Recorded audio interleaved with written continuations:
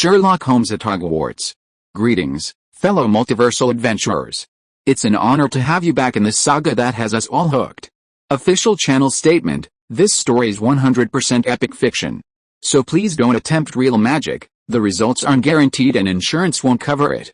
The rights to this masterpiece belong entirely to its brilliant original author. We are just a barge sharing it with you. Do you want to keep being part of this amazing community? Join our ninja army of subscribers on YouTube and give this content a like. And for true fans, our Patreon has exclusive ninjutsu waiting for you. Chapter 551: Upholding a Man's Dignity. Sherlock. Hermione looked at Sherlock nervously when Mr. Ludo Bagman announced the start of the ball in his unusual way. Come on, Sherlock smiled slightly, took Hermione's hand, and stood up. On the other hand, it was Harry, the boy, who was nervous. He stepped on his robe as he stood up and almost tripped. Fortunately, Cho Chang caught him quickly. The eccentric sisters had already started playing a slow, melancholic tune, clearly intending to get everyone into the mood.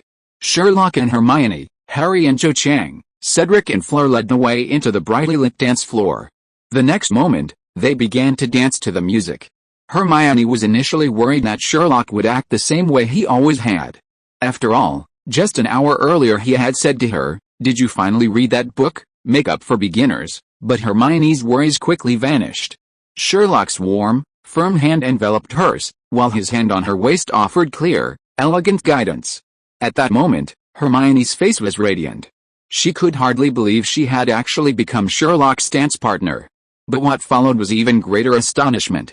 Sherlock wasn't passively following the music, rather, with an almost elegant control, he actively led Hermione through every spin and glide. Sherlock lowered his head slightly, his gray eyes focused intently on Hermione, a faint smile playing on his lips, a smile different from his usual thoughtful expression. Hermione could feel the precision and fluidity of his steps, without the slightest hesitation, but rather a composed and rhythmic quality. Seeing Sherlock like this, Hermione cast aside her distractions and bravely looked up to meet his gaze. Like two perfectly aligned stars, they traced a smooth and harmonious path on the dance floor. With just a slight following of Sherlock's guidance, Hermione could perfectly blend into the beautiful rhythm. Their coordination was so perfect, as if they had rehearsed countless times. Hermione's initial nervousness was quickly replaced by surprise and an indescribable sweetness. She looked up at him, almost forgetting everything around her. Because of the stark contrast in Hermione's behavior today, Sherlock and she became even more attractive than the handsome couple, Cedric and Fleur. In stark contrast were Harry and Cho Chang, just a few steps away. Harry appeared unusually stiff, his face turning bright red the moment his hand touched Cho Chang's waist. His gaze would nervously sweep over his toes, then drift around helplessly, his palms slightly sweaty as he held Cho Chang's hand. He was clearly unaccustomed to the slow waltz, awkwardly trying to keep up with the music, his movement somewhat clumsy. In contrast, Cho Chang appeared patient and gentle. With a reassuring smile, she gently squeezed Harry's hand, subtly guiding him. Seeing that Harry was struggling to keep up, Cho Chang proactively adjusted the rhythm. She didn't demand complicated movements, but instead subtly shifted her body, skillfully using body language to guide Harry, allowing him to slowly find his balance and rhythm. Under Cho Chang's considerate guidance, Harry gradually found his footing. It doesn't seem so difficult after all, he thought to himself, slowly spinning in place with Cho Chang. When he saw Sherlock and Hermione, a look of amazement flashed in his eyes. Cedric and Fleur were another beautiful sight. Cedric, with his gentle smile, displayed the composure and grace of a Hogwarts champion. Fleur, like a blooming anemone, was light and elegant. Their dance steps were precise and fluid, perfectly coordinated, attracting many admiring glances. As the three Hogwarts champions led the dance, the champions of Oxbritons and Durmstrang entered the dance floor. Then came everyone else besides the champions. The strange sisters' melodious and melancholic tune seemed to possess a magical power, dissolving the initial awkwardness. 1 pair, 2 pairs, 10 pairs, colorful robes and skirts, like surging waves of flowers, gradually filled the dance floor. Music, laughter, and whispers blended into a warm ocean. The figures of the warriors were quickly submerged in this moving, colorful crowd. They were no longer the sole focus of attention, the dance floor truly became a place for everyone to share joy. From this moment on, the special moment belonging to the Triwizard Tournament warriors temporarily faded, and the Christmas ball belonged to every young man and woman present enjoying their youth. Sherlock's gaze swept across the dance floor. He noticed that Harry had shed his initial awkwardness and was now immersed in dancing with Cho Chang. Not far from them, Ginny was frequently frowning and dodging, because Neville had stepped on her foot. The Weasley twins and the Petty twins were also dancing well together. However, Sherlock noticed that Fred's partner had become Padma from Ravenclaw, and George's partner had become Parvati from Gryffindor. This didn't match their initial plans. However, Sherlock was the only one present who noticed this. Luna seemed delighted, but Ron wore a bitter expression. He and Luna were completely out of sync. Luna appeared to be dancing gracefully to the music, but she had her own rhythm. Ron, who wasn't very good at it to begin with, was further exacerbated, looking like he couldn't wait for it to end. Besides the students, the teachers were also dancing. The two headmasters, Dumbledore and Maxim, were waltzing. Dumbledore, over 6 feet tall, was anything but short, but compared to Maxim, he looked like a dwarf. His pointed hat barely touched Maxim's chin, making the scene quite comical. However, despite Maxim's height and weight, her dance steps were still elegant and agile, attracting considerable attention, especially Hagrid. Sherlock knew with his ceremonial brain that Hagrid would definitely rush over once Dumbledore and Maxim finished their dance.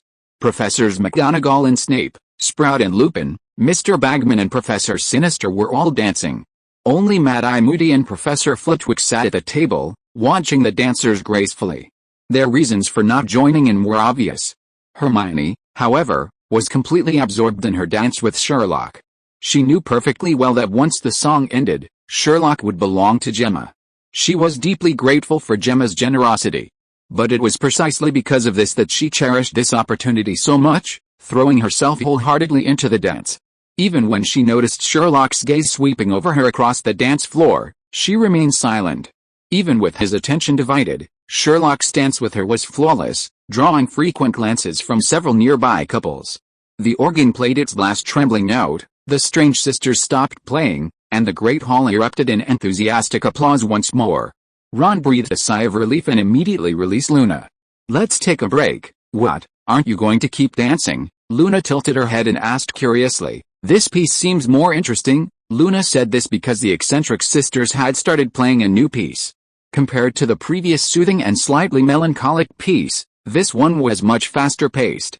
Obviously, after the first piece, everyone had gotten into the groove, and the performers had put in extra effort.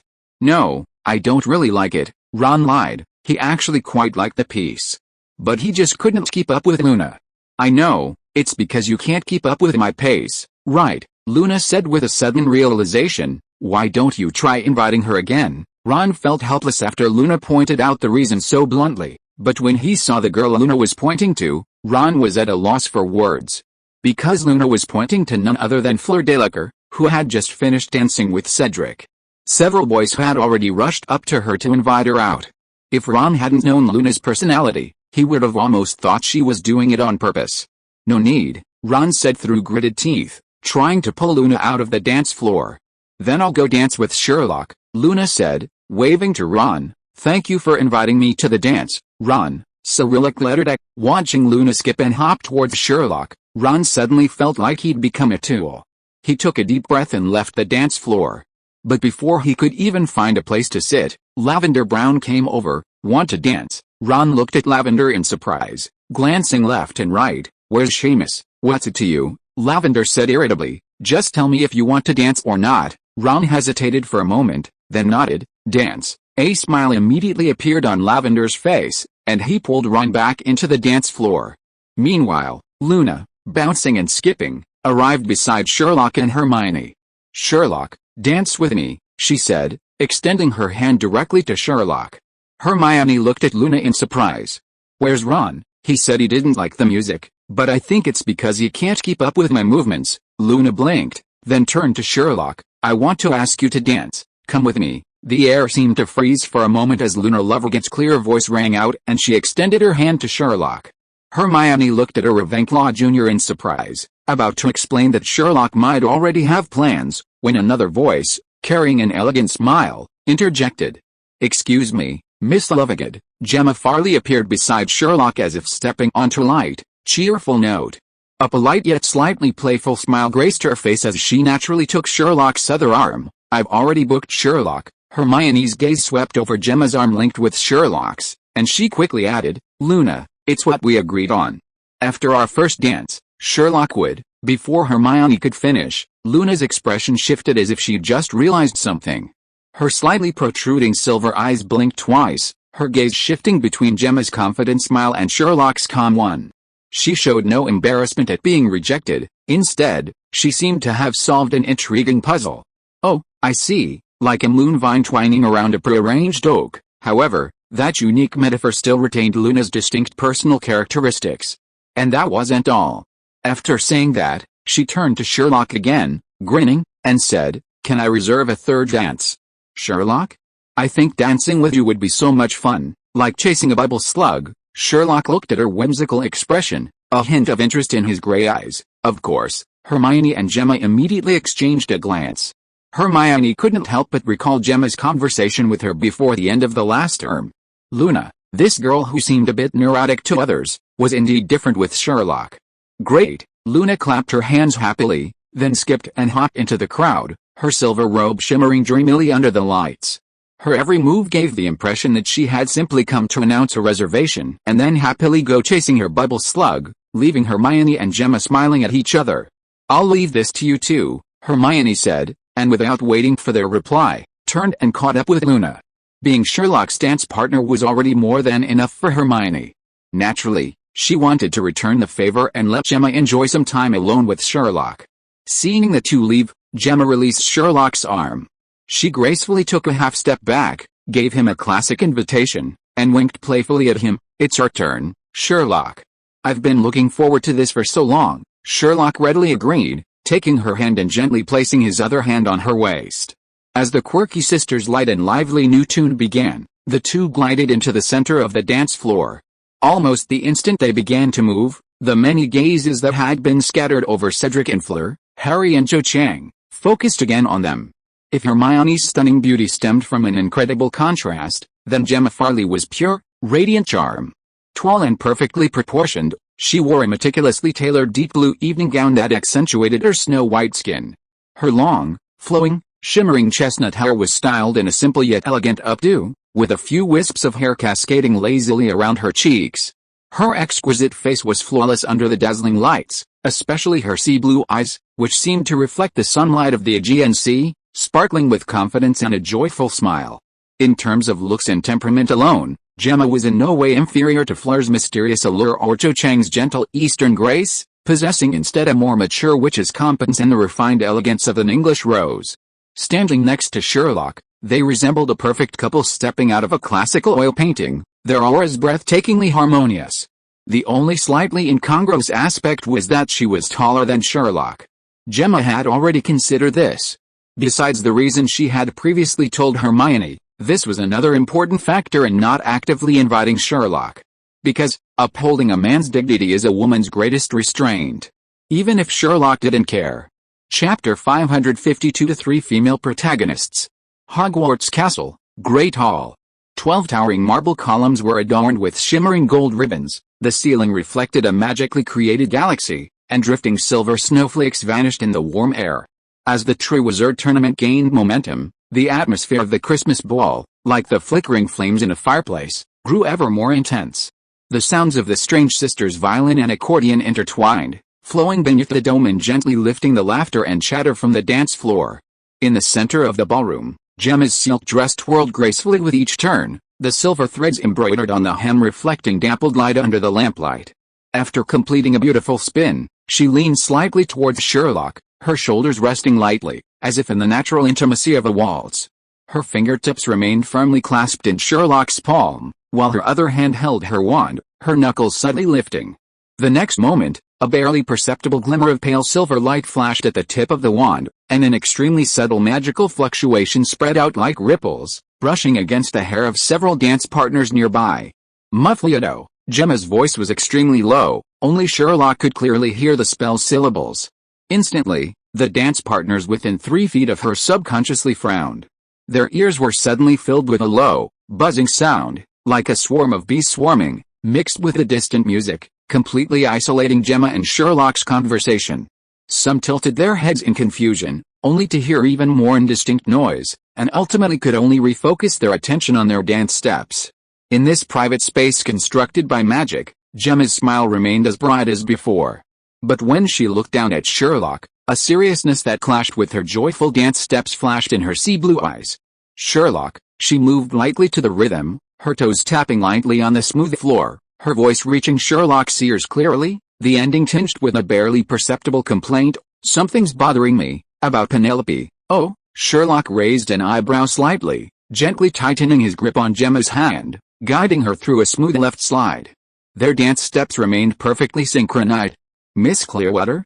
What happened to her?" "It's Mr. Weasley, Percy Weasley." Facing Sherlock, Gemma abandoned her usual elegant composure in public. At this moment, the dissatisfaction in her voice was like a spark that couldn't be suppressed, gently splashing out. "Both of them went to work at the Ministry of Magic after graduation. Penelope even went to the Ministry of Magic because of him. But that Weasley is as rigid as a dusty old relic. Their offices are so close, practically next door, yet he seems to only know how to work at the Ministry of Magic, almost never communicating with Penelope.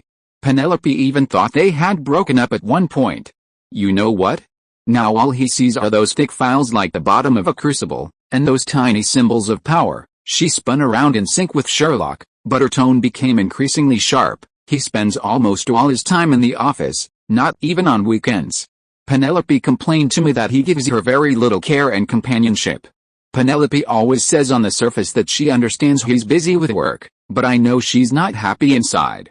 Since I came back this time, I've noticed that she smiles less than before." Sherlock led her through a light, cross-step, thoughtfully. "Percy Weasley, isn't he?" "Yes, that's how he was back in school, always polishing his prefect's badge to its brightest shine. He was even stricter with school rules than the professors, and when the Minister of Magic came to the school last year, his ambition was practically written all over his face. Since coming to the ministry, this trait has been amplified, with obvious results. I heard the twins say that if Mr. Weasley hadn't stopped him, he wouldn't have even considered going home. Unfortunately, newly appointed young people, especially with his personality, are easily swallowed up by the complex regulations and the pressure to climb the ladder. He naively believes that as long as he works hard, he'll get promoted, and therefore feels that neglecting his personal life is the necessary price." "Price?" Gemma scoffed, her azure eyes shining brightly under the flashing lights of the dance floor, like polished sapphires. "But Penelope shouldn't have to pay that price. Regardless of whether work or his girlfriend is more important, he's completely abandoned Penelope for work now. He didn't even offer a word of concern when Penelope had a cold. He always says he's too busy. Does he only have the right to date when he becomes Minister of Magic?" She paused, her beautiful long eyelashes fluttering slightly, clearly indignant on behalf of her friend. "I think he's just held hostage by all those formalities and his own rigid ideas. Penelope is so wonderful. She'd spend an entire afternoon in the library helping me find the anthology of ancient runes. She remembers every friend's birthday. She deserves to be cherished, not treated like a decoration in an office corner, completely forgotten by him." Gemma's words were clearly filled with defense of her friend and strong dissatisfaction with Percy's old-fashioned ways. Even amidst her elegant dance steps, this emotion, like a dancing flame, was vividly conveyed to Sherlock. Of course, only in Sherlock's presence would she reveal such genuine feelings. Sherlock didn't immediately respond to Gemma's strong emotions. He simply increased the pressure in his arm slightly, leading her through another smooth and rapid spin. The movement caused Gemma's long dress to billow in the centrifugal force, like a blooming silver flower, drawing soft gasps of admiration from several nearby dance partners. Some even stopped, their eyes involuntarily following them. "It's Farley, Gemma Farley, the student council president who just graduated this summer. My God, how did she get back?" Only now did someone finally recognize the former school beauty. The crowd wore expressions of disbelief at her sudden appearance and her dance with Sherlock. They couldn't understand why this former Slytherin prefect, student council president, and Hogwarts beauty was with Sherlock. Sherlock and Gemma ignored the whispers of the onlookers. Taking advantage of a pause in their spinning, Sherlock wrapped his arm around Gemma's waist and leaned forward. At that moment, their faces were inches apart. For the first time, a blush appeared on Gemma's cheeks. At that moment, a bold idea suddenly popped into her mind. If she just raised her head slightly, she could get Sherlock's first kiss. Just as Gemma hesitated about whether she should do it, Sherlock, still in that position, said softly, "Sometimes people do need to be reminded." He then pulled Gemma up again. A faint sense of disappointment immediately crept into Gemma's heart. Opportunities truly are fleeting. Sherlock continued, reiterating his earlier statement, "There are things in life more important than work orders and promotion ladders. A mind that sees rules above all else may need a little untimely interference to see its own biases." Gemma saw the knowing look in Sherlock's eyes and seemed to instantly understand something. She cast aside her earlier anxiety and a slightly relieved smile returned to her lips. A pair of azure eyes lit up. "You're right, Sherlock, perhaps he does need a little distraction. I'm really glad we're on the same page." "The spell you just recited, was it to prevent others from hearing us?" Sherlock suddenly asked, his gaze subtly sweeping over the dancer beside him. Many were interested in their conversation. Through this brief observation, he had already roughly deduced the spell's effect. "That's right, it's the Muffliato charm." Gemma tilted her head and said playfully, "This spell is only known to a few students, and I heard it was invented by a senior student. It's very interesting and very useful. Once used, everyone around will have a buzzing sound in their ears, making it impossible to hear our conversation. If you're interested, I'll teach you after the Christmas holidays. I plan to go home tomorrow. My parents have been nagging me about not going home first after I arrived in England, so, are you planning to stay until the Tree Wizard tournament is over?" "Yes, some members of the Dragon Tamers team will return to Romania early, but I asked the professor to let me stay." Gemma's eyes sparkled, her sea blue eyes filled with tenderness and expectation as she looked at Sherlock, even her voice softening slightly. She didn't tell Sherlock that when Mr. and Mrs. Farley, who had been urging her to go home, heard that she was going to dance with Sherlock Holmes at the Christmas ball, they gave her their full support. The shrewd Mr. Farley even suggested that, if possible, they should solidify their relationship now. Leveraging his connections and previous interactions with Sherlock, Mr. Farley was certain Sherlock would achieve great things. And since his daughter was also interested in the boy, for the Farley family, it was a matter of striking first.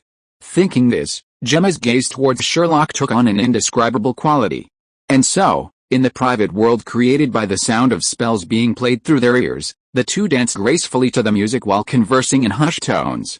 From concern for Penelope to dissatisfaction with Percy, to the exploration of new spells, their words held a tacit understanding only they could comprehend. But to others, they were simply a perfectly coordinated, dazzling dance pair. Every spin, every step, was as precise as if meticulously choreographed, captivating the entire Christmas dance floor once again. The eccentric sisters' music remained cheerful, the buzzing noise shielding their private conversation, leaving only their fluid, synchronized dance steps and captivating charm for those around them to admire and praise. Hermione was already seated with Luna on a bench at the edge of the dance floor. Their gazes involuntarily fell upon Sherlock and Gemma in the center of the dance floor. Luna still clutched a feather-adorned headband, her fingertips unconsciously rubbing it. Hermione, on the other hand, straightened her back slightly, a complex emotion in her eyes. She noticed that as the eccentric sisters' music quickened, Sherlock and Gemma's dance steps became more agile and rhythmic. Their movements grew larger and more intense, forcing those around them, even those in the room, to make way for them. Hermione's fingers unconsciously tightened around her sleeves. She noticed that Gemma's dancing was more skillful and fluid than her own had been, each movement carrying a perfect elegance. Even though she had secretly practiced for some time for this ball, Gemma's talent in this area was already superior to his own, and her taller stature made her even more agile when spinning, giving her an undeniable advantage. However, Sherlock remained as steady and elegant as a rock. No matter how hurried Gemma's movements were, he could always catch her steps steadily, the strength in his palm always just right, as if providing her with a safe haven. Their coordination was no longer the initial tentative exploration, but a tacit understanding of each other's rhythm, as if they had partnered countless times. Spinning, leaping, she closed her eyes. Their movements were fluid and precise, as if they had rehearsed 1,000 times. A faint smile always played on Sherlock's lips, his gray eyes focused intently on Gemma, as if deconstructing the logic of the dance itself. Gemma returned his gaze with the same focused and appreciative look. Their dance was so captivating that several other couples around them couldn't help but slow down. Some even stopped and looked up to admire them. Some people, distracted, accidentally stepped on each other's feet, eliciting a soft gasp, yet still couldn't tear their eyes away. "They dance so well," Luna exclaimed, "even better than the elf dance I saw in Diagon Alley last time." Hermione nodded, a hint of wistfulness in her voice. "Yes, they dance so well, Hermione." Just then, a voice with a heavy Eastern European accent sounded beside them. Hermione and Luna looked up simultaneously and saw Viktor Krum standing before them. His tall figure almost blocked the light behind him. His expression was no longer as somber as usual. Instead, his eyes held a hint of tension and a clear expectation. "May I ask you to dance?" Hermione was taken aback. She hadn't expected Krum to extend another invitation after being rejected earlier. She instinctively straightened her back and politely but without thinking refused. "I'm sorry, Mr. Krum, I have my own dance partner, but he's dancing with other people." Krum immediately became agitated. If you are listening to this novel on a channel other than Fanfic World, it means it was downloaded and re-uploaded without effort. We warmly invite you to visit our channel, Fanfic World. There you will find the original version of this story and many other novels of various genres. We look forward to seeing you dive into a world of incredible novels. Chapter 553. I'm afraid Sherlock will misunderstand. When Viktor Krum invited Hermione to dance, only to be flatly refused, he immediately became agitated. Pointing to Sherlock in the center of the dance floor, dancing gracefully with Gemma, his voice tinged with grievance and urgency, he said, "If I were your dance partner, I would never leave you out to dance with another girl unless you asked." Hearing the veiled accusation against Sherlock in Krum's words, Hermione's face darkened. She frowned slightly, even her previously polite tone turning cold. "Mr. Krum, this is between Sherlock and me, it's none of your business." Krum quickly realized he might have touched a nerve and hurriedly explained, "I'm sorry, Hermione, I didn't mean that, I meant to say, just call me Granger." Hermione interrupted him calmly, the hint of aloofness in her eyes not disappearing. "Sherlock dancing with others is his prerogative, and my refusal to accept your invitation is also my prerogative." Hermione's words caused Krum's face to darken, like the sun obscured by clouds. Seeing him like this, Hermione felt a pang of pity. She could sense Krum's sincerity. But she only had the respect of a friend for this boy. Strictly speaking, they weren't even friends yet. However, he had extended an invitation to her before the Christmas ball, before she transformed from an ugly duckling into a swan. So, ultimately, he was different from those superficial boys who only judged by appearances. However, this reluctance lasted only a second before she hardened her heart. The more she hesitated, the less she could give him hope. After all, the longer it dragged on, the more it would hurt him. Yet Krum still refused to give up, and with a hint of pleading, called Hermione's name again in his broken accent. "Hermione, I'm sorry, please don't invite me again." Hermione took a deep breath and said resolutely, "I'm afraid Sherlock will misunderstand." Krum, Cyrillic letter deck. Hermione's words were like a bolt from the blue for Krum. His eyes were filled with shock and disappointment, his lips moved, but no sound came out. A relationship he had secretly longed for so long, before it had even truly begun, had already ended completely. His heart felt like it had been hit hard, and he immediately cried out in his mind, "No, Hermione, no." Krum was already a world-class Quidditch star, and now he was the Triwizard Tournament's champion and Durmstrang's captain. Naturally, many people were observing his every move. Especially the members of the Krum fan club. So when they saw Krum invite Hermione, they all cast hateful and jealous glances at her. After watching Krum leave dejectedly, they felt a mixture of relief and disdain. This sentiment was easy to understand. The hatred stemmed from Hermione receiving Krum's favor. The jealousy was a wish that person could be them. The relief was because Hermione had rejected Krum. The disdain was that Hermione didn't deserve it. However, they could only convey their complex emotions through their eyes. They wouldn't dare to actually confront Hermione. After all, he was the dance partner chosen by a Hogwarts champion, something they couldn't afford to offend. Watching Krum's dejected departure, Luna tilted her head, looking at Hermione with a hint of curiosity. "Why did Sherlock misunderstand when he invited you, Hermione?" She opened her mouth, but found herself at a loss for words. These feelings of concern and possessiveness were perhaps too complicated for Luna. She could only purse her lips helplessly, remaining silent. Just then, another boy strode up to Hermione. He wore a gray tuxedo, his hair neatly combed, and a nervous smile played on his lips. Hermione quickly recognized him. Black hair, brown eyes, and fair skin, it was Michael Corner, a Ravenclaw half-blood wizard in their year. They often bumped into each other in the library and had a vague recollection of each other, though only nodding acquaintances. "Miss Granger," Michael's voice was slightly strained.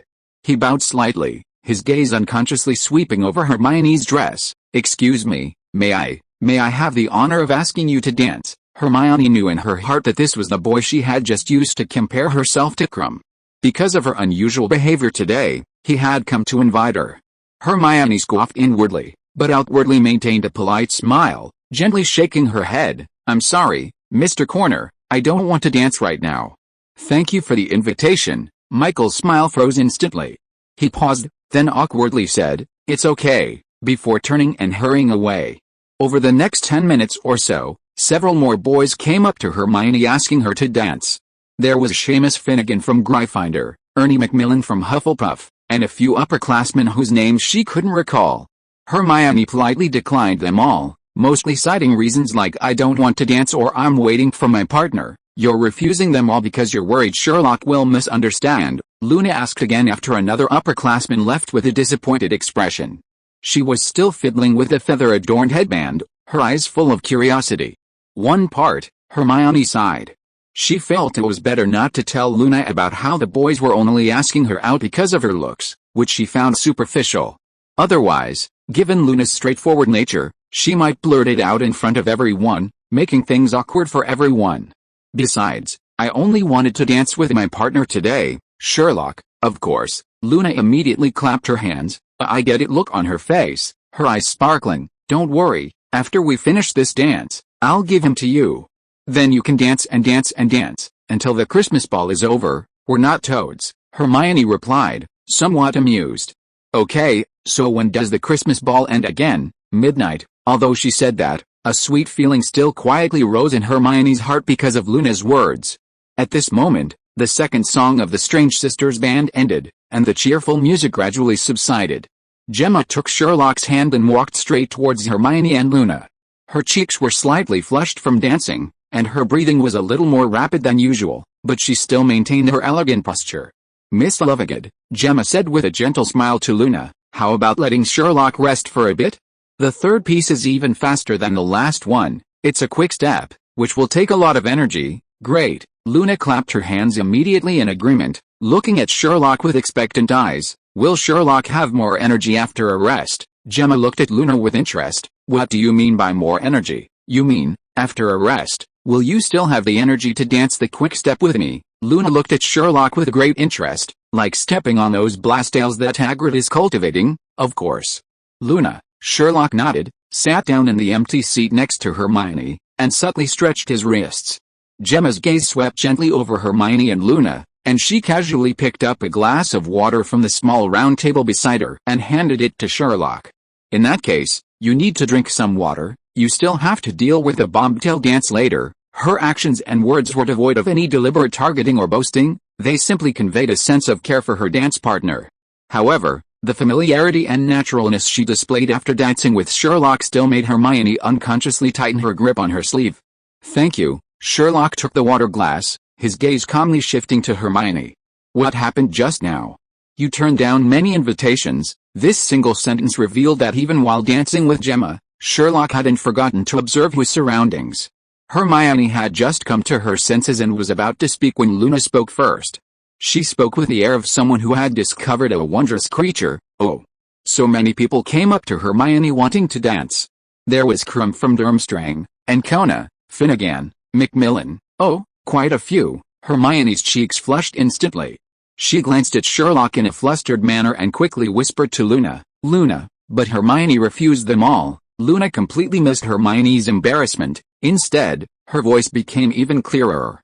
Tilting her head with an amused expression, she continued, "Here's what Hermione said." She mimicked Hermione's tone when she refused Krum, trying to make her voice sound calm and firm. "I'm sorry, please don't invite me again.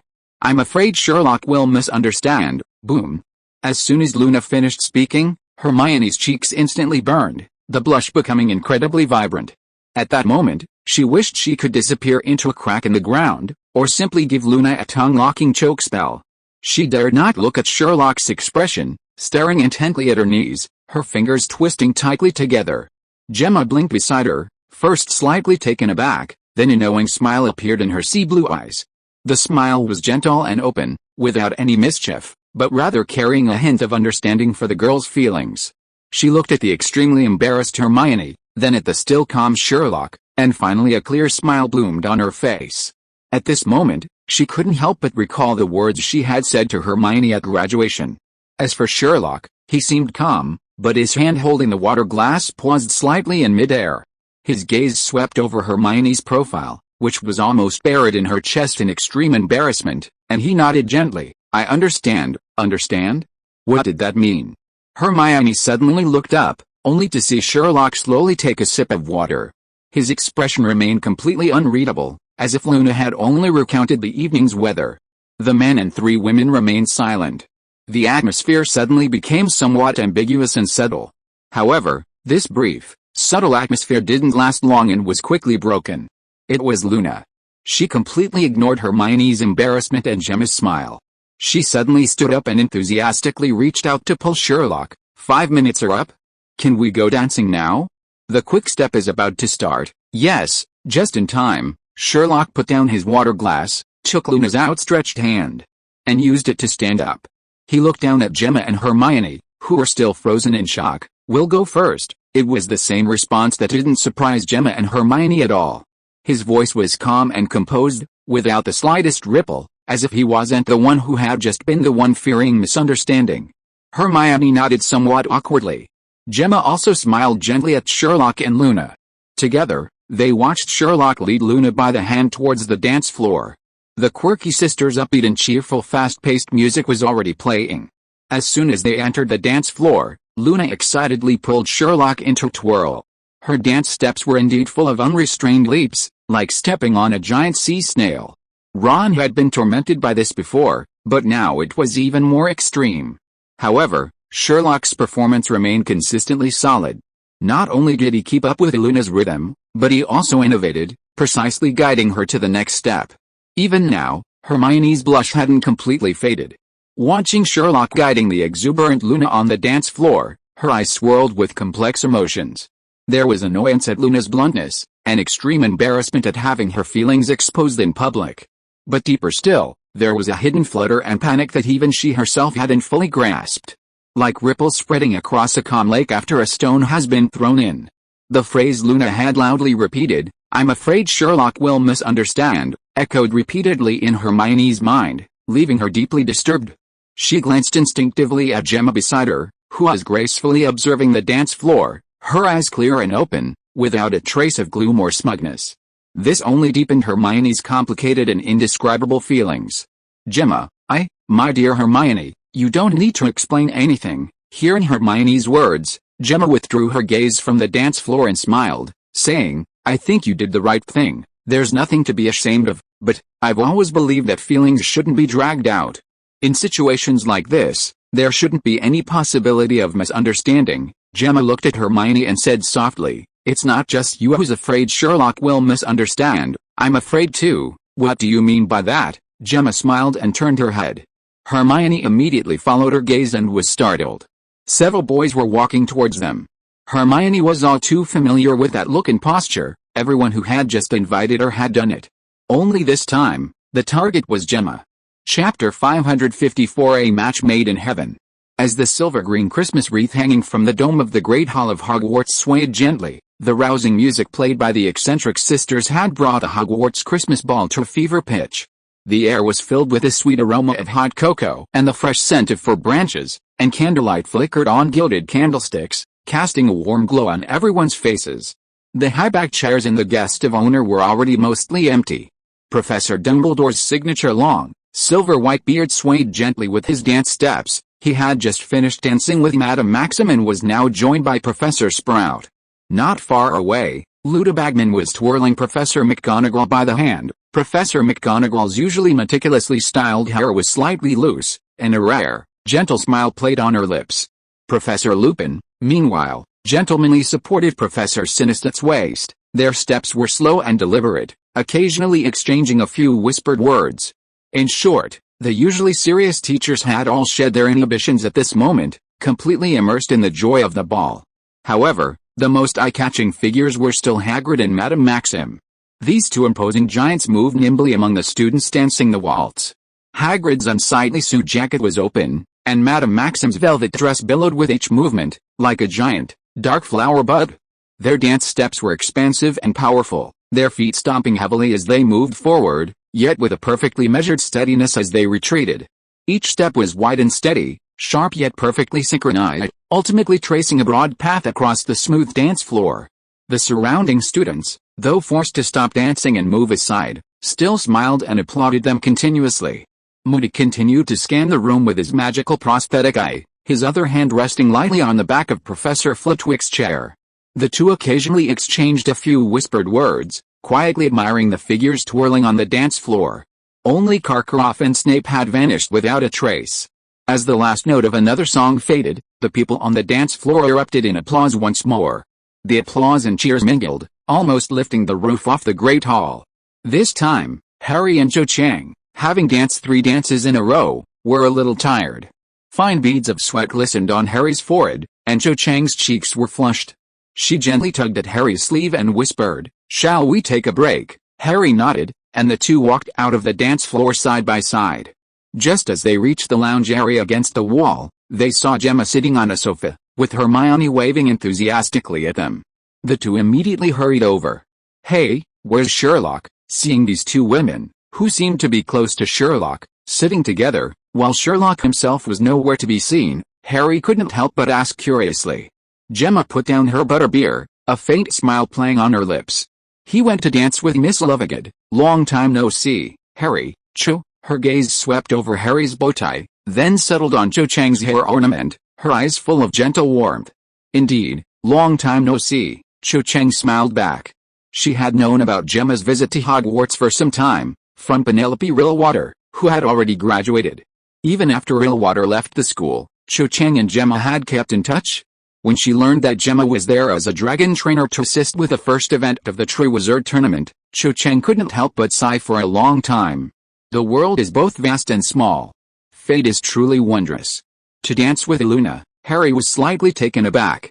"Yes, look, they're coming." Hermione suddenly pointed to the entrance to the dance floor, a hint of amusement in her voice. Harry quickly looked in the direction she was pointing and saw Luna leading Sherlock towards them. "Harry, Cho, you two are here too." Luna's eyes lit up at the sight of Harry and Cho Chang, clearly delighted. She released Sherlock's hand and sat down next to Cho Chang. Her cheeks were flushed a beautiful rosy pink from dancing, and slightly warm.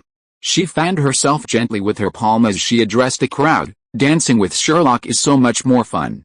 Ron can't do anything, he can't keep up with my rhythm at all." Harry, he silently mourned for Ron for 3 seconds, then couldn't help but ask, "Where's Ron? He can't keep up with my steps and won't admit it, so I told him to invite that captain of the Braves from Boxbuttons. But he said he didn't need it and blushed. So I ignored him and went straight to Sherlock." Harry, this time, he silently mourned for Ron for 5 seconds. His friend was truly miserable. Not only was his dancing criticized by Luna, but she also rubbed salt into his wounds. "So, you don't know where he went either?" Harry asked again, still wondering if Ron was sulking in some corner. "I don't know," Luna blinked, answering matter-of-factly, as if Ron's whereabouts were none of her concern. "He's with Miss Lavender Brown," Sherlock suddenly said, resting now, "but it looks like they'll continue dancing." Lavender. Harry and Hermione exchanged a quick glance, immediately thinking of Uranus. In a sense, this was a good result. Just then, Luna suddenly waved vigorously in a certain direction. "Ginny, come here." Ginny heard Luna's voice and saw the people nearby. Relieved, her eyes lit up, and she quickly walked towards them. "Ginny, where have you been?" "I haven't seen you at all," Luna said, pulling Ginny's hand. "Let's go dancing together." "Hey, what happened to your dress?" Hearing Ginny's words, everyone looked at her. Several distinct black footprints were visible beneath the hem of her dress. Some were dark, some light, and they were covered in dust, making them look rather out of place. Ginny blushed slightly. "It's nothing, someone just stepped on it by accident, it doesn't matter." Gemma smiled slightly and pulled out her wand, cleaned it up. Ginny's dress instantly looked brand new. "Thank you, Miss Farley." Ginny quickly thanked her, her voice full of gratitude, and she secretly breathed a sigh of relief. "You're welcome." Gemma put away her wand and shook her head with a smile. Judging from the size and depth of the footprints, Neville stepped on them not long ago. His shoes have a diamond pattern on the soles, Sherlock suddenly said. Ginny, I was trying to cover for him, why did you have to say it? However, everyone present was quite familiar with Sherlock's habits, so they weren't particularly surprised to hear him say that. But Luna immediately added insult to injury, tilting her head and asking, does that mean Neville is even dumber than Ron?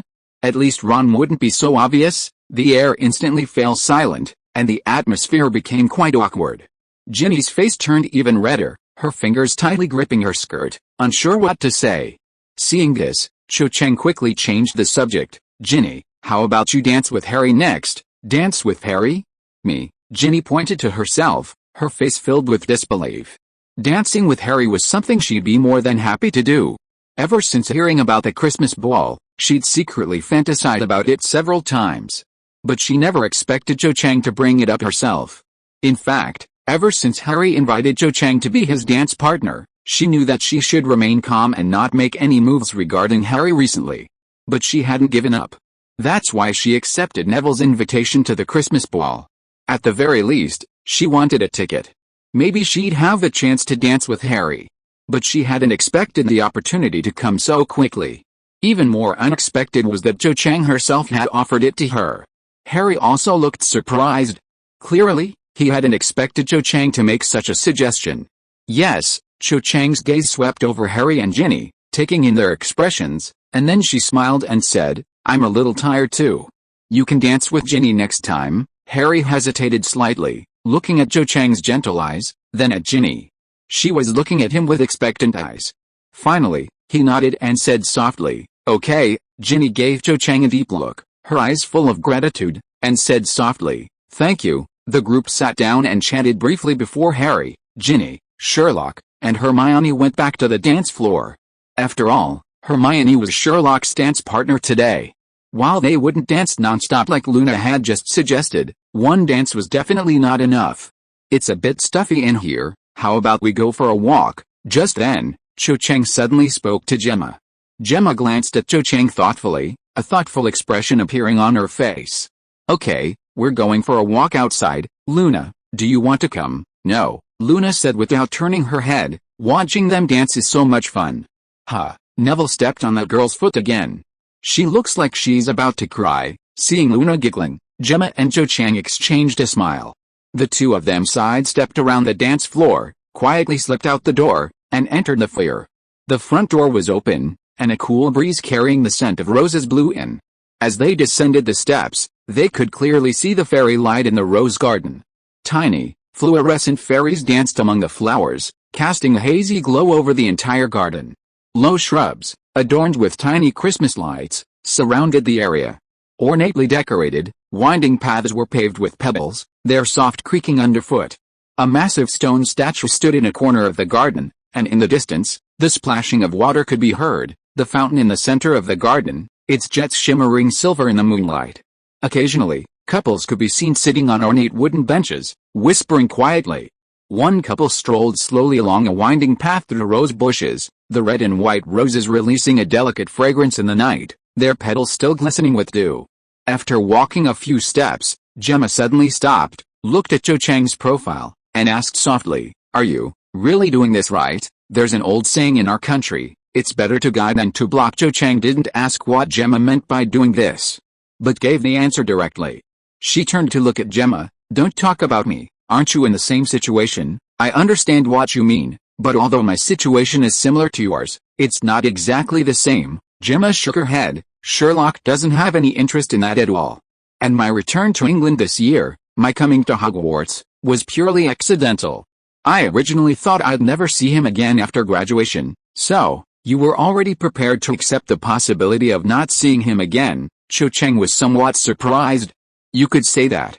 I actually talked to Hermione about graduating this summer. Gemma didn't shy away from Cho Chang at all, directly recounting the content of her conversation with Hermione. Cho Chang was even more surprised to hear this. Why are you telling me all this? In her opinion, she and Gemma weren't particularly close. It's probably because our situations are similar, right? We both have someone in our hearts. Gemma smiled. The only difference is that the savior of the wizarding world's feelings for you are already very obvious. I think if he confessed and asked you to date him, you wouldn't refuse, would you? After a moment of silence, Cho Chang nodded. I certainly wouldn't refuse. From the moment Harry invited her to be his dance partner, she knew her feelings for Harry and could feel how much he cared for her. If that's the case, why did you give Miss Weasley a chance? Gemma tilted her head and looked at Cho Chang. Have the Chinese become so magnanimous that they've lost even their possessiveness in this regard? Cho Chang couldn't help but laugh. It has nothing to do with possessiveness. As I just said, it's better to guide than to block.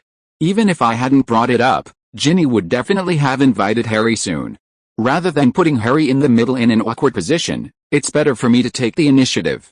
That way, everyone will be more relaxed. Gemma looked at Cho Chang in surprise, her eyes full of admiration, and said sincerely, Cho, you're so kind-hearted. You and Harry are a match made in heaven. Cho Chang's cheeks flushed slightly, and she couldn't help but laugh. Saying we're a match made in heaven is a bit premature. We're only 14 or 15 years old now, and we have such a long road ahead of us. Who knows what the future holds? Maybe in a few years, our thoughts will be different. Love born on campus is often the most beautiful, Gemma said with a touch of emotion. There's none of the complexities of the adult world, no calculations of self-interest, only the most tasty, purest kind of affection. And the thought of caring for the other person, that feeling, I may never experience again.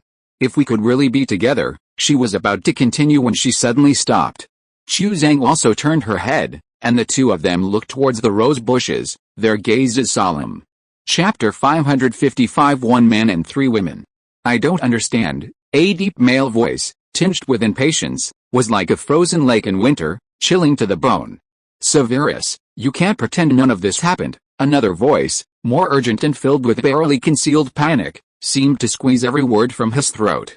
Igor, why are you making such a fuss? Snape's voice held a hint of mockery, as if laughing at the other's impatience. Why? You actually ask me why? Karkaroff's voice suddenly rose, then quickly fell, as if afraid of being overheard. It's become increasingly obvious over the months. I'm very worried now. I can't deny it. Then run away. Run away. In stark contrast to Karkaroff, Snape's voice was as cold as ice. I'll make excuses for you, but I still want to stay at Hogwarts. Gemma and Cho Chang, hiding behind the rose bushes, exchanged a glance, a look of astonishment flashing in their eyes. They were already incredibly clever. Upon hearing footsteps from behind the bushes, they immediately held their breath and stopped talking. They hadn't expected to stumble upon such a secret conversation, much less that the speakers were Snape and Karkaroff. One was the always stern-faced potions professor from Slytherin, the other the headmaster of Durmstrang. The words had barely left their lips when the swish of ones echoed from the other end of the path. Snape and Karkaroff had already rounded the bend. Snape held his wand, its tip gleaming coldly, and gently flicked it towards the rose bush blocking the path. The dense rose bushes parted with a whoosh, revealing several pairs of students who had been startled. Snape's face was as hard as iron, his brows furrowed, his expression extremely unpleasant. Ravenclaw, deduct 10 points. Fawcett, a blonde girl rushed past him, and Snape said fiercely. The girl stumbled and nearly fell. Immediately after, another brown-haired boy chased after her. Snape's gaze swept over him, his tone still icy. Hufflepuff, deduct 10 points to Stebbins. The boy's face flushed instantly, but he dared not argue, and could only lower his head and hurried away. Having dealt with those pairs of students, Snape's gaze finally fell on Gemma and Cho Chang on the path ahead. He frowned, his dark eyes full of scrutiny. What are you doing here? Compared to Snape, Karkaroff seemed much more flustered upon seeing Gemma and Cho Chang. He nervously reached up to touch his goatee, then twirled it around his fingers. Long time no see, Professor Snape, Gemma said with a smile. We felt a bit stuffy in the Great Hall, so we came out for a walk, and we didn't expect to run into you here. She deliberately ignored Karkaroff's unusual behavior and didn't mention the conversation she had just overheard. Miss Farley, when did you become so close to Miss Zhang? Snape's gaze shifted strangely between Gemma and Cho Chang, as if he found it odd that the two were together. As far as I know, since you came back, you haven't even gone to see the Slytherin prefects. They're not real Slytherins, Gemma said bluntly, her voice laced with disdain. They're just a bunch of idiots who cling to the idea of pure blood. Spending time with them is a waste. Cho Chang looked at Gemma in surprise, clearly not expecting her to be so blunt, especially in front of Snape, the head of Slytherin. What surprised her even more was that Snape didn't seem to find anything wrong with Gemma's words. Instead, he seemed to tacitly agree, saying calmly, "That's your prerogative, Miss Farley. Enjoy your walk with your friend." He then strode past them, his long black robes billowing behind him. Seeing this, Karkaroff didn't dare linger. He glanced quickly at Gemma and Cho Chang before hurriedly following Snape. His goatee swayed slightly as he walked. Only after the two figures had completely disappeared did Cho Chang breathe a sigh of relief and ask in a low voice, "Why does Professor Karkaroff look so worried?" "It's like something extremely urgent has happened." "More than that," Gemma said slowly, a thoughtful look in her eyes. "Did you notice they were addressing each other by their given names? That means they knew each other before, and their relationship is quite good, at least not just a normal colleague relationship." Gemma and Cho Chang exchanged a glance, a knowing look flashing in their eyes. Actually, thinking about it carefully, it wasn't surprising that Snape and Karkaroff knew each other. The wizarding world isn't very big. One was a professor at Hogwarts, and the other was the headmaster of Durmstrang. As faculty members of three of the largest magic schools in Europe, it was reasonable for them to have interacted before, or even have a good personal relationship. "Just tell Sherlock about this later," Gemma said softly, her tone certain. "He always tells me that no detail, no matter how seemingly insignificant, should be overlooked." I think in his opinion, Snape and Karkaroff's unusual behavior, and the personal relationship, are details worth noting. As they spoke, the two reached the center of the garden. A huge stone reindeer stood before them, its antlers adorned with silver ribbons that shimmered in the moonlight. Beyond the reindeer, they could see the fountain splashing water in the distance. The water droplets sparkled in the moonlight, like scattered diamonds, and the rushing sound was exceptionally clear in the quiet garden. "Look there," Gemma suddenly stopped and whispered to Cho Chang, gesturing for her to look at the stone bench beside the fountain. Cho Chang followed Gemma's gaze and immediately understood. Two indistinct, enormous figures sat on the bench, gazing side by side at the moonlit fountain. Those familiar figures in silhouettes, without a doubt, it was Hagrid and Ms. Maxim. "The moment I saw you, I knew it." Just then, Hagrid's voice rang out, strangely hoarse, as if suppressing some emotion, completely different from his usual booming voice. The two women exchanged a glance, immediately seeing the eager anticipation burning in each other's eyes. They both knew Hagrid like Ms. Maxim. To be precise, anyone with a keen eye should have noticed. In their eyes, there was nothing wrong with that. The two were indeed a perfect match. Almost instantly, they made the same move. Holding each other's wrists, they quietly slipped into the deeper shadows behind the stone reindeer sculpture, even their breathing becoming lighter. Yes, they were eavesdropping. After all, judging from Hagrid's words, he was most likely about to say something like, "The moment I saw you, I knew in my heart that you were the one I'd been waiting for." Such a scene was truly a rare and precious moment. Besides them, a beetle was crawling around on the reindeer's back, but compared to the conversation that followed, the beetle was clearly less amusing. "What do you understand, Hagrid?" Mrs. Maxim's voice came through. She probably thought Hagrid was about to confess. Her deep voice carrying a barely perceptible tension, mixed with slight gurgling sounds, as if she were adjusting her breathing. However, to the surprise of the two girls hiding in the shadows, Hagrid didn't confess. Instead, he posed a completely unexpected question. I understand that you, like me, are your mother or father." I don't understand what you mean, Hagrid." Gemma and Cho Chang exchanged a glance. Not only did Mrs. Maxim not understand, but they didn't either. Why bring up parents now instead of confessing? Seizing the opportunity to express their feelings was the only thing to do.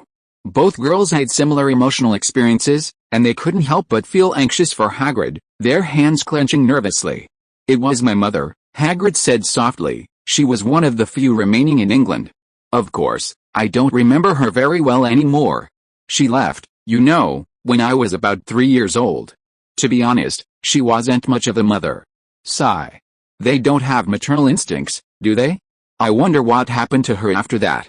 As far as I know, she's probably dead. Gemma and Cho Chang exchanged another glance. The two girls now realized that something was wrong. They saw Mrs. Maxim gazing silently at the silver fountain. "My father was heartbroken after my mother left. Compared to her, he was a little short. When I was 6, if he annoyed me, I would lift him up and put him on top of the wardrobe, which always made him laugh out loud." Hagrid's deep voice grew increasingly choked with emotion. "My father raised me, But, Alice, he died, right after I started school. Since then, I've had to fend for myself. Dumbledore has been a great help to me, and honestly, he's been very good to me." Hagrid pulled out a large silk handkerchief with polka dots and blew his nose loudly. "That's it, alright, that's my story. And you? Where did you get your jeans? It's too cold." Mrs. Maxim suddenly stood up. "I want to go inside." She said it was too cold, but to Gemma and Cho Chang, her voice was truly icy and chilling, devoid of any warmth, and even carrying a hint of anger. "Huh?" Hagrid didn't see the problem at all. He said, somewhat confused, "No, don't go. I've never met anyone else before." "Someone else? Explain yourself." Madame Maxim's voice suddenly rose, filled with barely suppressed anger.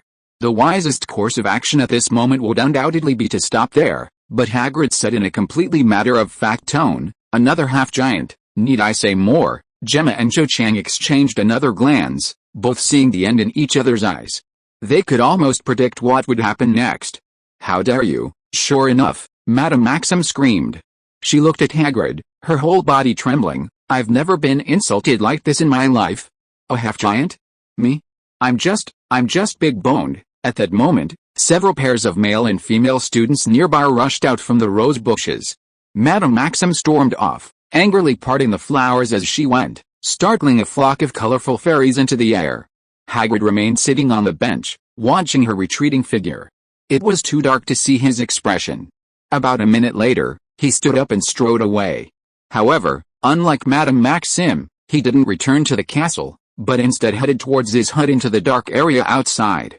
Only after Hagrid's figure had completely disappeared did Gemma and Cho Chang emerge from the shadows behind the stone reindeer sculpture.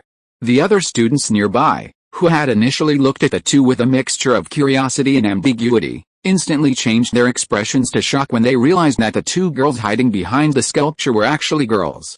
Gemma and Cho Chang ignored these stares and walked towards the castle, whispering to each other. "Did you know before that Hagrid was a half-giant?" Gemma spoke first. "Yes," Cho Chang nodded. "I don't know. We're all guessing he was accidentally hit by a vicious swelling charm or something when he was a child." "It wasn't him who said it, Harry told me," Cho Chang explained. "Later I specifically told him not to tell anyone else about it. You know, Harry, although a pure-blood wizard, grew up in a Muggle family.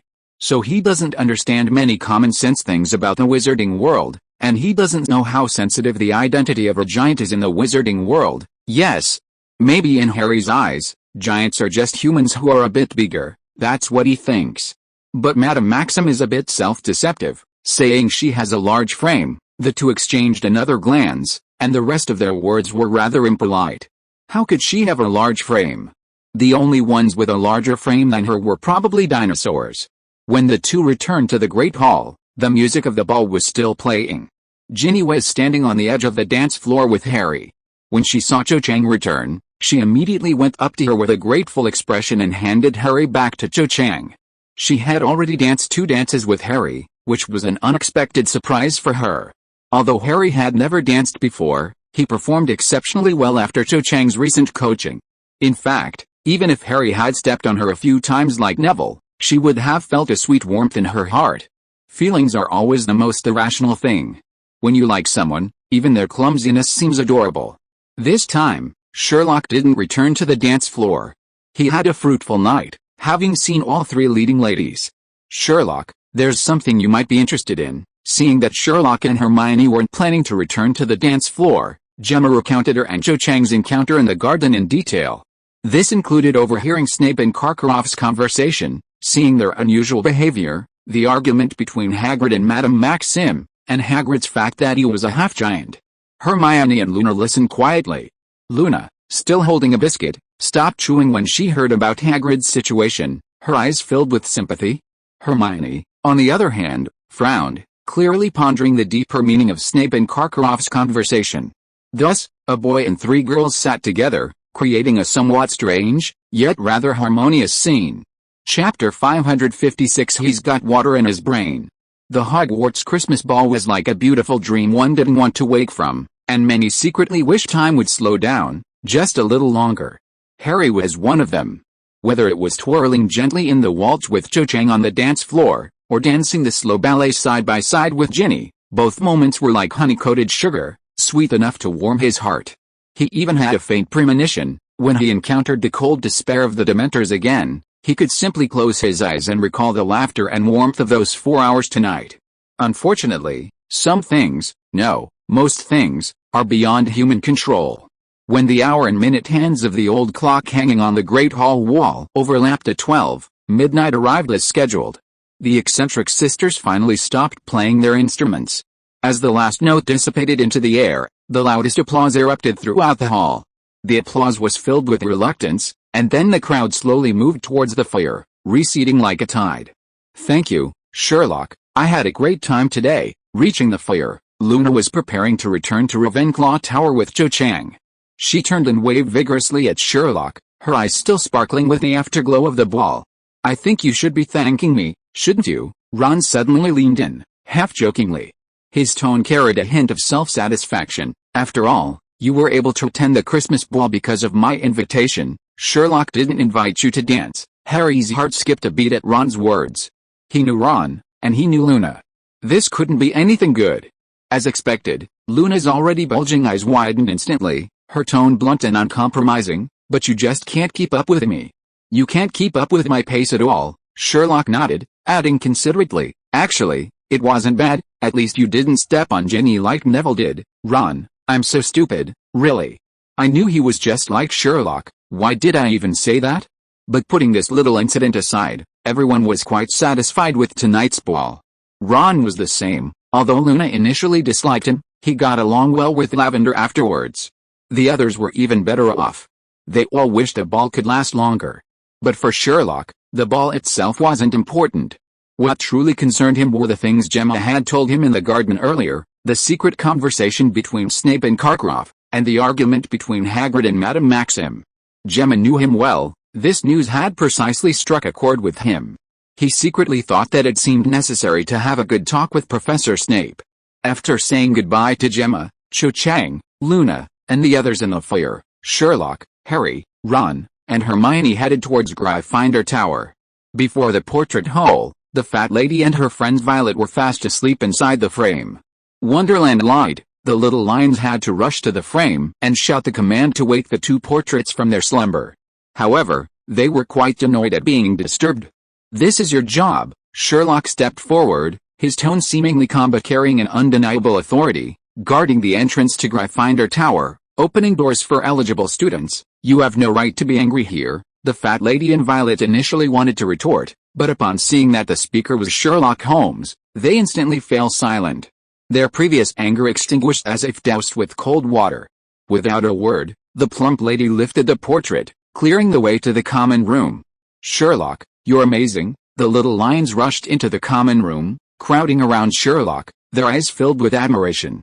"Even the portrait is afraid of you." Yes, as expected of our Lion King, truly outstanding. With Sherlock and Harry here, we're definitely going to win the Triwizard Tournament. Just moments before, everyone had been immersed in excitement at the ball, wishing time could stand still. But as soon as the ball ended, weariness washed over them like a rising tide, their eyelids feeling heavy as lead. Boys and girls hurriedly said goodbye in the center of the common room, many with blushing faces. It was obvious to everyone that in just one night, Hogwarts had seen many more couples secretly holding hands. Hermione deliberately stayed until the very end. She walked up to Sherlock and whispered, "Sherlock, thank you." Then, taking advantage of Sherlock's inattention, she quickly tiptoed and lightly kissed his cheek. After doing so, she blushed instantly, as if burned. She then turned and dashed into the girls' dormitory, not daring to look back. Sherlock was stunned, watching Hermione's disappearing figure with some confusion, and touched his kissed cheek. He really didn't understand why she ran away. "It's not the first time." He shook his head helplessly, then turned and left. To him, the 4 hours at the Christmas ball were somewhat of a waste of time. He had to make up for it tonight. The morning after Christmas, Hogwarts was enveloped in a lazy atmosphere, and everyone got up exceptionally late. Gryffindor Tower was no exception. Even Sherlock, who usually took Harry and Neville to practice boxing and swordplay without fail, unusually didn't do it. After breakfast, the group returned to the common room. It was much quieter here than a few days ago, with only a handful of people sitting on the sofas, chatting idly. Yawns frequently broke the silence, and even the fire in the fireplace seemed lazy, flickering exceptionally slowly. Hermione sat on the sofa, her hair back to its usual messy state, like a bunch of burst dandelions. She was naturally frank with her three friends, explaining that she had sprayed a huge amount of quick smoothing hairspray on her hair yesterday for the ball. This was the main reason she had spent so much time on it. But doing this every day is too much trouble. It's better to be relaxed like this, she said practically, scratching Crookshank's ear. The cat squinted comfortably, purring softly, its tail gently brushing against her wrist. Don't all girls do this? Ron asked, somewhat puzzled. His only sister, Ginny, certainly spent a lot of time on makeup every day. Harry nodded in agreement, recalling Hermione's appearance last night in her light blue dress and her hair flowing smoothly over her shoulders. He said sincerely, you looked really good yesterday, very different. Hermione ignored Ron and Harry's comments and instead looked up at Sherlock. Clearly, only Sherlock's opinion mattered to her. To her disappointment, Sherlock was engrossed in reading forgotten ancient magic and spells, completely oblivious to her gaze, and didn't join the discussion about her hair. She couldn't help but shake her head and chuckle, thinking that this was Sherlock, after all. It was normal for him not to care about such things. Since the conversation about her was going nowhere, Hermione simply relayed everything Gemma had told her the day before to Harry and Ron. This included Snape and Karkaroff's secret conversation in the garden, and Hagrid and Madame Maxim's argument about the half-giant. Because Sherlock had already deduced Hagrid's identity from the details, and Hagrid had later admitted it himself, Harry and Ron weren't too surprised after hearing the story. The two agreed that giants weren't a big deal. Hermione even pointed out that the wizarding world's current attitude towards giants was the same as their attitude towards werewolves, pure prejudice.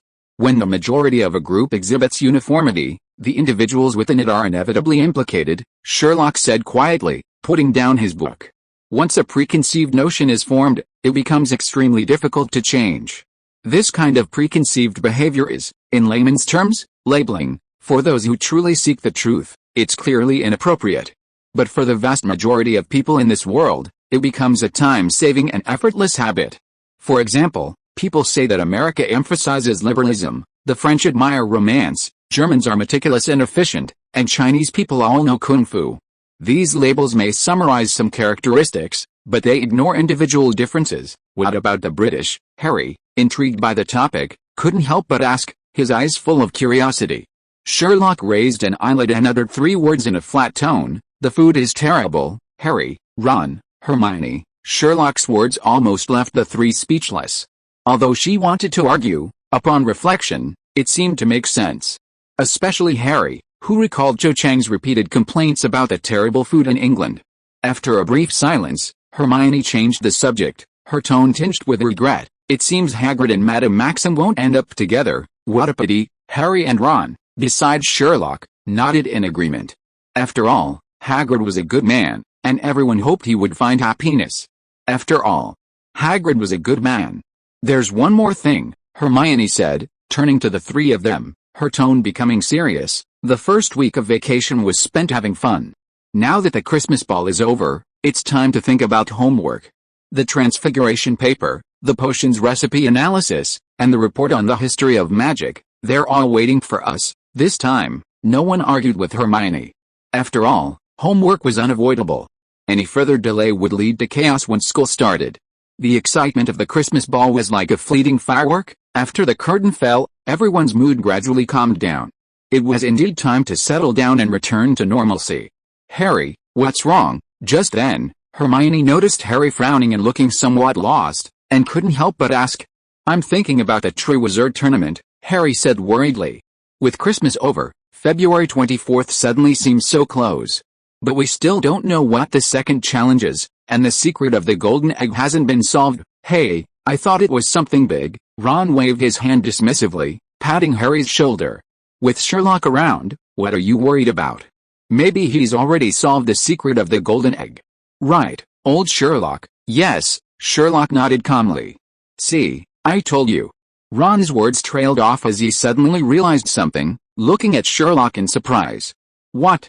You really solved it? Harry and Hermione also stared at Sherlock in disbelief. It's still the Christmas holidays. They've only had the golden egg for a little over 2 weeks, And there are still 2 whole months until February 24th. Sherlock has already solved the secret? Ron, the most impatient, immediately sidled up to Sherlock and pressed, "What secret is hidden in the golden egg? Tell us." "Yeah, Sherlock, tell us," Harry immediately chimed in, his anxiety instantly replaced by curiosity, and he involuntarily leaned forward. Hermione looked at Sherlock intently. "Sherlock, what preparations do we need for the second project?" "That's exactly what I wanted to tell you, my dear friends." Sherlock smiled slightly, his gaze sweeping over the three of them. "We need to find a way to breathe underwater for an extended period of time, and ideally, this method should also support vigorous underwater exercise." Harry, Hermione, and Ron exchanged bewildered glances. Underwater breathing? And vigorous exercise? This is the second project of the Triwizard Tournament? It sounds rather ominous. "A way to breathe underwater," Harry frowned, repeating Sherlock's words, still not understanding. "Still strenuous exercise? Does the second event involve swimming?" Ron scratched his head, looking completely bewildered. "Sherlock, you should be more specific." Hermione finally couldn't contain herself and said, "We want to know how you did it, what the secret of the golden egg is." Hearing this, Sherlock couldn't help but burst into laughter. His clear laughter was particularly loud in the quiet common room, attracting everyone's attention. "It's actually very simple. After I got back to my dorm last night, I went out and took a shower," Sherlock explained with a smile. "Took a shower," Harry, Hermione, and Ron said in unison, their confusion deepening. A shower could unlock the secret of the golden egg? What was this? Was he supposed to get his brain flooded with water to generate inspiration? Chapter 557 The Secret of the Golden Egg. "Yes, I took the golden egg with me in the bath," facing the curious gazes of Harry, Hermione, and Ron. Sherlock, though his earlier laughter had subsided, still had a slight upturn at the corners of his mouth, a hint of pleasure hidden in his eyes. Partly, he was quite satisfied with how he had unraveled the secret of the golden egg. Partly, he was pleased by the surprised and admiring looks from his friends. He tapped the table lightly with his fingers, explaining methodically, "Last night, after returning to my dormitory from the common room, I took the golden egg to the prefect's washroom on the 6th floor." "The prefect's washroom?" Ron's eyes widened in surprise. "Sherlock, you actually went to the prefect's washroom? What's wrong?" Sherlock countered. "Is there a problem?" Seeing Sherlock's question, Ron was at a loss for words. He'd already said it was the prefect's washroom. How could you be so nonchalant about it? "The environment there is quite nice, suitable for independent thinking. Besides, in a situation like yesterday, no one would disturb me, which is perfect for verifying my conjecture. I carried the golden egg into the bathtub, and when the warm water was over my shoulders and I was completely submerged, I slowly opened the golden egg's shell." "I understand." Before Sherlock could finish speaking, Ron suddenly shouted excitedly, his voice breaking the tranquility of the common room. He slapped his thigh hard, his palm hitting his pants with a smack. "You have to put the golden egg in water to open it, right? That way, the golden egg won't make that sawing noise like before, but instead, it will reveal a secret, right?" "I knew it. It must be related to water." "Don't interrupt Sherlock." Hermione glared at Ron in displeasure. This was the second time he had done this. Besides, Sherlock had already gone as far as opening the golden egg in water, and anyone with a little common sense could guess what would happen next, but Ron insisted on interrupting, which was truly exasperating. "Oh, sorry. Ron coughed twice, awkwardly sitting back down, his hand unconsciously touching his nose. I was just too excited, I couldn't help it." "Sherlock, go on, don't mind me, just as you said, my dear friend." Sherlock didn't seem to mind Ron's interruption, his tone remaining calm, as if the little incident had never happened. When the golden egg was put into the water and opened, it indeed stopped screaming and instead emitted a melodious and beautiful song. A song. Harry's eyes widened instantly upon hearing those two words, his face filled with disbelief. He still remembered the sharp, piercing sound of the golden egg when he first opened it, like a dull saw cutting wood. Now Sherlock was saying that was a song?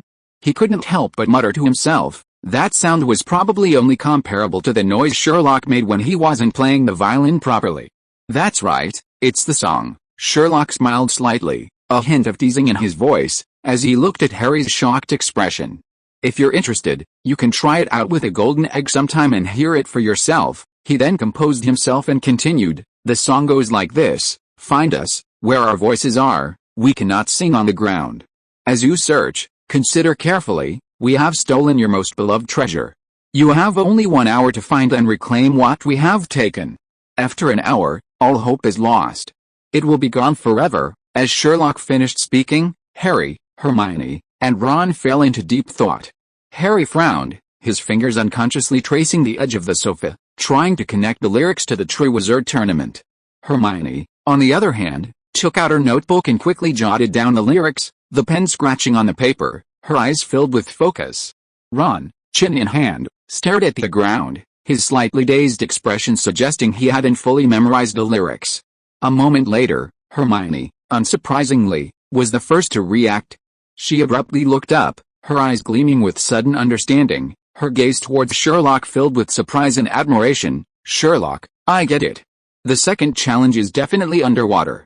The lyrics say we can't sing on land, which means that we who sing are aquatic creatures.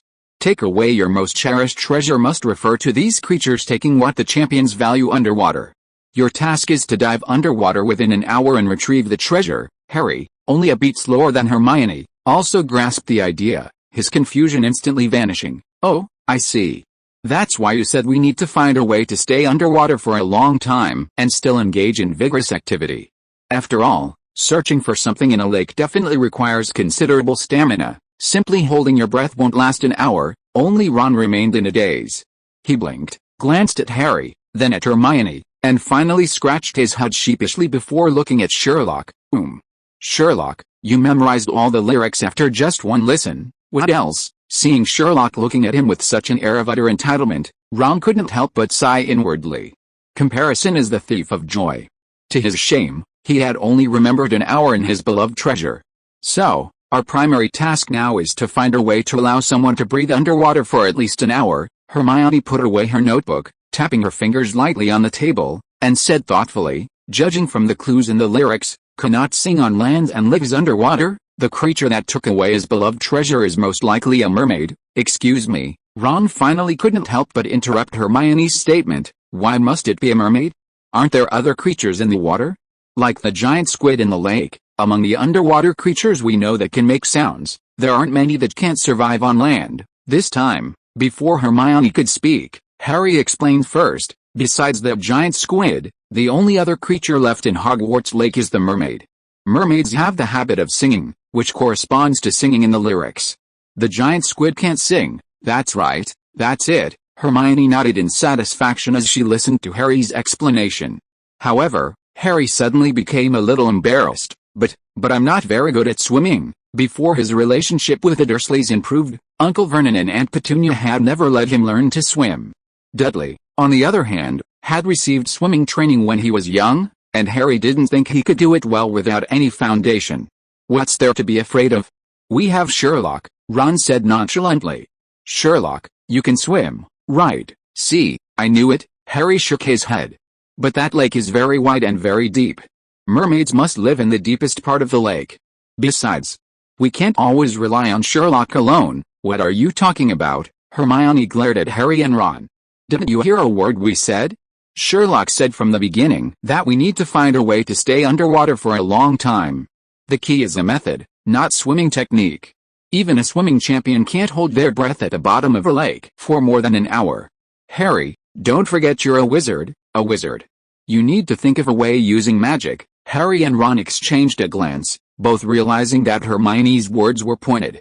When they solved the Philosopher's Stone in their first year, they had even teased Hermione for not being a witch. Although Hermione was a good friend, she still seemed unable to escape some common traits of girls, being petty. "So our task is clear, find a magical method that allows a person to survive underwater for at least an hour without oxygen." Hermione slammed her hand on the table, her voice brimming with energy. "Luckily, Sherlock solved the mystery quickly enough. We have 2 whole months to prepare. If we still can't solve the problem, that would be truly strange." As soon as she finished speaking, she noticed Harry and Ron looking at her with a strange expression. Their eyes held a mixture of amusement and helplessness, as if they were looking at someone familiar. "Why are you looking at me like that?" Hermione touched her face in confusion, then looked down at her clothes. "Is there something on my face? Or are my clothes not right?" Harry and Ron exchanged a glance, then shook their heads in unison, saying, "No, Nothing at all. Though they said this, they both thought simultaneously. Hermione's tone of voice and the way she slammed the table were becoming more and more like Sherlock. Especially that last line, "It would be strange if this didn't solve the problem." Isn't that one of Sherlock's catchphrases? Just like with the first project, Harry, following Sherlock's instructions, told Cedric about it. When Cedric learned that Sherlock had solved the secret of the golden egg in such a short time, he was both shocked and delighted. As expected of Sherlock, he exclaimed excitedly, "I bet you, Durmstrang and Boxburton still have no clue. Sherlock is a genius. We have plenty of time to prepare. You can't tell Delacour about this." Harry suddenly remembered that Cedric had danced with Fleur Delacour at the Christmas ball and couldn't help but add a word of caution. He was worried that Cedric might lose control and accidentally reveal the secret.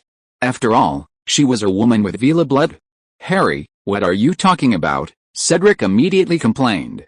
"I'm not your friend. Do I look like that kind of person?" Hearing this, Harry instantly understood that Cedric was referring to Ron. Ron's attempt to get Fleur to be his dance partner had caused quite a stir in the Great Hall, and now almost everyone in Hogwarts knew about it. Ahem, Harry felt a little awkward, but he couldn't very well argue.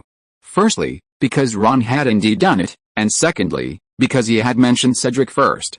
"Alright, just kidding, don't mind it." Cedric noticed Harry's embarrassment and quickly smoothed things over with a smile. He patted Harry's arm, his tone becoming serious. "Don't worry, Sherlock bought us so much time, we certainly can't let him down. I won't tell anyone about this, not even my friends. Leave the rest of the preparations to me, I have to do something too. I can't always rely on Sherlock." Seeing Cedric's confident demeanor, Harry's embarrassment dissipated, and he smiled. "Okay. We can definitely." Click. Just then, the shutter sounded. Harry and Cedric turned their heads simultaneously and saw Colin Creevey holding up his old camera. His younger brother, Daniel Creevey, stood to the side. The two of them had appeared out of nowhere. Colin had just put down his camera, a smile of excitement still on his face. Cedric looked surprised. Harry, however, remained expressionless. He was completely unfazed by Colin finding him and taking his picture. He was used to it. "Harry, Diggory, judging by your expressions, you're sure to win the second project. This photo is definitely going to be great. I'll bring it to you as soon as it's developed." Seeing Colin and Daniel excitedly waving their fists, Cedric looked at Harry with some surprise, a hint of doubt in his eyes. Who were these two boys? Why were they so enthusiastic towards Harry? Harry felt a little embarrassed under Cedric's gaze and could only awkwardly explain, "They're my Gryffindor classmates, Colin Creevey and his brother Daniel Creevey, and they've always been very supportive of me." He was too embarrassed to say they're my fans, so he used a euphemism. But Cedric instantly understood. These two were Harry's biggest fans. "Harry, can we take another picture with you?" Colin, oblivious to the exchange between the two, continued to look at Harry expectantly, then turned to Cedric and said, "Diggory, can you take a picture for us?" "It's easy, just press this spot." He handed the camera to Cedric and pointed to the shutter button. Harry, Cedric, the two Hogwarts warriors were thus surrounded by two enthusiastic little fans, momentarily at a loss for what to do. While Harry and Cedric were being pestered by Colin, Sherlock had already arrived alone at the entrance to the headmaster's office on the top floor of Hogwarts Castle. Chapter 558 Voldemort is nothing special. Footsteps echoed softly and clearly on the spiral staircase leading to the headmaster's office. As Sherlock reached the top, the gargoyle guarding the entrance immediately raised its head. When its stone eyes swept across Sherlock's face, it didn't hesitate, decisively leaping aside to clear the path to the office. Sherlock was truly unique in being able to enter and exit the headmaster's office without a password. Dumbledore appeared quite surprised when he saw Sherlock. He put down the glass jar, wiped his mouth, and looked on with a hint of curiosity. Keep in mind, it was still the Christmas holidays. Sherlock expressionlessly withdrew his gaze from Dumbledore. He had clearly seen Dumbledore just take a wriggling cockroach from a glass jar and put it in his mouth. Sherlock offered no comment on Dumbledore's peculiar habit. "I was planning to see Professor Snape," Sherlock said bluntly, sitting down opposite Dumbledore. "But he left as soon as he saw me. He's deliberately avoiding me." Dumbledore glanced at Sherlock, thinking, "Doesn't Severus have any idea why he's avoiding you?" To push a master of occlumency to this point is simply, for a moment, even the battle-hardened and knowledgeable Dumbledore was at a loss for words. Even in Hogwarts, Where everyone harbors secrets, Severus Snape was no ordinary figure. It was common knowledge that while Voldemort was a great villain, his legitimacy was something even Dumbledore himself couldn't match. Yet Severus Snape had managed to remain lurking by his side, a truly remarkable ability. There was something Dumbledore hadn't told anyone. That is, if Voldemort were to truly return, he planned to have Snape resume his old ways and infiltrate Voldemort's inner circle. Yet, this same man, fearing his secret would be discovered by an underage wizard, had to avoid him. If he hadn't witnessed it more than once, Dumbledore would never have believed it. Alright, then please tell me, why are you looking for him? Dumbledore collected his thoughts, leaned forward slightly, and his tone became serious. Just as he knew what kind of person Snape was, he also knew that Sherlock wouldn't seek out Snape without a reason. Nor would he come to him to complain simply because he was being avoided. There must be a deeper reason. Karkaroff, Sherlock stated directly. Dumbledore, who had been somewhat exasperated by the matter of Sherlock and Snape, immediately sharpened his gaze. What do you know? Not much. Sherlock leaned back in his chair, resting his chin on his hands, and stated calmly, I only know that he used to be a Death Eater, but later betrayed too many of his accomplices to gain merit, which led to his parole by the Ministry of Magic. After that, he went to Durmstrang, became a professor there, and is now the headmaster. As he said this, a faint, cold smile appeared on his lips, his eyes filled with obvious disdain. Clearly, he was extremely dissatisfied with Durmstrang's approach of not asking about background, only about ability, especially since that ability was related to dark magic. Durmstrang has always been like this. Dumbledore naturally understood what Sherlock was looking down on. He sighed softly, his tone tinged with helplessness. They don't care about Karkaroff's past. After all, he is undeniably skilled in the study and teaching of dark arts. Yes, he was a Death Eater, after all. He's definitely an expert in the field of dark arts. Sherlock's tone was full of sarcasm. Dumbledore shook his head helplessly. But what does this have to do with Professor Snape? Last night, my friend overheard his conversation with Professor Snape. Sherlock said seriously, my friend doesn't understand the significance of their conversation, but knowing their past makes it quite interesting. He then recounted the entire conversation between Snape and Karkaroff. Dumbledore listened quietly until Sherlock finished speaking, then asked, Sherlock, what do you think? Sherlock had anticipated this question from Dumbledore before even bringing it up, so he had already prepared his answer. As I just said, these words would be difficult to understand without knowing Professor Snape and Karkaroff's identities, just like my friends. But knowing their identities, I deduce that Karkaroff's statement about it becoming more and more obvious refers to the dark mark on the Death Eater's arms. The dark mark becoming more and more obvious means Voldemort's power is returning. Once Voldemort really returns as a divination professor predicted, Karkaroff, who gained his freedom by betraying most of the Death Eaters, will inevitably face retribution. It is precisely because he senses this that Karkaroff is so panicked. However, judging from Professor Snape's words, he does indeed have deep feelings for Hogwarts. In addition, he still retains some affection for Karkaroff. Dumbledore nodded. I agree with your opinion, Sherlock. I trust Professor Snape completely and can entrust my life to him without worry. As for his exoneration of Karkaroff, it stems precisely from Karkaroff's past actions. Maybe you will despise his behavior of betraying his companions, but for us, the large number of Death Eaters he supplied did objectively avoid danger. Because of this, Professor Snape was willing to exonerate him. So Voldemort is really getting stronger. Do you know his whereabouts? I'm sorry. Although I have been looking for him, Crouch Jr., and the ally in Harry's dream, there is still no news until now, Dumbledore said with serious eyes. The same goes for the Ministry of Magic. Forget it about the Ministry of Magic. I never counted on them, a bunch of losers who are worse than Scotland Yard, Sherlock said disdainfully, but having said that, this incident did make me have some doubts about Voldemort's situation. What doubts? Voldemort, Sherlock spoke slowly, asking a question that shocked the entire wizarding world. Is he not as powerful as everyone thought? Upon hearing this, the surprise in Dumbledore's eyes flashed away. He frowned slightly, with a serious tone in his tone. Sherlock, why do you think so? You must know, even now, many people dare not call him by his name directly. For a very long time, the entire wizarding world was shrouded in his dark rule. Countless wizards died at his and the Death Eater's hands. How can you think someone like that isn't powerful? I used to think so too, but now, my thoughts have changed. Sherlock wasn't affected by Dumbledore's tone. He clasped his hands together, his fingertips lightly touching his chin. "Through my investigation, I've discovered some interesting things." "Interesting? Yes, interesting." Sherlock's eyes sharpened. Even at the height of Voldemort's power, during the Wizarding Wars, his sphere of influence always centered on Britain, never crossing national borders to establish true transnational rule. This can be seen from three aspects. At this point, Sherlock held up three fingers. First, Voldemort's core power was the Death Eaters. But the Death Eaters were primarily British wizards, with almost no members from other countries. The tools he used to control the government, the British Ministry of Magic, and the vehicle for controlling education, Hogwarts, were purely British magical institutions. He had no jurisdiction over Durmstrang and Volksbüttens, the three major magic schools in Europe. Not to mention the Magical Congress of America, MACUSA, and its overseas organizations in Asia and Africa. Secondly, even at the height of Voldemort's power, the magical worlds of other countries were merely wary of him, not confrontational.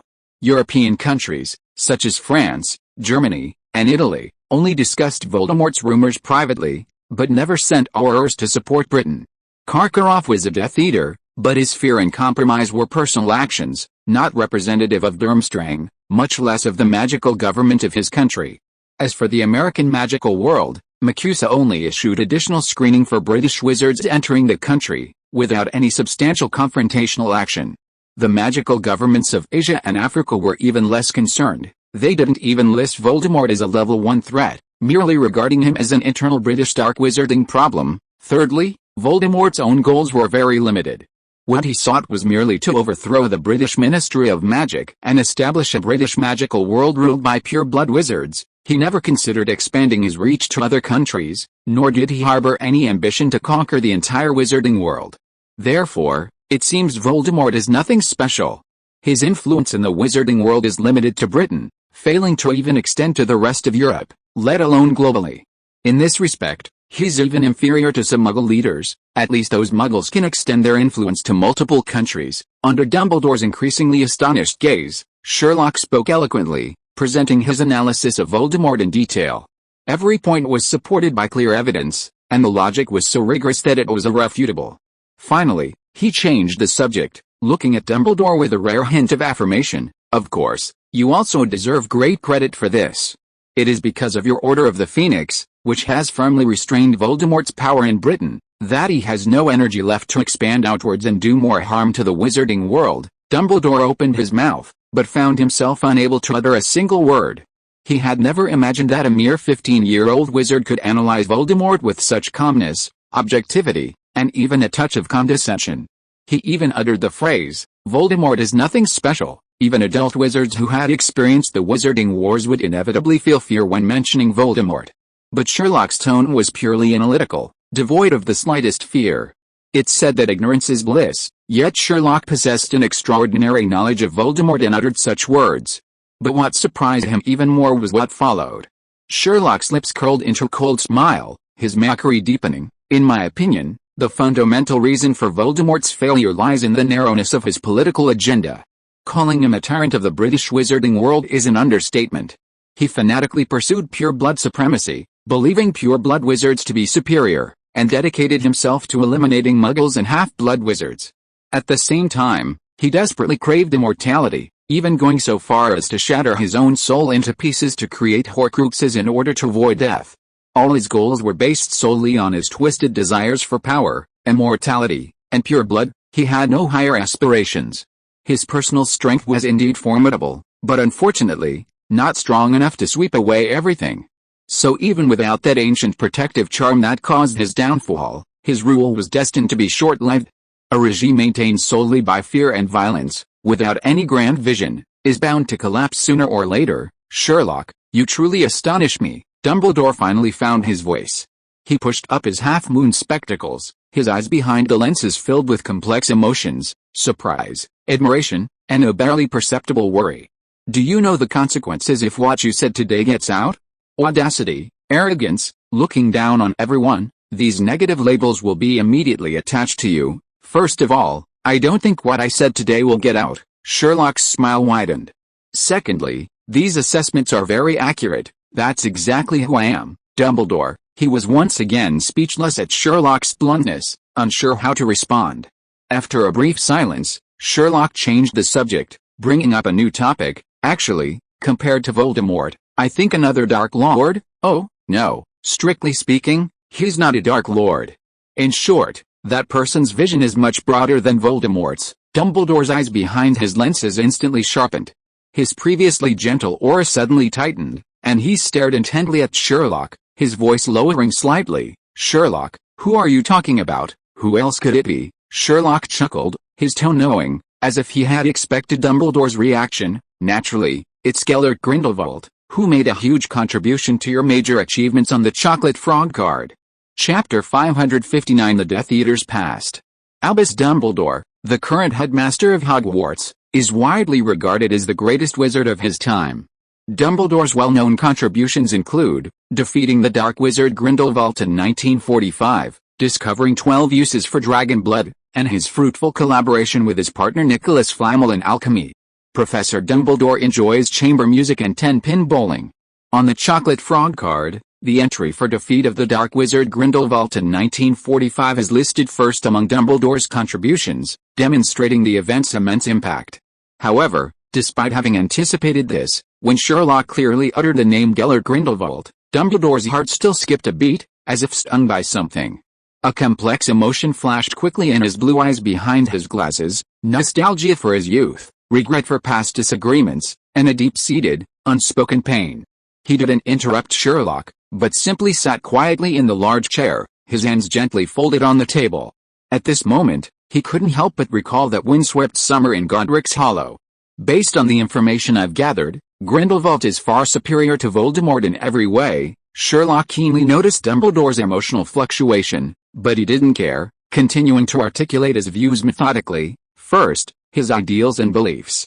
Grindelwald pursues for the greater good. He yearns to establish a powerful, just, and wise wizarding society, overthrowing what he considered the corrupt and backward old order. The core is still to overthrow the International Statute of Wizardry secrecy and establish a global hierarchical order led by wizards, preventing wizards from hiding in the shadows. Although essentially he still wants to establish wizards' rule over muggles, at least his goal is global. Unlike Voldemort, who only focused on the pure-blood rule of Britain, their vision is vastly different. Second, his style of doing things. Sherlock leaned forward slightly, his fingertips lightly tapping the table, his eyes sharpening. Grindelwald possesses exceptional personal charisma and oratory skills. He's like that Führer, his voice seemingly magical, easily persuading others to accept his ideals. He doesn't rely solely on fear and violence to force followers, but rather attracts a large number of truly like-minded wizards by proclaiming his ideals. Among these followers, many genuinely believe in the greater good, rather than simply fearing his power. While his actions are sometimes accompanied by violence, such as the magical revolution he instigated in Europe, they always carry an idealistic tinge. He consistently attempts to achieve his goals by establishing a new order, only gradually losing his way under the lure of power. As for Voldemort, Sherlock's tone shifted, becoming more sarcastic. From beginning to end, he maintained his power solely through fear and self-interest. The Death Eaters were either afraid of his retaliation or wanted to gain power and status from him. They had no real ideals to speak of. He was ruthless, preferring to create deterrence through surprise attacks and the massacre of muggles or rebels. In my view, he's more like a mob boss, his rule simple and brutal, possessing nothing but violence. Finally, there's the scope of influence. Sherlock's voice regained its calm. Grindelwald's activities covered the whole of Europe. With his powerful appeal and top-notch magical skills, he stirred up a revolutionary storm in the wizarding world, even controlling half of Europe's magical power. His name alerted the Magical Congress of America and drew the attention of the Asian wizarding community. His influence far exceeded Britain. Voldemort, even at his peak, was only limited to Britain. Although his terrifying reputation was known throughout the global wizarding world, his power never extended to the European continent, let alone other continents. From this point of view alone, Voldemort and Grindelwald are not even in the same league. As Sherlock spoke, Dumbledore's expression changed constantly. At first, his eyes were sharp, as if scrutinizing Sherlock's analysis. Gradually, the sharpness faded, and his eyes softened. In the end, all emotion settled into a faint sense of relief, as if decades of pent-up feelings had been gently brushed aside by Sherlock's words. He listened quietly throughout, without interrupting or refuting. It was as if, through Sherlock's words, he was revisiting a past both brilliant and regrettable, buried deep in his memory. Only after Sherlock finished speaking did Dumbledore slowly raise his head, giving him a deep look. What you said is basically correct. Grindelwald's vision and influence are indeed far greater than Voldemort's. However, there's one point you might have overlooked. Voldemort wasn't without his strengths compared to Grindelwald. Oh, Sherlock raised an eyebrow, a hint of curiosity flashing in his eyes, leaning forward slightly. I'd like to hear more. Its strength? Dumbledore's voice was soft, yet it conveyed a sense of firmness. In terms of individual magical power alone, Voldemort is stronger than Grindelwald. I've fought both of them, and I know this better than anyone else. Sherlock was taken aback, clearly not expecting such an assessment from Dumbledore. But he quickly recovered, then laughed, his eyes showing a hint of agreement. That's right, you've faced them all head-on, so your judgment is naturally the most accurate. All right, let's talk about Karkaroff. Dumbledore gently shook his head, dispelling the complex emotions about the past. He picked up the glass jar containing a pile of cockroaches from the table, thought for a moment, then put it down again, his tone becoming serious once more. Regardless of Voldemort's ambitions, his strength is undeniable. Even in his weakened state, he remains an extremely powerful enemy for us. Just as you said, Karkaroff's performance likely indicates that Voldemort is recovering his power. We must not let our guard down. All right. Sherlock's smile faded, his eyes becoming serious. He looked at Dumbledore, a hint of mockery in his voice, and directly stated his request. Then please tell me more about Karkaroff, sir. And please don't tell me he's also a spy you trained, like Professor Snape. Of course not. Dumbledore couldn't help but shake his head and chuckle, but he quickly realized Sherlock was joking.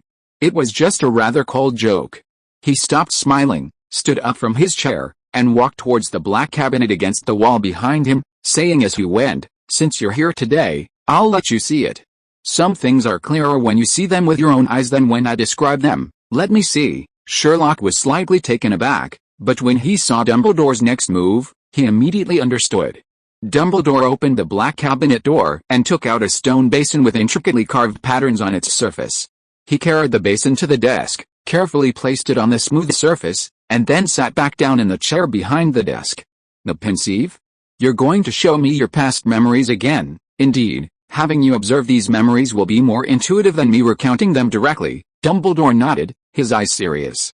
With your exceptional observational skills, you might be able to discover some details I missed back then. That sounds like a good idea. Sherlock didn't refuse. Dumbledore's approach was exactly what he wanted. He had never been able to resist the truth hidden in the details. Then let's begin. We'll now enter my memories. I think you'll find that they are not only vividly detailed but also incredibly accurate. As he spoke, Dumbledore took a transparent crystal bottle from his pocket, containing a swirling, floating silvery white substance. He uncorked the bottle and slowly poured the silvery substance into the pensive. As soon as the substance entered the stone basin, it began to slowly rotate. It emitted a faint glow, neither flowing like a liquid nor dispersing like a gas, but rather exhibiting a wondrous state somewhere in between. You go in first, Dumbledore said to Sherlock, pointing to the pensive. Without a word, Sherlock bent down into the pensive, burying his face in the cold memories within, and then fell into the darkness. A few seconds later, his feet finally touched the ground. He opened his eyes, looked around, and immediately recognized a place, the Inquisition chamber beneath the Ministry of Magic. A year ago, he had listened to the interrogation of Peter Pettigrew by Wizengamot here. It seems you recognize this place. Dumbledore's voice sounded beside him. Sherlock turned and saw Dumbledore standing next to him. Pointing to a figure in the center of the bench, he said, "That's me." Sherlock looked in the direction he was pointing and saw another Dumbledore sitting in the center of the bench. Beside him sat Mad-Eye Moody. To Sherlock's surprise, Moody didn't have his signature magic eye at this time. His eyes were still normal, and his face didn't have as many scars as it would later appear. Although still serious, he seemed more energetic than in his later years. Next, a scene almost identical to the interrogation of Peter Pettigrew a year earlier unfolded. Two Dementors in black cloaks escorted a wizard step by step to the central chair. The wizard, enveloped by the Dementor's aura, trembled violently, his face as pale as paper, struggling even to stand. The Dementors pressed him into the chair, the chains on the armrests immediately binding him securely. When Sherlock saw the wizard bound to the chair, he chuckled softly, a hint of mockery in his eyes. The man was none other than Igor Karkaroff, the current headmaster of Durmstrang. Compared to now, Karkaroff in Dumbledore's memory was much younger. His hair and beard were still pure black, without a single grey hair. He wasn't wearing his current signature sleek fur coat, but rather a thin, tattered grey wizard's robe. Like Peter Pettigrew during his interrogation a year ago, having just escaped the Dementors, he was in a state of extreme terror. His body trembled uncontrollably, his teeth chattered, and his eyes were filled with despair. After the chains on the chair armrests bound him, a voice immediately spoke. "Igor Karkaroff, you've been brought from Azkaban to testify before the Ministry of Magic. You told us you have important information to report." Hearing the voice alone, Sherlock knew who it belonged to. Barty Crouch, who was positioned in the middle of the bench, just as Fudge had during Peter's interrogation. His face was less wrinkled than it was now, and he looked much more energetic. Sherlock immediately understood that this memory must have occurred before Barty Crouch's son was arrested. Next, Barty Crouch began questioning Karkaroff about the Death Eaters, and Karkaroff, as if grasping at a straw, desperately revealed everything he knew about them. Just as Lupin had told Sherlock, Karkaroff had practically sold out every Death Eater he knew in order to obtain parole. However, his luck wasn't good. The names mentioned at the beginning had either already been captured by the Ministry of Magic or died during the capture process. In desperation, he blurted out the name Severus Snape. Sherlock laughed. Typical Severus Snape. Peter Pettigrew had done the same thing last year. Fudge had said then that Dumbledore had vouched for Snape. Now Sherlock was witnessing that firsthand. However, Karkaroff's luck finally turned around. After Dumbledore testified for Snape's innocence, Karkaroff, to protect himself, rattled off the names of several other deeply hidden Death Eaters. Just then, the scene before him suddenly blurred like smoke blown away by the wind. A few seconds later, a new scene emerged. Sherlock understood, this was another new memory. It was still the Ministry of Magic's trial chamber. But this time, the person brought in by the Dementors was someone Sherlock found somewhat unexpected, Ludo Bagman. At this moment, he was a Quidditch star in his prime, his nose intact, tall and slender, with a strong physique. Following the trial proceedings, Sherlock quickly learned that Ludo Bagman was not a Death Eater. However, he was accused of passing Ministry of Magic intelligence to Voldemort's henchmen during the Wizarding Wars. Faced with the accusation, Bagman feigned innocence, claiming he knew nothing and thought Ludo was gathering intelligence for his own people. Finally, after a vote by the Wizengamot members, he was acquitted due to lack of conclusive evidence. Sherlock chuckled again. Then, the room before him was blown apart by the wind, just as before, and the third memory began to unfold. This time, Sherlock only glanced at it before his spirits lifted, his eyes instantly sharpening. He could clearly sense that, although it was also a trial, the atmosphere of Dumbledore's memory was vastly different from the previous two trials. If you are listening to this novel on a channel other than Fanfic World, it means it was downloaded and re-uploaded without effort. We warmly invite you to visit our channel, Fanfic World. There you will find the original version of this story and many other novels of various genres. We look forward to seeing you dive into a world of incredible novels. Chapter 560 Sherlock, what do you think? Unlike Dumbledore's first two memories, the atmosphere in the Ministry of Magic's trial chamber in the third memory was somewhat peculiar. This difference stemmed primarily from a suppressed sob. Sherlock's gaze swept across the room, and he saw a witch sitting beside Barty Crouch.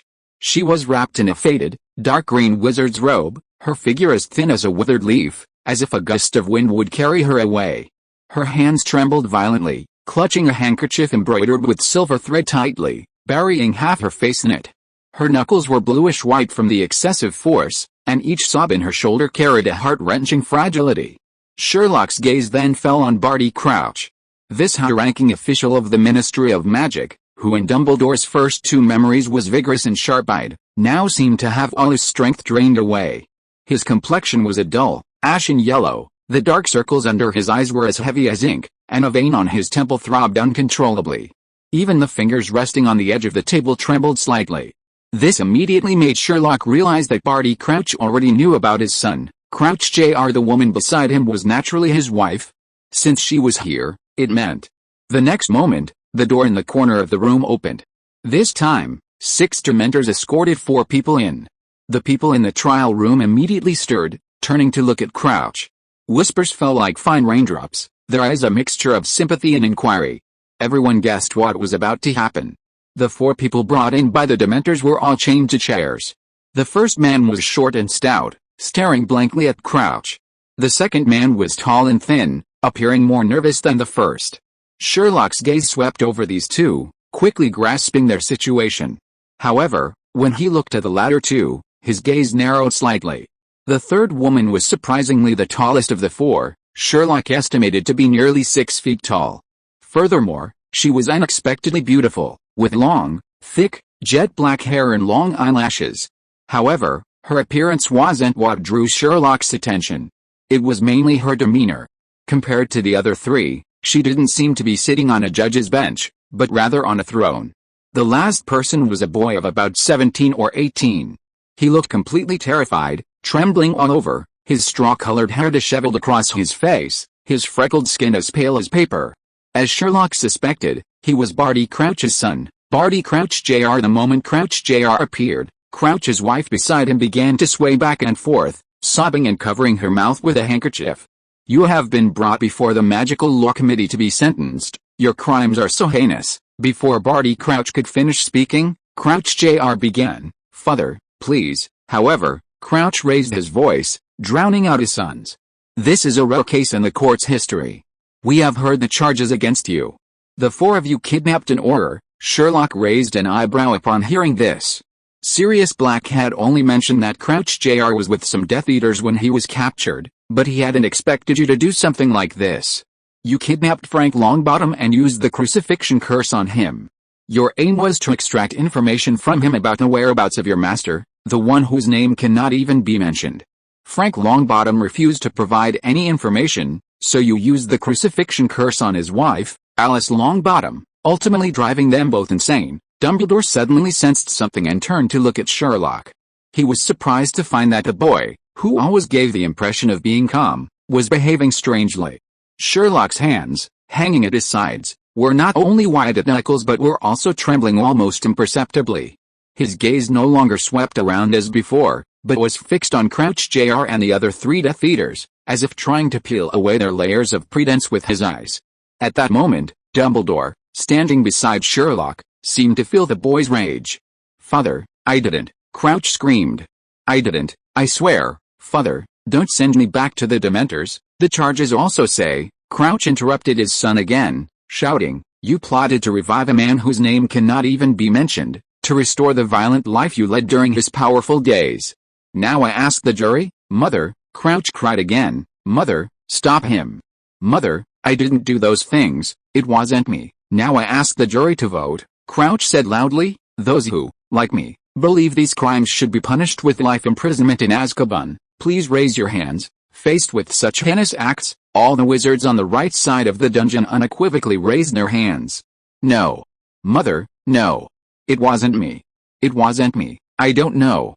Don't send me there. Stop him." The Dementors slowly entered again. Compared to Crouch Jr., his 3 companions were much calmer, silently rising from their chairs. The tall woman was particularly arrogant, even raising her head and shouting, "The Dark Lord will return, Crouch. Throw us into Azkaban, we'll wait. He'll come back to save us, he'll reward us handsomely. Only we are loyal. Only we are trying to find him. I am your son." Despite the Dementors' effects beginning to take hold on Crouch Jr., he still shouted, "I am your son, you are not my son." Crouch roared, his eyes even bulging outwards at that moment. "I have no son." Hearing her husband's resolute words, Mrs. Crouch gasped and slumped back into her chair. "Take them away." Crouch, seemingly oblivious to the scene, roared at the Dementors, "Take them away, let them rot there." "Father. Father, I didn't participate. No. No.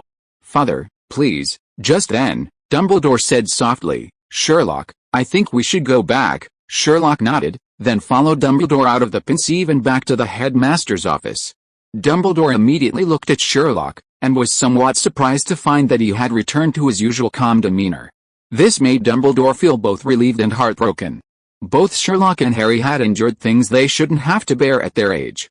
"Sherlock, what do you think?" Sherlock had known Dumbledore was going to ask this, and he was about to speak when Dumbledore suddenly said, "Oh, right, I almost forgot there's something else I need to show you." Under Sherlock's curious gaze, Dumbledore pulled his wand from his robes, inserted the tip into Sherlock's silver hair, and brought it close to his temple.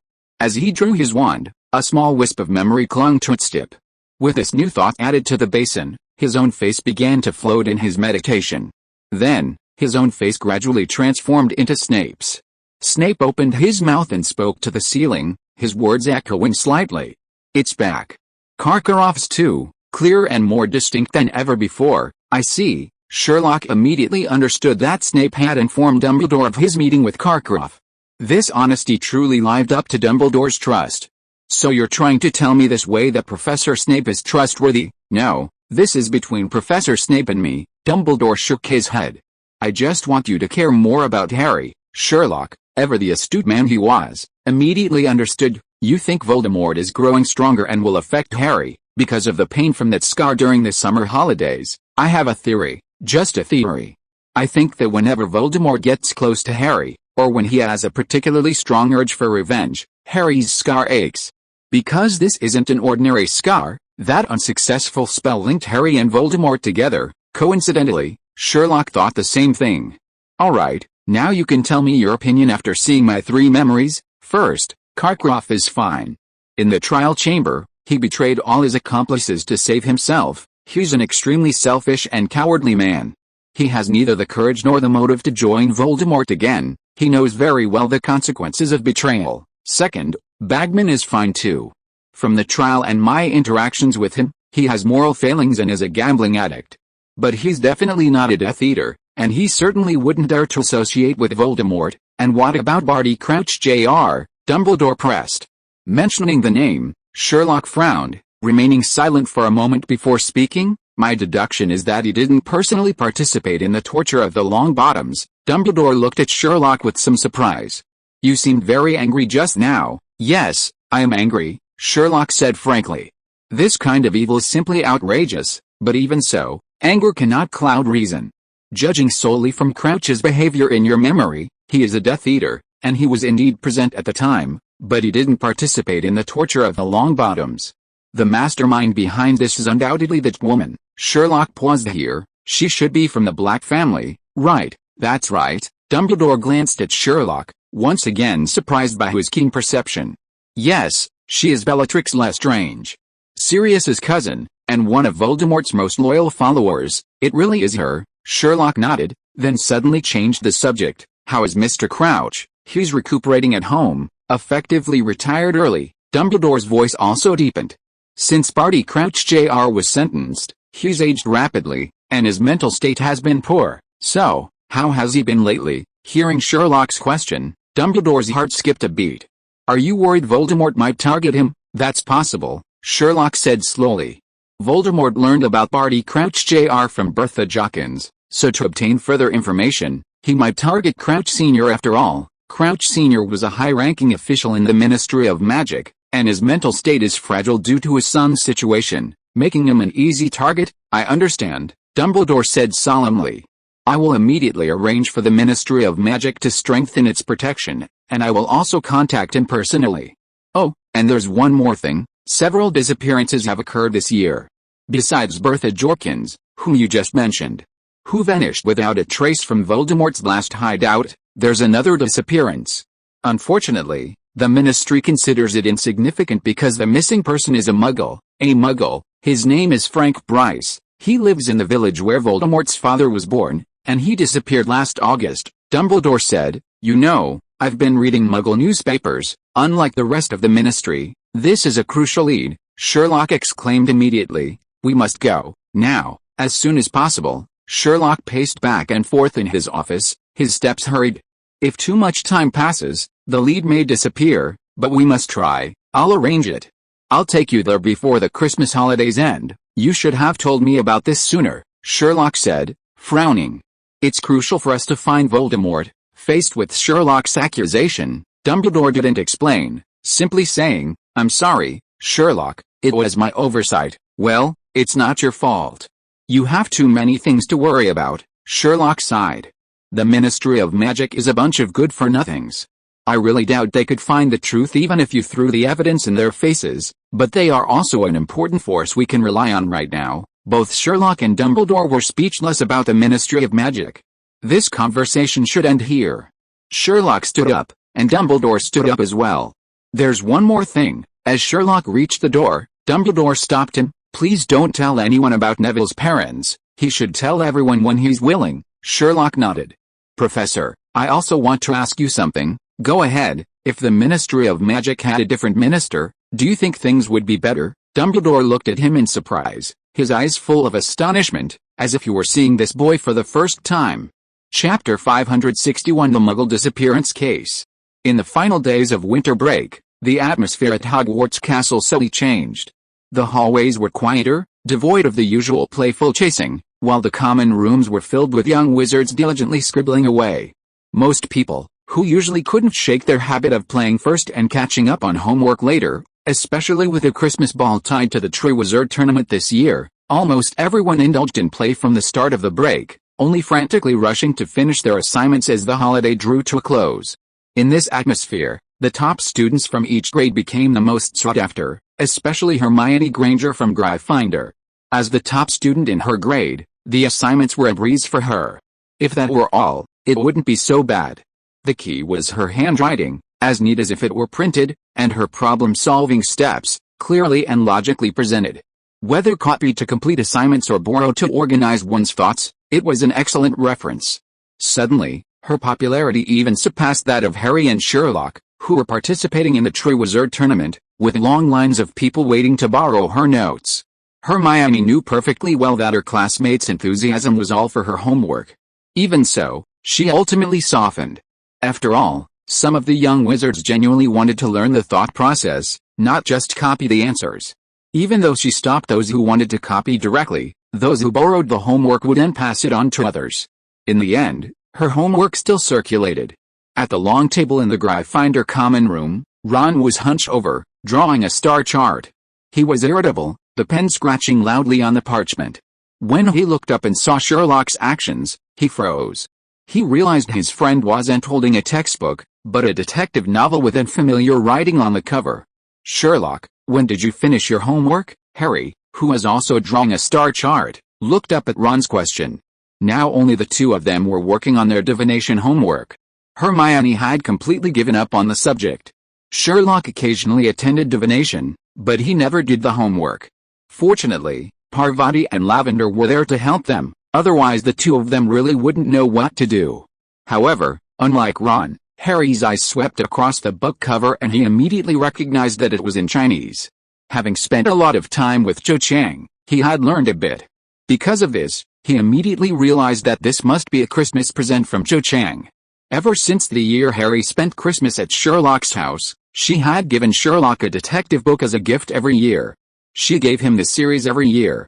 "While you were holding a butterbeer and talking to Harry about Quidditch and Fleur de Lis," Sherlock said without looking up.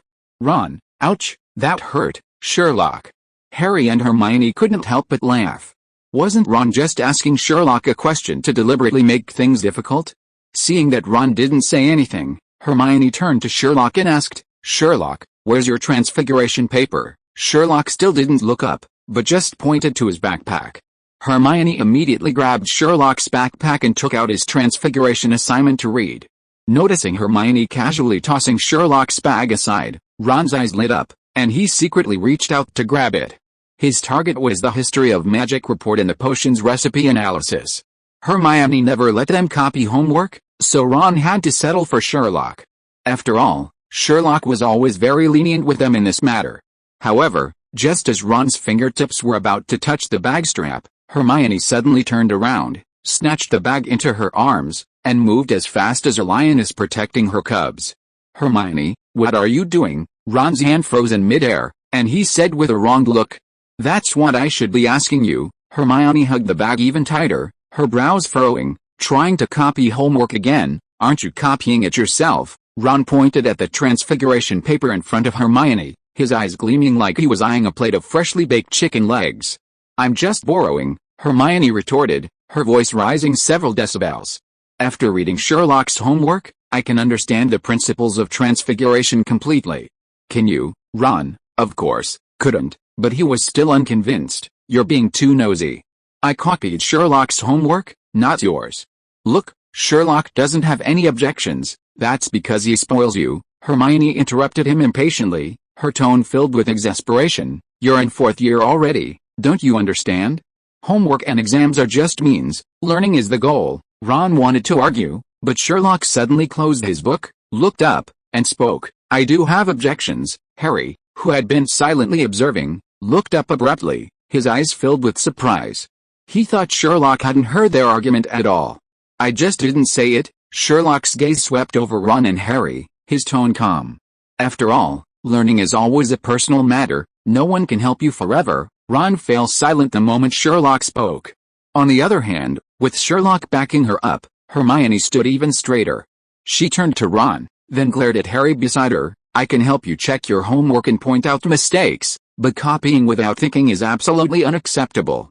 And you, Harry, huh? Harry pointed to himself, looking completely innocent.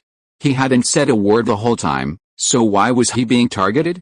That's right, it's you. Hermione stared at the helpless Harry and said sharply, don't think I don't know. Your history of magic homework has been copied from Sherlock's all along. Harry opened his mouth, unable to refute. He had indeed been copying history of magic homework for several years. After all, this course didn't require waving a wand, you could just memorize it before the exam, but compared to Ron, at least he would organize his own notes. So Hermione didn't say anything more, but turned to look at the book in Sherlock's hand. Is this book interesting? It's not bad, the cases in it gave me a lot of new ideas. Sherlock handed over the book. The 6 Chinese characters on the cover, first collection of amazing stories, were neatly written. Hermione took the book, her fingertips lightly tracing the words on the pages. But this is Chinese, can you understand it? It's a bilingual, Chinese-English version. Sherlock smiled.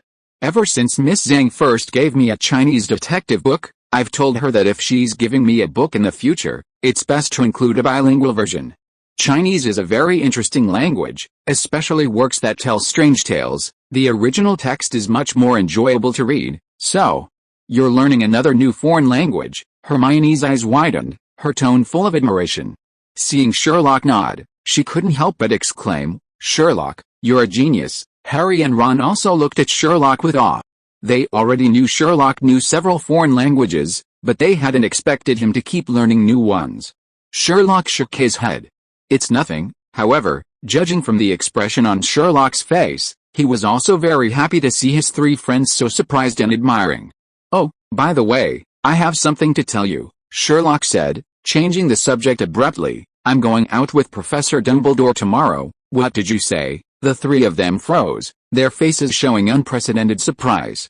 Harry gasped, his quill clattering onto the table. Hermione stared blankly at Sherlock, her schoolbag nearly slipping from her arms. Ron choked on his saliva, coughing as he said, You kept this a secret from us. I just remembered I needed to tell you. Sherlock recounted his earlier meeting with Dumbledore, omitting the part about Neville's parents, as Dumbledore had requested. The 3 looked at each other for a long moment before Ron said with a look of utter respect, My God, you're going with Dumbledore to investigate a case in the Man from Nowhere. You're something else, Sherlock, only you could do something like that. Harry and Hermione looked at Sherlock with anticipation. Sherlock immediately saw through their thoughts and shook his head, saying, You don't need to go. Hearing Sherlock's words, both of them looked regretful. This wasn't the first time they'd known Sherlock. Once he gave a clear answer, it meant there was no room for negotiation. Be careful, Sherlock, Hermione couldn't help but warn, her voice filled with worry. Voldemort might have left some traps there. Don't mention that name, Ron immediately protested, trembling and turning pale. Harry nodded in agreement. That's right, maybe that missing person really is connected to Voldemort. Hey, Ron covered his ears, looking utterly resistant. Hermione ignored Ron and continued to Sherlock, even though you're with Dumbledore, if this really is related to Voldemort, you can't be too careful, Ron. Cyrillic glittered at this moment, he felt only resentment. On the last day of the Christmas holidays, Sherlock, who was having breakfast in the Great Hall, received a letter from Watson. Is it Dumbledore? Sherlock couldn't help but ask after seeing him take the letter from Watson's lap. Yes, Sherlock nodded, quickly scanned the envelope, then folded it and put it in his coat pocket. He asked me to meet him at the school gate after breakfast. Be careful, Hermione reminded him again, her worry undiminished. Harry nodded repeatedly, even stopping his fork. Only Ron nonchalantly munched on his sausage, mumbling, "I don't know what you're worried about. Dumbledore is the only person Vander is afraid of. Even if we just go to his hometown, or even face him head-on, we don't need to be afraid, right? Dumbledore isn't afraid, of course," Hermione retorted, frowning, her tone tinged with doubt, "but he might not be able to protect Sherlock. In the few years they'd been at Hogwarts, so much had happened. The Philosopher's Stone, the Chamber of Secrets, Dementors." Hermione's blind trust in Dumbledore had long since faded.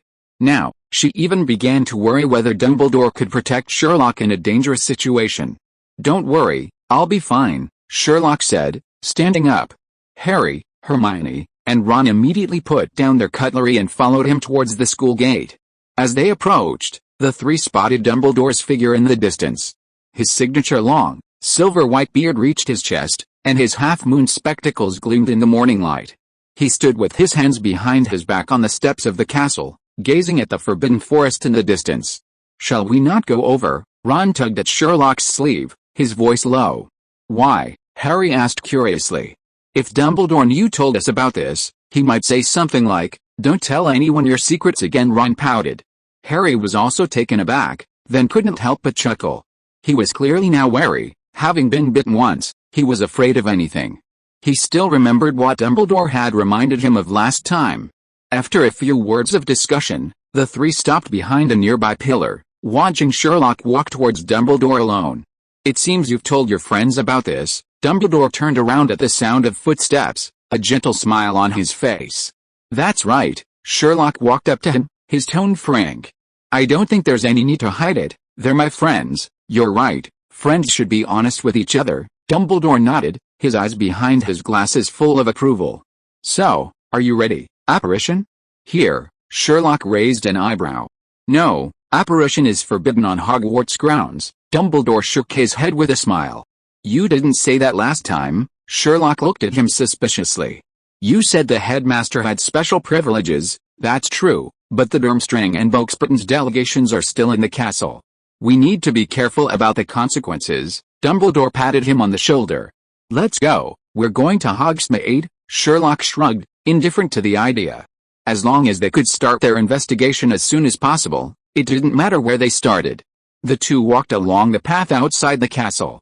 The morning dew dampened the grass, and the air was filled with a fresh scent of fur and earth. It didn't take long for them to reach the entrance to Hogsmeade Village. Dumbledore stopped and looked around. The shops in the village were not yet open, the streets were quiet, and only a few owls circled above the rooftops.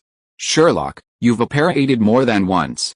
I think you should be fine, right?" Dumbledore asked, turning his gaze away.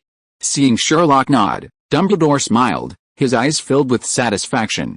He held out his arm. "Come on, grab me." Sherlock reached out and grabbed his arm. The next second, a familiar dizzying sensation washed over him. The wind whistled past his ears, and his vision blurred instantly. His body felt like it was being pulled by a force, moving rapidly in a certain direction. When he opened his eyes again, Sherlock found himself at his destination. Chapter 562 Walking on a Country Road. As Sherlock and Dumbledore stepped onto the country lane, the morning mist had just lifted. The hedges on either side of the road grew taller than a person, their bare branches intertwining like withered fingers. Even without leaves, one could imagine their lush foliage in the height of summer. The soil beneath their feet, mixed with bits of dry grass, rustled softly, occasionally startling a few sparrows hiding in the hedges. The winter sky overhead was unusually clear, a deep blue like the petals of forget-me-nots washed clean, so clear not a single cloud. Sherlock gazed at the sky and suddenly remembered Gilderoy Lockhart's favorite color, which did bear a resemblance to this sky. Has Professor Lockhart not yet woken up? He turned his gaze to Dumbledore beside him. Dumbledore was bent over, staring at the wooden signpost on the left side of the path. His white beard hung down to his chest, his fingertips lightly tracing the worn lettering on the signpost. Two metal arrows were nailed to the road sign, one pointing east and inscribed Great Angleton, 5 miles, the other west and reading Little Hangleton, 1 mile, the lettering slightly rusted. Hearing Sherlock's words, Dumbledore straightened up, a flicker of surprise in his eyes behind his half-moon spectacles. "Sherlock, why did you suddenly think of asking Gilderoy?" He paused, then continued without waiting for Sherlock's reply. The staff at St. Mungo's Hospital said he's recovering well recently and is expected to wake up in the next couple of years. Sherlock nodded, pointing to the road sign. So our destination this time is Little Hangleton? That's right, that's the village where Tom Riddle, Voldemort's father, was born. Dumbledore nodded in response, then a hint of curiosity flashed in his eyes, like an audience member eagerly anticipating a performance. What's your plan? Dumbledore had already given Sherlock the newspapers related to the case. Furthermore, he had heard about Sherlock's investigative experiences from Flitwick and Hagrid, and was now particularly eager to see the young detective's actions. Let's go to the crime scene first, Sherlock said without hesitation. Later, if needed, we can go to the nearby police station to retrieve the missing persons file and confirm the details. This trip was Sherlock's suggestion, so Dumbledore naturally had no objections. The two continued along the path, surrounded only by hedges and the sky. Only the whistling of the wind through the branches, occasionally punctuated by the cawing of crows in the distant fields, filled the air. They continued along the country road, their surroundings obscured by tall hedges and a vast, azure winter sky above. After about 10 minutes, the path suddenly turned left, descending steeply down the hillside. Sherlock and Dumbledore slowed their pace. The soil on the hillside was loose, and it was easy to slip. At the bottom of the slope, a valley suddenly appeared before them. Nestled between two steep hillsides, Little Hangleton was as tranquil as an oil painting. Gray-tiled, white-walled houses were scattered about, the church steeple gleamed coldly in the sunlight, and numerous pines and cypresses surrounded the cemetery. On the opposite hillside, a grand mansion stood out prominently. Surrounded by vast meadows, even from a distance, it was clear that the mansion was far larger than the other houses in the village. Closer than the road signs indicate. Less than a mile in reality. Sherlock's gaze quickly swept across the entire village, finally settling on the mansion. That was Riddle House, the former residence of Voldemort's grandfather and father. Most of the villagers in Little Hangleton knew each other, and it was inevitable that they would look at unfamiliar faces with curiosity. But Sherlock and Dumbledore obviously didn't need to worry about that. Dumbledore was the greatest white wizard of his time. A simple spell could make passers-by subconsciously ignore their presence.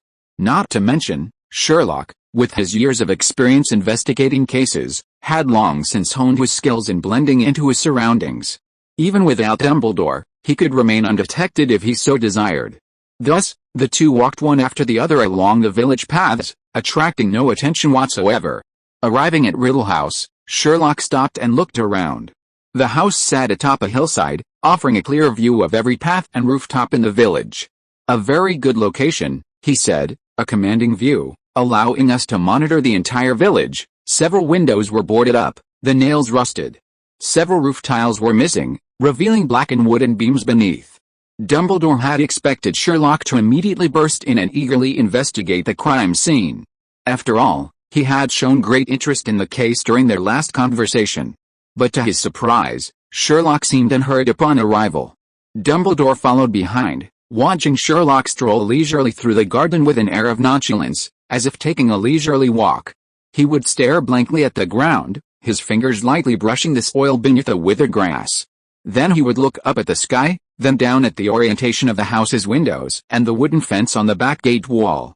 The planks of the fence were rotten, some even broken off and lying on the ground. He would bend down to examine the cracks in the corners of the walls, reaching out to touch the ivy that covered the walls. The vines were long since withered, their dark green leaves curled up. Sherlock circled back to the front gate, frowning as he examined the carvings on the door panels. The brass rings on the front gate had long lost their luster, covered in a thick layer of dust, clearly indicating that no one had lived there for a long time. Although covered in dust, the original exquisite craftsmanship was still evident. Before it fell into disrepair, this was definitely the most spacious and magnificent building for miles around. Finally, his gaze settled on the two-story cabin, and he walked straight towards it. "I need to investigate alone, Professor. You can wait for me at the door," Sherlock said to Dumbledore, turning back, before pushing open the door to the cabin. The door wasn't locked, it creaked open, kicking up a cloud of dust. Dumbledore stood at the doorway as instructed, not going in. He watched Sherlock pace back and forth inside, his fingers occasionally touching the furnishings, a worn-out wooden table, two chairs with missing legs, and gardening tools piled in the corner. Sherlock stopped twice, once crouching in the corner and staring for a long time, and another time giving a satisfied smile to a hook on the wall. Dumbledore didn't understand how Sherlock could possibly glean anything from these seemingly ordinary things. Yet, in the past 4 years, Sherlock had repeatedly demonstrated his keen observation skills. So he didn't ask, but patiently stood at the doorway, waiting quietly. He believed Sherlock would surely see many things he couldn't. About 10 minutes later, Sherlock emerged from the cabin, dusting himself off. "Alright, let's go check out the main house." To Dumbledore's surprise, Sherlock didn't enter through the front door. Instead, he went around to the back of the house and stopped by a door almost entirely obscured by ivy. He pushed it open, and it swung open easily. This surprised Dumbledore even more. Despite being his first time there, Sherlock seemed intimately familiar with every tree and blade of grass. He'd even found the back door so easily. The two entered through the back door and immediately went into the large kitchen. Although it was daytime, the room was as dark as a cave because the windows were boarded up. Only a few rays of sunlight filtered through the gaps in the boards, casting long, thin patches of light on the floor. The air was thick with a damp, musty smell, mixed with a stench of dust and rotting wood, making one wince. "Do you need lighting, Sherlock?" Dumbledore asked, raising his hand to cast a spell. "That would be best, thank you," Sherlock nodded. A soft white light shone from Dumbledore's fingertip. His illumination charm was naturally extraordinary. A bright white light appeared in an instant, like a high-wattage light bulb, illuminating the entire kitchen. The kitchen stove was rusty, the sink was covered in thick grime, and several broken earthenware pots were piled in the corner. The two quickly found the door leading to the corridor, and the hinges made a grating sound when they pushed it open.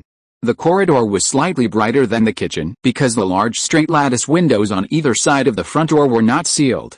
Sunlight streamed through the glass, casting diamond-shaped patches of light on the floor. However, the musty and dusty smells were stronger, and dust particles could even be seen floating in the sunlight. "Wait a moment," Sherlock suddenly stopped and took out a magical magnifying glass from his pocket, a gift from his friend. He crouched down and carefully examined the thick layer of dust on the stone steps. The magnifying glass refracted a faint light, illuminating the subtle traces within the dust. This time, Dumbledore clearly saw a satisfied smile on Sherlock's face. "Let's go." Sherlock put away his magnifying glass, stood up, and quickly walked up the stone steps to the landing. The landing was covered in dust, each step leaving a clear footprint. Sherlock glanced left and right, his gaze sweeping over the doors on either side of the corridor, then without hesitation walked to the far right end of the corridor and pushed open the innermost door. The moment the door opened, an even stronger musty smell wafted out.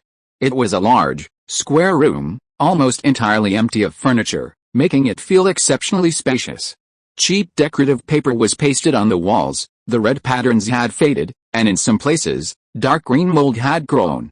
Large pieces of paper had peeled off the walls, revealing the yellowish-white walls underneath. To the right of the entrance was a beautiful fireplace. The white foam marble mantel, though covered in dust, still showed signs of its former elegance. In front of the fireplace lay a tattered rug, its pile matted, its color having changed from deep red to dark brown. A red candle stub sat at one end of the fireplace, its wick long since extinguished, leaving only solidified wax. The only piece of furniture in the room was an old armchair, placed directly in front of the fireplace. The armrests were worn, and the fabric had several holes, revealing the cotton wadding inside. The room had only one window, its glass so murky it looked as if covered in a layer of fog. Sunlight streamed through the glass, becoming dim and blurry, casting a somber hue over the entire room. Combined with the thick layer of dust, the room appeared even more gloomy and desolate. "Exactly as I thought," Sherlock said, his nimble fingers touching and pressing here and there. The same blank look in his eyes returned. However, Dumbledore noticed that this time Sherlock's examination was more thorough. In addition to examining the armrests of the armchair with his magical magnifying glass, he also took out a silver measuring tape from his pocket and carefully measured the distance from the fireplace to the armchair, and then the distance from the window to the door. He even crouched down to repeatedly measure some scratches on the floor, but Dumbledore couldn't spot them at all. More than 10 minutes later, Sherlock put away his measuring tape and magnifying glass, dusted off his hands, stood up straight, and smiled easily. "It's hard to believe I'm actually thanking the police for not being smart enough," even though he didn't understand what Sherlock had just been doing. Based on Sherlock's behavior over the past 4 years, Dumbledore knew that every subtle action he took had a practical and clear purpose. So, what do you think about this missing person case, Sherlock? Sherlock's words surprised Dumbledore. First of all, Professor, I need to correct you on one point. This isn't a missing person case, but a murder. A murder, that's right, a murder. Sherlock's tone was firm, his gaze sweeping across the room as if reconstructing the scene of the crime. That old muggle, if I remember correctly, was named Frank Bryce, the gardener at Riddle Hall. He was murdered at the end of July last year, and this is the primary crime scene. Dumbledore quietly watched Sherlock, awaiting his next words. Sherlock didn't disappoint him, rattling off his deductions in one breath. The victim was over 70 years old, with a weak right leg, walking with a limp even with a cane. He was also severely deaf, and the village boys always bullied him. On the night of his murder, he was standing by the pool filling a hot water bottle. I deduce he was trying to warm his stiff knees. Then he noticed a light coming from this house and mistook it for the boys who bullied him breaking into Riddle Hall. Sherlock sighed. He picked up the key and followed the path we just took to this room. Unexpectedly, he ran right into Voldemort and his henchmen, or rather, allies. Sherlock looked at Dumbledore and emphasized again, so this was an accidental murder, not premeditated. They didn't intend to kill him, they only did it to silence him after being caught. However, judging from my understanding of Voldemort's character, he is currently unpredictable and it's quite possible that the killing was just an impulse, without even the motive of silencing witnesses. Dumbledore looked deeply at Sherlock, his eyes filled with surprise and admiration. Chapter 563 Searching for him 1,000 times in my dreams. The fire crackled in the fireplace, its orange-red light dancing on the beams of the room of requirement. It was the last day of the Christmas holidays, and the Gryffindor common room was overflowing with people, all frantically rushing to finish their homework. In this atmosphere, Sherlock decided to gather his 3 friends and head to the room of requirement. Harry and Hermione already knew about the place, but this was Ron's first time there. He was extremely surprised that Hogwarts had such a mysterious place. My goodness, Sherlock, I never knew there was such a wonderful place in the castle. He looked around confidently. Harry, Hermione, I bet you a galleon that even Fred and George don't know about this place. Noticing that Harry and Hermione didn't seem as excited as he was, Ron asked curiously, why don't you two seem surprised at all? A question slowly rose in his mind, and he looked at Harry and Hermione with a shocked expression. You didn't already know, did you? How could we? Harry sensed something was off about Ron's tone and quickly said, just like you, he lied. It was a white lie. In their haste, their words became less refined. Hermione, noticing Ron's suspicious gaze, slowly said, we are certainly amazed by the structure of this mysterious house, but I'm more interested in Sherlock and Professor Dumbledore's experience. Exactly, Harry inwardly applauded Hermione. I'm more interested in how Sherlock solved the case, Ron agreed. After all, it was Sherlock and Dumbledore who went out to investigate alone. Sherlock leaned back in the soft velvet sofa, observing the scheming among his 3 friends. He didn't see anything wrong with telling Ron that he was the last to know about the room of requirement. Why insist on a first-come, first-served basis? Even if Ron felt uncomfortable, that was his own problem, he could adjust his mindset later. However, seeing Harry and Hermione so kindly considering their friends' feelings, Sherlock didn't expose them. He fiddled with his magic magnifying glass and began his narration. From the moment they paraded onto that country road, through their arrival at Little Hangleton, their entry into Riddle House, and finally their conclusion to Dumbledore, this wasn't a missing person case, but a murder. And the killer had already surfaced. Throughout this, Harry, Hermione, and Ron sat around the coffee table, their eyes fixed on Sherlock, forgetting even to sip the foam rising from their butterbeer glasses. After recounting the entire process of reconciling the case with Dumbledore at Riddle Manor, Sherlock tapped the table lightly with his fingertips and looked up at his 3 friends. Actually, after seeing the scene at Riddle Manor, I already had a clear understanding of the case. However, after leaving the manor, Dumbledore and I still went to the local police station to retrieve the case files. After all, nothing is more important than directly obtained evidence. Of course, this trip to the police station was not in vain. The information obtained there completely confirmed my deductions. As for the tedious process of reviewing the files, there's no need to go into details here. I have a question. Ron suddenly raised his hand like a schoolchild answering a question in class. Does the Muggle police station really give you access to information so easily? I know that if it were the Ministry of Magic, they certainly wouldn't let you touch the case reports so readily. My dear Ron, have you forgotten that Dumbledore and I are both wizards? Sherlock raised an eyebrow, a faint smile playing on his lips. Huh? Ron blinked, his eyes as blank as Neville's. Hermione sighed helplessly. Sherlock means that Professor Dumbledore must have used magic. Oh, Ron suddenly realized, quickly touching his nose and looking at Sherlock somewhat embarrassedly. I forgot about that. Sherlock, is that really true? Dumbledore used magic on the police. Hermione is right. Sherlock nodded. In fact, that police chief named Covenant is a rather shrewd woman, and she was quite difficult to deal with at first. But after Dumbledore showed her a piece of paper, she immediately opened the floodgates for us, giving us whatever we wanted. What was written on that piece of paper? Harry leaned forward, his eyes full of curiosity. Nothing was written on it, just a completely blank piece of paper. Sherlock smiled slightly, his fingertips waving in the air, but when Dumbledore handed over the paper, he suddenly waved his wand. The three friends instantly understood. The fireplace light shone directly on their faces, clearly showing the understanding in Harry's eyes, Hermione's thoughtful nod, and Ron's exaggerated gaping mouth. Clearly, Dumbledore had cast a clever confusion charm, fooling the poor commissioner of the Covenant. Sherlock leaned back, sinking into the soft sofa, his gaze sweeping over the three curious faces. He spoke quickly. The victim, Frank Bryce, was the Riddle family's gardener, living alone in a dilapidated cabin in the Riddle mansion's courtyard. After returning from the battlefield, Frank worked for the Riddles, his leg becoming so stiff he wouldn't obey him, and he was particularly averse to crowds and noise. This information was extracted from the vast amounts of tedious and useless information in Muggle newspapers, and it perfectly matched my findings at Riddle Mansion. For example, the shallow marks left by his cane rubbing against a floor, and the gray hairs in the gardener's room. Sherlock, could you explain it more clearly? Ron asked, rubbing his nose, somewhat puzzled. It's simple. Sherlock pointed to his fingers, listing the clues one by one. I examined the hair closely with a magnifying glass. There was almost no melanin in the hair follicles, and the ends were split, typical characteristics of elderly hair. So I deduced he was at least 70 years old, and later, when I checked the police files, I confirmed that he almost turned 77 last year. Also, there was a hook by the door of his cabin, and the key mark was heavily rusted, indicating that the key had been hanging there for a long time and used frequently. Below the mark, on the wall, there was a vertical dust layer, just up to an adult's chest, the result of wearing down a cane over a long period. All of this shows that Frank's lifestyle was already fixed. Sherlock paused, picked up a butterbeer from the coffee table, took a sip, and continued, and the footprints in the room, to be honest, those cops weren't very smart, which actually helped me a lot. When they investigated, they didn't enter through the back door of Riddle House. They didn't even realize that the room was the crime scene.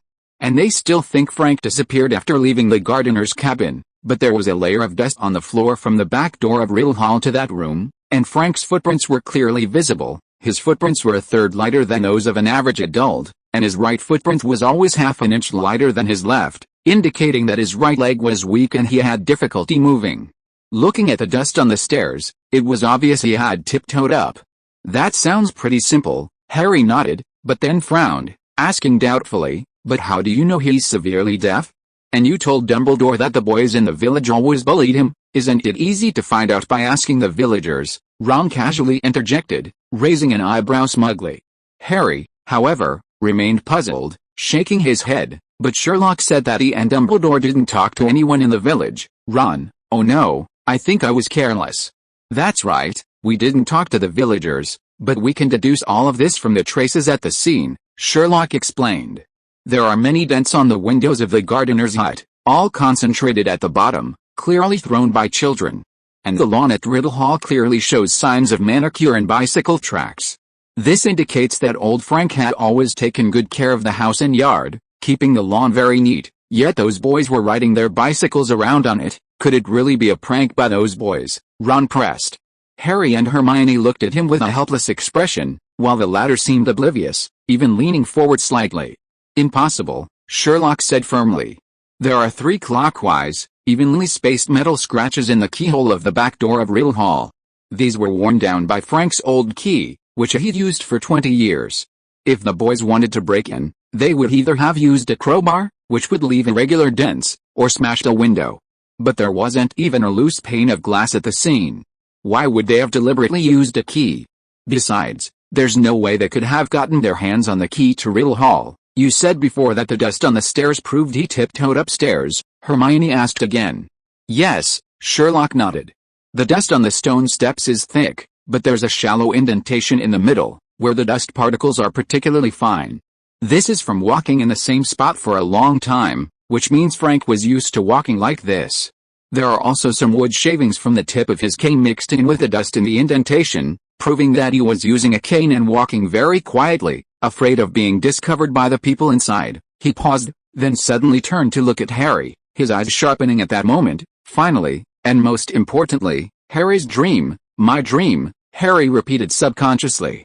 That's right, your description of that room in your dream is almost exactly the same as the room layout I saw in Riddle Hall. Hermione immediately pressed. Sherlock, did you think of this as soon as you saw that house? To be precise, I thought of it before I even entered the room, Sherlock replied.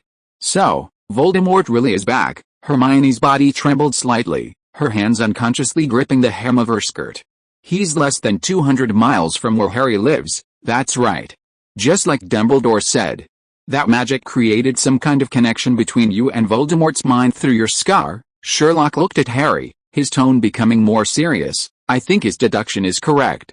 Whenever your scar hurts, it's either because Voldemort is very close to you, or he has a strong desire for revenge. This was already evident when we confronted Quirrell in our first year. Hearing this, Hermione and Ron couldn't help but turn to look at Harry, their eyes filled with worry. Harry's heart sank as well. His fingers unconsciously touched the scar on his forehead. Sherlock was right, except for the time last summer when he was awakened by the pain of his scar. The most recent times were all in his first year. At the time, he initially thought it was caused by Snape. But Sherlock astutely pointed out the blind spot. Quirrell was sitting next to Snape. Later, it turned out that Sherlock's deduction was correct. Voldemort was stuck to Quirrell's head. He was observing Harry through Quirrell at the time. The confrontations with Quirrell and Voldemort in the Forbidden Forest and the Philosopher's Stone room had caused his scar excruciating pain, making it impossible for him to concentrate on anything else. Therefore, it was now certain that this scar allowed him to see real events through Voldemort's perspective. The scenes in his dreams were all real. Sherlock continued, this connects all the clues. There's only one truth. Frank, the victim, woke up that night because of leg pain and wanted to fill a hot water bottle to warm his knees. He saw light in Riddle Hall. Being dutiful, he assumed it was a prank by the boys, so he took his keys, used his cane, and went over. He tiptoed upstairs, only to stumble upon Voldemort and his allies, and was ultimately silenced. The police files, the evidence at the scene, and Harry's dream, all three corroborate each other. This is definitely a murder, not a missing person case. The three friends exchanged bewildered glances. The discussion about the case ended there. However, the impact of this incident didn't end there. On the first day of the new term, Harry went to class carrying his books, parchment, and quill as usual, but also burdened by this heavy weight. Voldemort's power was growing, he had new allies, and in some unknown place, he would soon return. The truth, like a heavy golden egg, made him unable to muster any energy in the first few days of school. Harry's low spirits were noticed by Hermione and Ron, who were deeply worried. They both tried desperately to cheer him up. Hermione went to Cho Chang, and Ron went to Ginny. But even with the two school beauties' gentle comforting words and almost giving him everything, they still couldn't rid Harry of his worries. Until Sherlock found him. Chapter 564. As long as Holmes intervenes, everything will be alright. What did you say? You have a new lead. The stone walls of the castle corridor were cold, hard gray, and the afternoon sun cast long, narrow patches of light on the floor through the high windows. When Harry heard Sherlock's words, his previously slumped shoulders seemed to tighten as if pulled by invisible threads, and he stared wide-eyed at Sherlock. What did you say? A new lead. He had been wondering why Sherlock had sought him out for a private chat.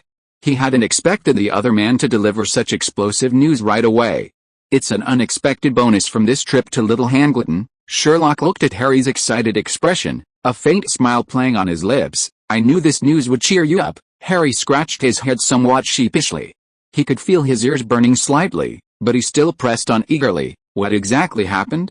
Tell me quickly. Sherlock didn't keep him in suspense, stating his conclusion directly. Having finally gotten the chance to look through the files at the police station, I went through a lot of information about the victims. Unexpectedly, I actually found some useful information. It's a case from 50 years ago. Sherlock leaned against the stone wall of the castle corridor, saying softly, "It's this case that turned Riddle Hall from a once grand mansion into this desolate and dilapidated state." Harry's eyes widened involuntarily upon hearing Sherlock's words. He hadn't even noticed this when Sherlock recounted his trip to Little Hangleton a few days ago. Sherlock continued, 50 years ago, the Riddle family of three, the Riddle elders and Tom Riddle, who was then a young man, died under mysterious circumstances. The initial suspect was none other than Frank, one of the victims in this case, who was then the gardener at Riddle Manor. Frank killed Voldemort's grandparents and father 50 years ago. Harry's eyes widened in astonishment, completely unable to believe his ears. Sherlock shook his head. According to the case file, on a clear summer dawn, the Riddle family of three were found dead. They were first discovered by a maid at Riddle Manor. Frank was identified as a suspect because of his aloof and unsociable nature. Furthermore, he had a key to the back door of Riddle Manor, and there were no signs of forced entry at the scene of their deaths. Therefore, both the police and the villagers at the time generally believed that Frank had sneaked into the manor while everyone else was asleep. Harry blinked. It sounded plausible, but something felt missing. It's the motive? Sherlock, once again, accurately saw through Harry's thoughts and stated the answer directly. Although murder cases, in legal definition and judicial practice, do not necessarily require proof of motive in the traditional sense, motive is often an important auxiliary basis for solving cases and convicting criminals, and the vast majority of murder cases are accompanied by traceable motives. But Frank, as the Riddle gardener, had no motive. The Riddles offered him a job after he left the battlefield, and he had no reason to kill his employer. Harry suddenly understood. Sherlock continued, theoretically, motiveless murder does exist, but it's extremely rare in reality and is mostly related to specific psychological states. And the Riddle family's autopsy report completely changed the situation. All three looked healthy, with no abnormalities on their bodies. The only suspicious thing was the look of terror on each of their faces, as if they had been scared to death.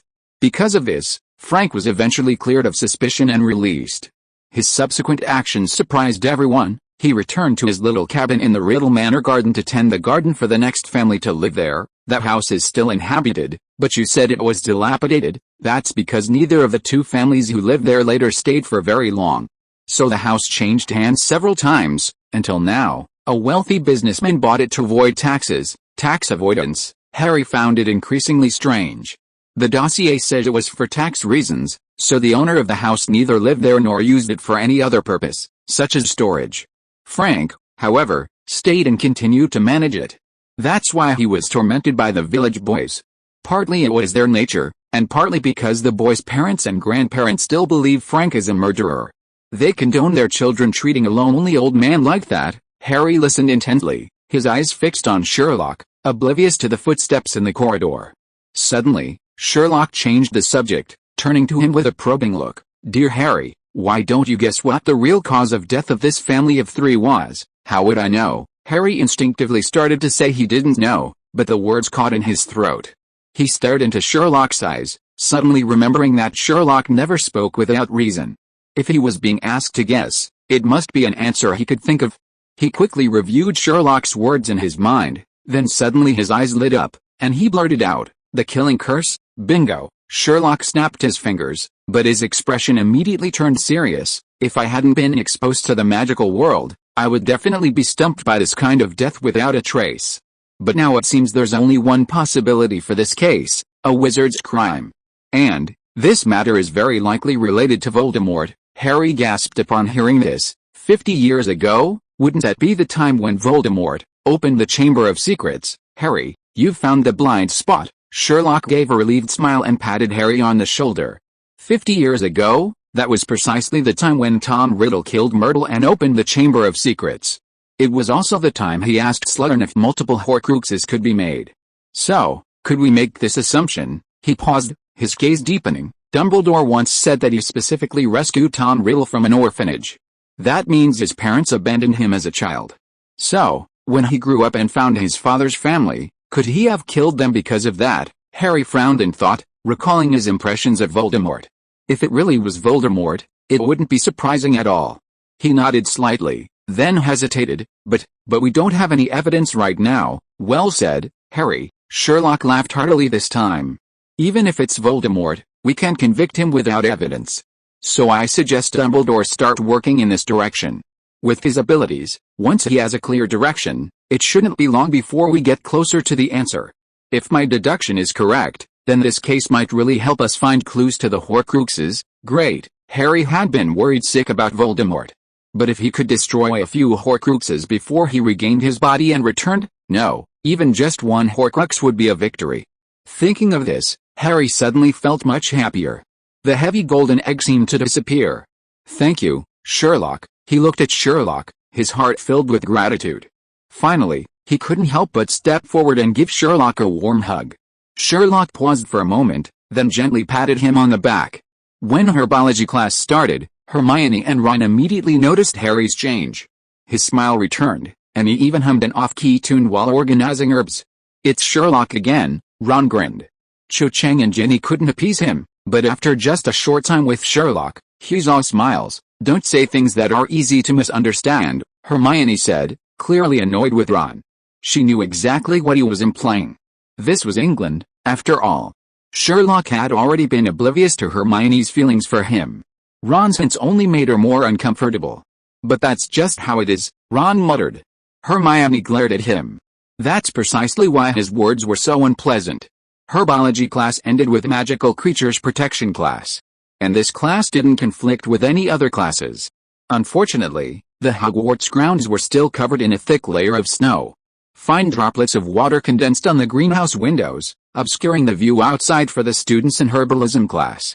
No one wanted to attend magical creatures class in this weather, even though it was already afternoon. Don't worry, Ron chuckled. Blastales will keep us warm. What are you talking about? Lavender asked curiously. Why would a Blastale keep us warm? Parvati and Lavender had become quite close to Harry and Ron lately. The reason, of course, was that they had been helping Harry and Ron with their divination homework. After dancing several dances with Ron at the Christmas ball, Lavender's relationship with him had grown even stronger, and she had become one of Ron's best female friends. As for Hermione? Sorry, she was just a buddy. So when Lavender spoke, Ron immediately laughed, because they'll chase us everywhere, and once they start running, they'll naturally get warm. Even if we don't run, they'll explode into a lot of sparks and set Hagrid's hut on fire. That would be so warm. Hearing Ron's explanation, the students suddenly became worried. Harry, you're close to Hagrid. Could you suggest he stop making us play with the bombtails? Parvati, hearing the students' discussion, also came over and said to Harry. Harry coughed awkwardly. Well, actually, I suggested it before, but he wouldn't listen. What, even you can't do anything about it? Seeing Harry's frustration, the students turned their attention to Sherlock Holmes. Sherlock, why don't you go? Yeah, Holmes, if you're willing to help, everything will be fine. Lion King, please save us. Hermione couldn't help but laugh at the sight. This shows how far Hagrid and his blast-tailed shells had pushed the lion cubs. However, knowing Sherlock as she did, she was certain he wouldn't do such a thing. Sure enough, Sherlock shook his head. Teaching is the teacher's job, we shouldn't interfere. Besides, I don't think lessons about blast-tailed shells are entirely useless. I knew it. Just as the students were showing expressions of regret, Sherlock changed the subject. But I think you probably won't see any blast-tailed shells today, huh? Hearing Sherlock's words, the lion cubs were immediately taken aback. Ron was the first to exclaim, Sherlock, did you kill all those blast-tailed shells? He had only said it casually. Unexpectedly, his classmates seemed to genuinely believe him. Well done, Sherlock, good job. As expected of the Lion King, you really didn't embarrass us. I knew it. As long as Holmes intervened, everything would be alright. Clearly, in their minds, Sherlock Holmes was the kind of person capable of such a thing. Seeing Sherlock's silent, smiling expression, Harry, Hermione, and Ron became somewhat flustered. As they walked towards Hagrid's hut after herbology class, Harry finally couldn't help but ask, Sherlock, you're not really going to give those blastales to Hagrid? Will be heartbroken. What are you talking about? Harry, Hermione, though defending Sherlock, sounded less confident. Sherlock wouldn't do that, would he? What are you two worried about? Ron said with a grin. Didn't you hear what everyone was saying? The Lion King should do it. Sherlock, however, pointed ahead. We're here, following Sherlock's finger. The little lions immediately understood why he had said they wouldn't see any Blastales in this class. An elderly witch stood at the entrance to Hagrid's hut, her grey hair cut short, and her chin very prominent. When she saw the young wizards trudging through the snow, she snapped, "Hurry up, the bell rang 5 minutes ago." Hermione looked at the witch in surprise, then instinctively turned to Sherlock and asked, "Sherlock, what's this?" Seeing the Gryffindor and Slytherin wizards approaching, the witch finally spoke. "I am Professor Grubland. Professor Hagrid isn't feeling well, so I'll be filling in for him this protecting magical creatures class." The young wizards exchanged bewildered glances. Besides Professor Lupin disguised as a boy, was another professor needing a substitute every now and then? Could Rubeus Hagrid also be a woman? The thought made all the young wizards' expressions tense. Chapter 565 Give it to me. The thick snow crunched underfoot, and the biting wind whipped up snowflakes that stung their faces. Ron hunched his shoulders, and when Professor Grappland announced that Hagrid was unwell and unable to attend class, he couldn't resist elbowing Harry as he watched Professor Grappland's retreating figure. Hagrid unwell? Last time he got his hands bleeding from a dozen Blastales, and he was perfectly fine. His voice was low but full of mockery. Harry, staring blankly at the snow tracks on the ground, stumbled from Ron's elbow. Before he could even speak, Ron added, "I think he's heartbroken." Harry, you know what? You really have to admit.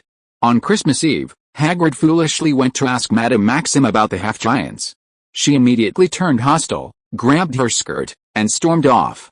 The relationship between the two, who had once had a chance to become a couple, plummeted to rock bottom.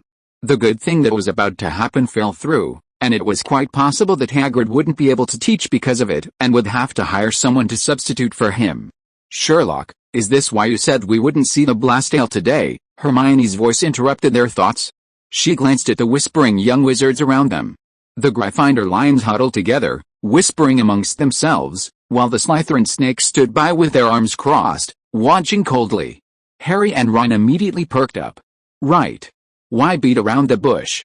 Wouldn't it be clear if they just asked Sherlock directly? First of all, Hagrid's absence from class isn't because of heartbreak. Or rather, it's not simply because of heartbreak. Secondly, I know about this because I went to see Dumbledore this morning, Sherlock said, looking at Harry. The latter immediately realized that the two must have been discussing Horcruxes. Finally, there was indeed a small problem with Hagrid, but it's still under Dumbledore's control. What problem? Harry and Ron quickly asked. You lot, stop chatting and keep up with me. Professor Grappland noticed their whispering and immediately glared at Sherlock and Harry. Harry and Ron, seeing this, had no choice but to temporarily suppress their curiosity and reluctantly follow the professor, who seemed to have a rather bad temper. Hermione shook her head helplessly and quickened her pace. She looked back at Hagrid's hut and saw that all the curtains were drawn. She couldn't help but wonder. Sherlock said Hagrid had encountered a minor problem. Was he inside now? Professor Grappland led them past the stables. Thick snow covered the wooden fence, and occasionally wisps of white breath from the horses drifted out from the gaps. Inside the fence, Bulkspitton's horses huddled together to ward off the cold. Their manes gleamed like satin in the snow, and their long tails occasionally flicked to brush off the snow. The group continued north, towards the edge of the Forbidden Forest. The closer they got to the Forbidden Forest, the denser the trees became, their bare branches stretching towards the sky like countless withered hands. When they reached a large, sturdy oak tree, everyone involuntarily stopped.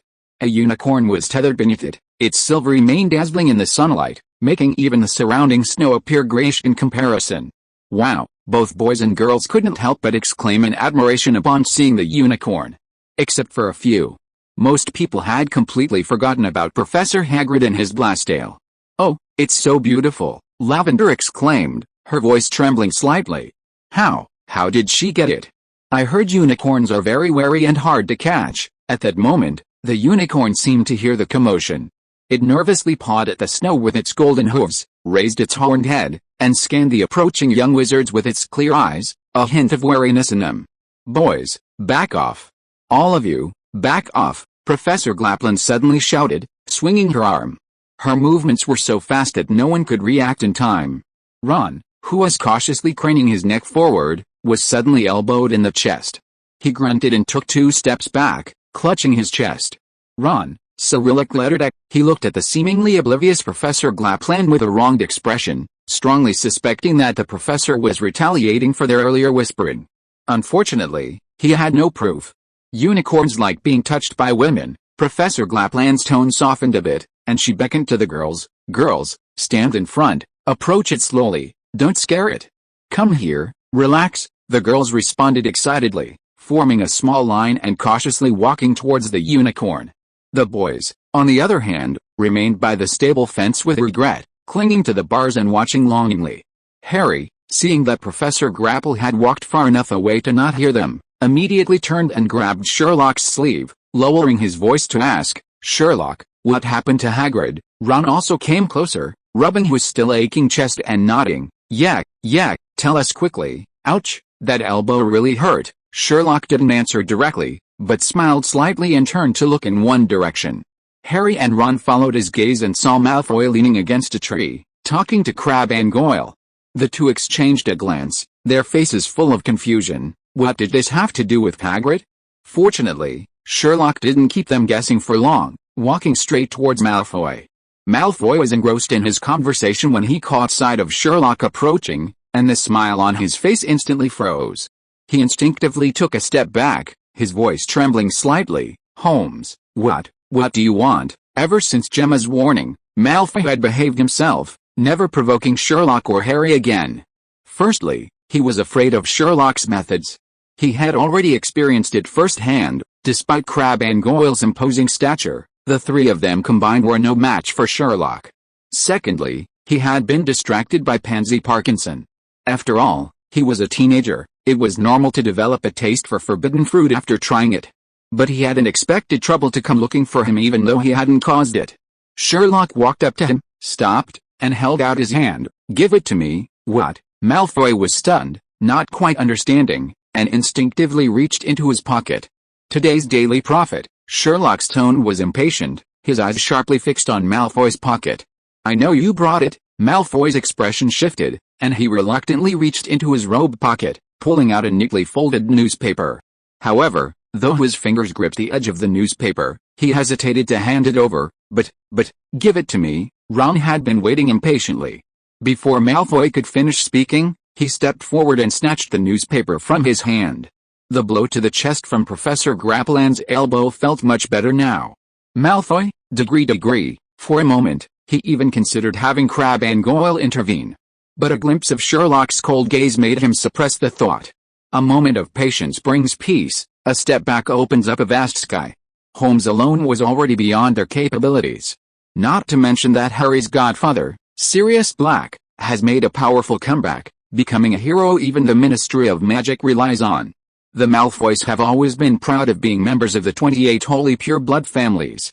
But compared to the Black family, the Malfoy family is truly insignificant.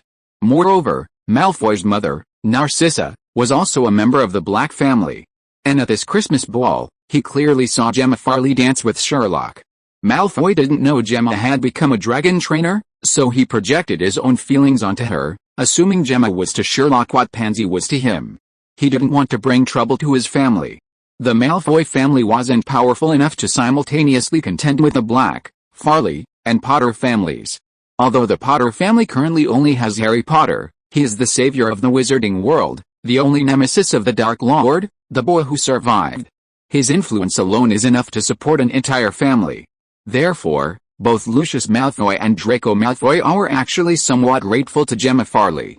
It was her reminder and warning that prompted Malfoy to apologize to Harry at school in time, preventing the conflict from escalating to a reconcilable point.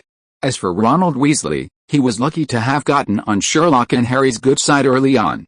So, he had to be patient. Sherlock and Harry both glanced at Ron with some surprise. When did he become so brave? However, Harry was quickly drawn to the newspaper. Not only him, but Neville, Dean, Seamus, and other boys who had no chance of getting close to unicorns all gathered around at the sight. The newspaper published an article with a photo of Hagrid. It was unclear how the photographer captured the moment, but the expression on Hagrid's face in the photo gave off a furtive feeling. Below the photo was the headline, "Dumbledore's Major Mistake, Special Correspondent Rita Skeeter reports, the eccentric Albus Dumbledore headmaster of Hogwarts School of Witchcraft and Wizardry, has always been willing to hire controversial teachers. Last September, he hired a highly controversial teacher to teach the protection of magical creatures class, Rupert Hagrid.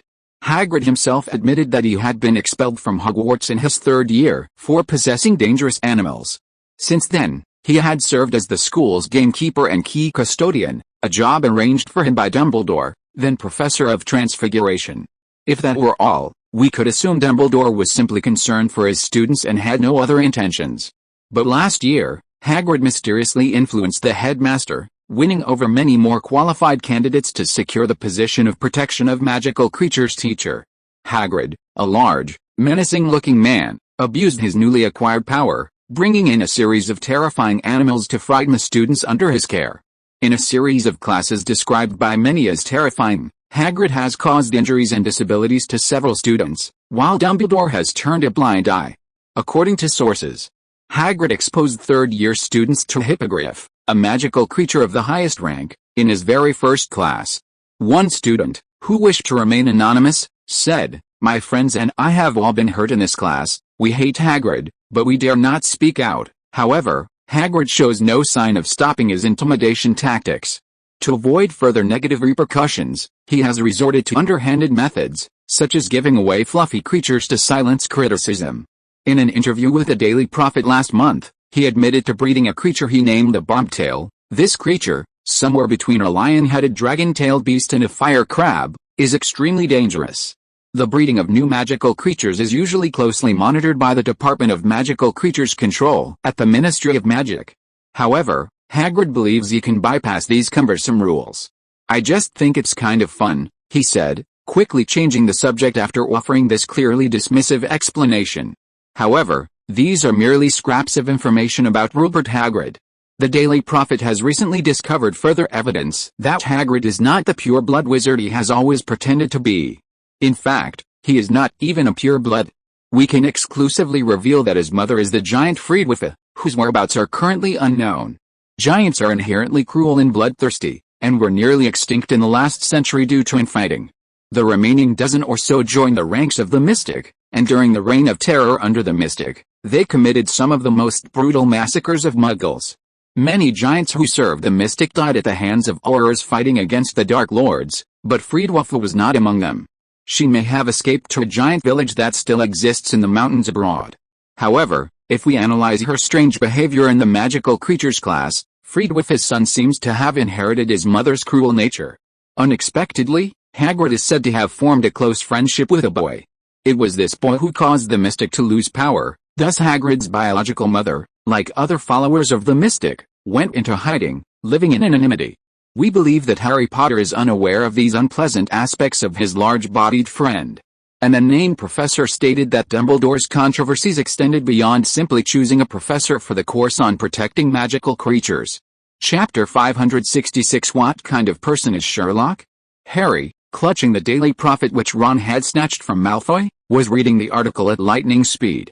The more he read, the more his face resembled Victor Crumb's, growing increasingly grim. It was Rita Skeeter again, and what she held in her hand wasn't a quill, but a poison needle. The article was full of nonsense. First, it claimed Hagrid was expelled in his third year for opening the Chamber of Secrets and releasing monsters, and that Dumbledore took pity on him and gave him a job as a gamekeeper. Then it said Hagrid used supernatural powers to secure a teaching position in the magical creatures class, frightening students with dangerous animals in class, and bribing injured children with fluffy creatures.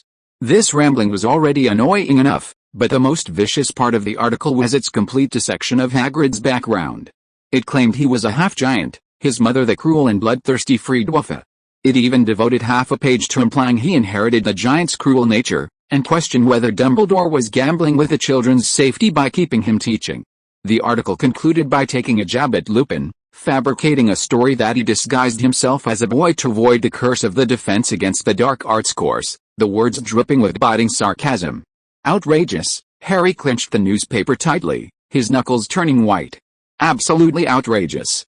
How could that old cow write something like that? How dare she? He didn't realize that in his haste, he had not only sworn but his voice was also trembling.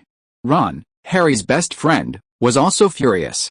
He glared at Malfoy, an unnamed student, That's you, Malfoy, isn't it? Malfoy shrank back, glancing cautiously at Sherlock.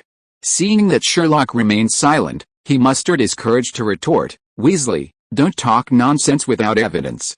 What proof do you have that I said that? Who else but you would spread such rumors? That's still no evidence. As a friend of the great detective Sherlock Holmes, you can't embarrass him, Malfoy, you. Besides, this student is absolutely right. Someone was indeed injured in the magical creatures protection class. As he spoke, he deliberately glanced at Dean, his smugness barely concealed. As everyone knew, Dean had been burned on the arm by sparks from a blastale. Although it was just a shallow scar, Malfoy's mention of it now made it seem like irrefutable evidence of Hagrid's negligence in teaching. As for the half-giant, Malfoy paused, a mocking smile playing on his lips, deliberately lowering his voice. Weasley, I advise you to think about it. If your parents knew their son was taking classes with a giant, would they agree? A half-giant teacher is only slightly better than a werewolf teacher, right? Ron's face instantly flushed red, trembling with rage. This bastard was right. Hogwarts really did have a werewolf teacher, Professor Lupin. But he couldn't say it aloud, so he could only clench his fists, glare at Malfoy, and exhale, Malfoy, you son of a bitch, are you all paying attention? Just then, Professor Glaplin's voice reached the boys, interrupting Ron's impending vulgarity. At that moment, all the girls were gathered around the unicorn, stroking it. Professor Glaplin was listing the unicorn's many amazing properties. Because the boys couldn't pass, she turned her voice up loud so they could hear her too. But when she noticed what was happening, she frowned. Seeing this, Ron abruptly interrupted his spellcasting, glaring indignantly at Malfoy. Harry's anger, however, was primarily directed at Rita Skeeter, not Draco Malfoy. He was so angry he couldn't utter a word. The Daily Prophet article trembled in his hands. After class, the little lions walked together into the castle. The girls were buzzing with discussion about the lesson. Parvati Petty couldn't help but say, I really wish this teacher could stay. This is what we envision a magical creatures protection class should be like, dignified animals like unicorns, not monsters like blastales. Her words were immediately echoed by the girls around her. Yeah, unicorn fur feels so soft, compared to it, blastales are trash. Professor Grappland explained it so clearly, much more interesting than Hagrid. What about Hagrid? Harry's voice suddenly rang out. Suppressed anger, like a pebble thrown into still water, instantly silenced the girls' chatter, and all eyes turned to him. Lavender Brown hesitated, then whispered, it doesn't really matter, does it? Even if he doesn't teach this class, Hagrid is still the gamekeeper and keykeeper. She trailed off, noticing Ron's glare. His eyes were like they wanted to devour her, so she quickly swallowed her words and lowered her head, not daring to utter another sound. She thought to herself that it wasn't that she cared about Ron's opinion, but rather that Harry was a champion of the Triwizard Tournament, and she had to give him some face. Hermione only arrived hurriedly after everyone had entered the Great Hall. As soon as she saw Sherlock and Harry, she slammed her book on the table, her eyes sparkling. Today's class was so interesting. Half of what Professor Glaplin talked about unicorns, I'd never even seen in Fantastic Beasts and Where to Find Them. I stayed until the end to ask her so many questions, and she even recommended a book to me called The Study of Unicorn Habits. She chattered on for a while before noticing Harry and Ron's gloomy faces. She paused and asked, so, what were you arguing about in class earlier?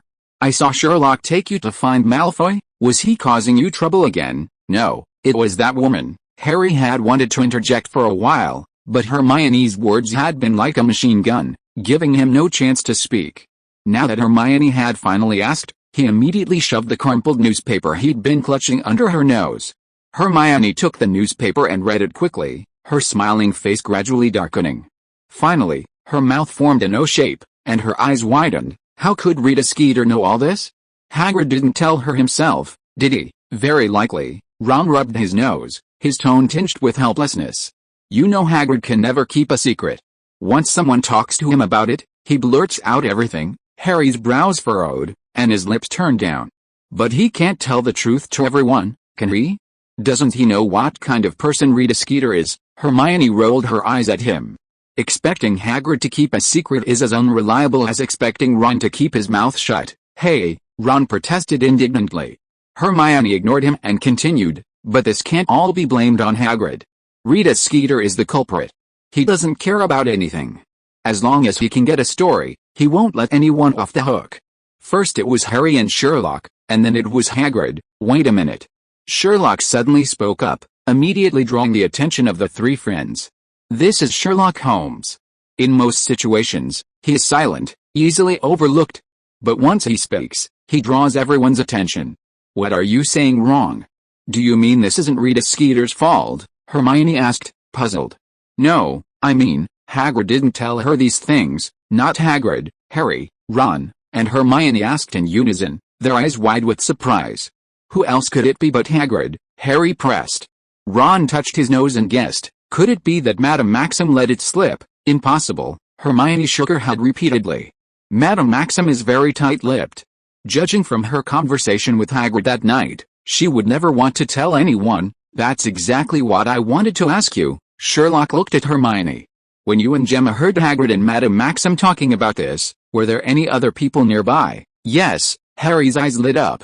Maybe Rita Skeeter was in the garden at the time and overheard them. Impossible, Hermione immediately retorted, her cheeks suddenly flushing as she spoke of the garden, her voice lowering slightly. There were quite a few young couples in the garden talking in the grove.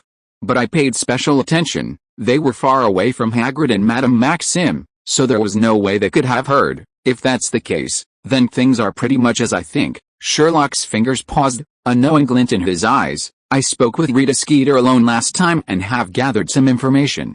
Now we just need one crucial piece of evidence. What evidence? Harry leaned closer, his eyes filled with anticipation. Once we find this evidence, we can shut her up forever, so she can never write such nonsense again. No. Harry jumped up, the chair legs scraping against the floor. Don't do anything stupid. It's not worth it for someone like her. His actions drew the attention of those nearby. Ron quickly pulled Harry back down to sit. Hey, buddy, what are you doing? Sit down. Harry realized he'd lost his temper, but Sherlock's words reminded him of Sirius's words. He'd advised Sirius against it, not wanting his best friend to go down a path of crime because of a woman like her. Yet, Sherlock, don't bother with her, Hermione quickly chimed in, unconsciously tugging at his sleeve. She's just a clown. Ignore her, and she'll get bored. Ron nodded. That's right, let her write whatever she wants, we'll just ignore it. No need to take it seriously. What are you thinking? Sherlock looked at them with a strange expression, a faint smile playing on his lips. You don't actually think I'm going to kill her, do you? Cough, cough, cough. The three coughed simultaneously, their eyes darting away. For a fleeting moment, they had genuinely thought so. After all, Sherlock had said something like, when the law fails to bring justice, private revenge becomes justified, even noble. It perfectly matched their current situation. But since Sherlock had said that, their anxieties subsided. They picked up their knives and forks, but the roasted potatoes on their plates lacked their usual aroma. For the next week, Rupert Hagrid was nowhere to be seen. The magical creatures protection class was still taught by the strict Professor Grappleand, who always arrived 10 minutes early and explained the points clearly, ensuring even the most mischievous students didn't dare to lose focus. Usually, Hagrid could be seen at the edge of the Forbidden Forest. He was either carrying a sack, bringing food to the magical creatures, or walking with toothpick. But now, the edge of the Forbidden Forest was deserted, with only the cold wind swirling fallen leaves. More importantly, even at mealtimes, the seat next to Hagrid at the faculty table remained empty. During this time, Harry, worried about Hagrid, asked Ron to go with him to the Golden House to find Hagrid and try to persuade him to return to teaching. He didn't ask Hermione because his initial plan was to tell Hagrid that everyone wanted him back. However, Hermione said that occasionally attending a magical creatures protection class taught by Professor Grappleand wouldn't be a bad idea. Then, she was frightened by Harry's angry glare and quickly expressed her desire for Hagrid's return. Even so, Harry could tell that Hermione wasn't being sincere, which is why he didn't ask her to go with him. As for Sherlock, he never showed empathy, so it was perfectly normal for him to say that Professor Grappleand was more suitable to teach magical creatures protection than Hagrid. So, in the end, Harry and Ron went to Hagrid's hut alone. Unfortunately, they practically knocked the door off, but all they heard was a low, guttural bark. Hagrid didn't appear. This caused Harry's mood, which had just improved somewhat due to the Horcrux clues, to plummet again. One major reason was that almost everyone believed Professor Grappleland was a better fit than Hagrid to teach the course on protecting magical creatures. Although Hermione avoided the topic in front of him, Harry knew she never hesitated to bring it up when alone with Sherlock. In fact, even Harry himself knew they were right. Since Sherlock stopped offering advice, Hagrid had made the course rather uninteresting. Especially this year with that inexplicable Blastale. He just couldn't get over it. Until mid-January, when it was time for their trip to Hogsmeade. If you are listening to this novel on a channel other than Fanfic World, it means it was downloaded and re-uploaded without effort. We warmly invite you to visit our channel, Fanfic World. There you will find the original version of this story and many other novels of various genres. We look forward to seeing you dive into a world of incredible novels. Chapter 567 The Devil's Whisper. Sherlock, you're going to Hogsmeade too? Hermione was quite surprised when she heard that Sherlock planned to go to Hogsmeade with the others. In her memory, unless there was a special reason he had to go, Sherlock never wanted to set foot in that wizarding village. He always commented with a somewhat disdainful tone that the only pure wizarding village in all of England was nothing more than an ordinary place filled with mediocre sweets and boring gossip. Just as you guessed, I wasn't planning on going there. Sherlock saw right through Hermione's thoughts. If some cases happened there, it would be somewhat interesting. Then why? Because I've been really bored lately. Sherlock leaned back lazily and started counting on his fingers. The secret of the golden egg has been solved. Dumbledore is still looking for clues in old cases, and the regular teaching content has long been finished. Gemma just happened to invite me to Hogsmeade Village, so I might as well go and take a look. Oh, it was Gemma who invited me. Hermione suddenly realized, her hands at her sides secretly tightening her grip on her skirt. Then I won't go. The common room is empty, quiet and peaceful, and I can read for a while. Why not? Harry looked up from the wizarding chessboard, his face full of confusion. When is reading not allowed? Didn't you always spend your weekends in the library? You said it yourself. That was before, old Harry. Ron patted Harry's shoulder, winked, and lowered his voice. It's different now. Whenever Hermione enters the library, Krum inevitably follows. And once he's there, his fan club swarms in, making it impossible for Hermione to concentrate on her studies. But he can't get into the Gryffindor common room. Krum still won't give up. Harry's eyes widened. But you already rejected him? Hermione shook her head slightly, clearly unwilling to discuss the topic further. Krum was indeed a reason. But after arriving at the library, he didn't approach her. He simply stayed quietly reading in a corner. In this situation, Hermione was helpless. The library was a public place, and she couldn't stop him from coming. She wasn't that unreasonable.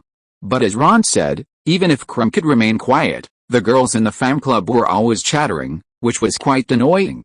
Hermione couldn't be as engrossed in her books as Sherlock, oblivious to her surroundings. However, an even more important reason was Gemma. Since her return, she had consistently acted with generosity and propriety. She'd even helped her at the Christmas ball, so she really didn't want to get in the way when Gemma invited Sherlock. But this thought only lasted an afternoon. As evening fell and the setting sun bathed the castle corridors in a warm gold, Gemma suddenly appeared in Hermione's usual path. Going to Hogsmeade Village together, Hermione stopped in surprise, almost dropping the book-forgotten ancient magic and spells in her hand. Didn't you already invite Sherlock? If I invited Sherlock, can't I invite you too? Gemma smiled and approached, sunlight falling softly on her chestnut hair. Speaking of which, Sherlock specifically sought me out a few days ago, asking a question that concerns both of us. Concerns both of us? What question? Hermione blinked, her curiosity instantly piqued. She didn't think Sherlock would ask about matters of the heart. Gemma's smile deepened. It's about Hagrid and Madame Maxim. Hermione immediately understood. Did he ask you if you saw anyone else when Hagrid and Madame Maxim were talking? Yes, it seems he asked you the same question. Gemma's voice carried a hint of certainty. I can sense that Rita Skeeter has angered Sherlock. She won't be able to cause trouble for long as he doesn't do anything reckless. Hermione sighed. However, she still didn't understand why Gemma invited her along with Sherlock. Dear Hermione, love is both selfish and selfless, Gemma said slowly, as if reading her mind. To love someone is to love them completely. Her tone was gentle, yet carried an undeniable seriousness. Gemma, you might as well be more explicit. Hermione's cheeks flushed slightly, and her heart inexplicably quickened. When it's possible, No woman wants to share her beloved with someone else. That's the selfish side of love. Gemma took a half step forward, lowering her voice even further. But from another perspective, if it's destined not to be possible, then it's better to. Hermione immediately understood. Her face flushed crimson, like a ripe apple. She hurriedly interrupted Gemma, her voice trembling with panic. I'll go with you. I'll go with you. Okay, I knew it. You're so smart, you'd understand. Gemma smiled even more broadly, and while Hermione was still shy and lost in thought, she quickly planted a soft kiss on her cheek. Hermione, Greek letter Omega. Saturday dawn came exceptionally early. Before it was fully light, Hermione, lying in bed, suddenly opened her eyes. Gemma's words from yesterday still echoed in her ears, especially the phrase love is both selfish and selfless, like a devil's whisper, repeatedly swirling in her mind. Unable to sleep, she sat up straight and looked down. This semester, she felt she had indeed grown a lot, in every way. Even so, Gemma's words yesterday still deeply moved her. She truly hadn't expected a girl as outstanding as Gemma to have such thoughts. Gemma was a prefect, student council president, and a distinguished graduate, the center of attention wherever she went. Yet even Gemma, when faced with Sherlock, was willing to compromise. Hermione couldn't help but sigh inwardly. She could only say that Sherlock Holmes was incredibly charming. Since she was no longer sleepy, Hermione hurried to the great hall, wrapped tightly in her cloak, just as dawn broke. But upon entering, she was surprised to find that someone had already arrived before her. Sherlock, Harry, and Neville were sitting at the long table, with hot milk and bread in front of them, clearly having just returned from morning exercise. So you've decided to go to Hogsmeade? Sherlock's gaze swept over Hermione, his gray eyes knowingly reading her mind. Hermione wasn't surprised he could see through her. She nodded and said simply, Gemma saw me yesterday. Sherlock's face remained expressionless, as if he had expected it. But Harry immediately looked up, his face full of doubt. Gemma wants you to come to Hogsmeade with her. After receiving Hermione's confirmation, Harry's eyes widened, his mind filled with confusion. What are these girls up to? Are they really planning to share Sherlock? But he quickly dismissed the thought. Sherlock could definitely handle this, he didn't need to worry about it. Unlike Sherlock, Harry had several reasons for wanting to go to Hogsmeade. One reason was that Sherlock had already solved the secret of the golden egg. Just 2 days ago, Cedric had specifically sought them out. This time, he fully demonstrated his captaincy, saying he had a good grasp of how to breathe underwater for an hour. Another reason was Hagrid's situation. Hagrid often liked to sit at the Three Broomsticks when he was in a bad mood. Harry thought he might run into him at Hogsmeade and persuade him to return to school. Of course, seeing Sirius Black every time he went to Hogsmeade was also a major reason. A little while later, Ron, Dean, and others arrived at the Great Hall. After breakfast, almost all the students in their third year and above crossed the cold, damp playground towards the school gates. But as they passed the Durmstrang ship moored on the lake, they encountered an unexpected person, Victor Krum. Krum walked from the cabin onto the deck, wearing only black swimming trunks. He was thin, but not in a weak way, rather, he was lean and powerful, every muscle clearly defined, perfectly matching the image of a top seeker. He nimbly climbed onto the gunwale, took a deep breath, stretched out his arms, and plunged into the icy lake with a plop. Sherlock raised an eyebrow, a smirk playing on his lips. Winter swimming? Interesting, he's crazy, Harry exclaimed, watching Krum's dark head bob in the middle of the lake. It's January, the water must be freezing. Dear Harry, I advise you to abandon that idea as soon as possible. Sherlock turned to him. What idea? What are you talking about? Harry asked, puzzled. Have you forgotten about the second activity? Harry gasped. Right, the second activity was also going underwater. So my suggestion is, once we get back from Hogsmeade, we'll add swimming lessons. Don't say such grand things so casually, Harry couldn't help but say. Ron's eyes widened. What? You're not kidding, are you? If you still want to win, Sherlock smiled slightly, but his eyes were serious. I remember you said your swimming skills aren't that great, but the second event doesn't start until February 24th, Harry quickly protested. There are still more than 5 weeks until then, and the weather won't be so cold, and didn't Cedric say he's already got something in mind? Ron added. Sherlock stopped and slowly turned his head, his gray eyes fixed on the two of them. Harry and Ron felt uneasy under his gaze and couldn't help but shrink back. What's wrong? People have to rely on themselves. Sherlock's voice slowed down, becoming somewhat solemn. Given Crum's current performance, I don't think we can gain an advantage in the second event. Demstrong is in Northern Europe, where winters are much colder than here, Hermione added aptly from the side, her tone tinged with helplessness. I think the lake water is still quite warm for him right now. Harry fell silent. If he hadn't participated in the competition, it wouldn't have mattered, but since he had, he genuinely wanted to win. After a long while, he took a deep breath, raised his head, and his eyes hardened. I understand. When we get back from Hogsmeade, I'll learn to swim with you, but there are giant squid in the lake, Ron said, frowning and unable to contain his worry. Don't worry about that, Hermione smiled and shook her head, noticing Harry and Ron's gazes, and explained, have you forgotten about Dennis? He's Colin Creevey's brother. He accidentally fell into the Black Lake when school started, and was caught by a giant squid and pushed back to shore. Harry and Ron exchanged a glance, their faces showing thoughtful expressions. After passing Filch's inspection, the group arrived at the entrance of Hogsmeade Village and successfully met up with Cho Chang and Luna, who had come from Ravenclaw. Then everyone split up again. Even without Sirius, Sherlock, Hermione, and Luna were still in one group, while Harry, Cho Chang, and Ginny were in another. As for Gemma, who had arranged to meet Sherlock and Hermione, she had already gone to the Three Broomsticks to wait for them. Harry seems to be looking for someone, Hermione asked, watching Harry walking around the shops with Cho Chang and Ginny. Seeing Harry's hurried pace, showing no sign of shopping, she couldn't help but ask curiously. Looking for Hagrid, Sherlock said calmly, his gaze fixed on Harry's back. One of his main purposes in coming to Hogsmeade is to find Hagrid, Luna asked with some doubt, and after finding Hagrid?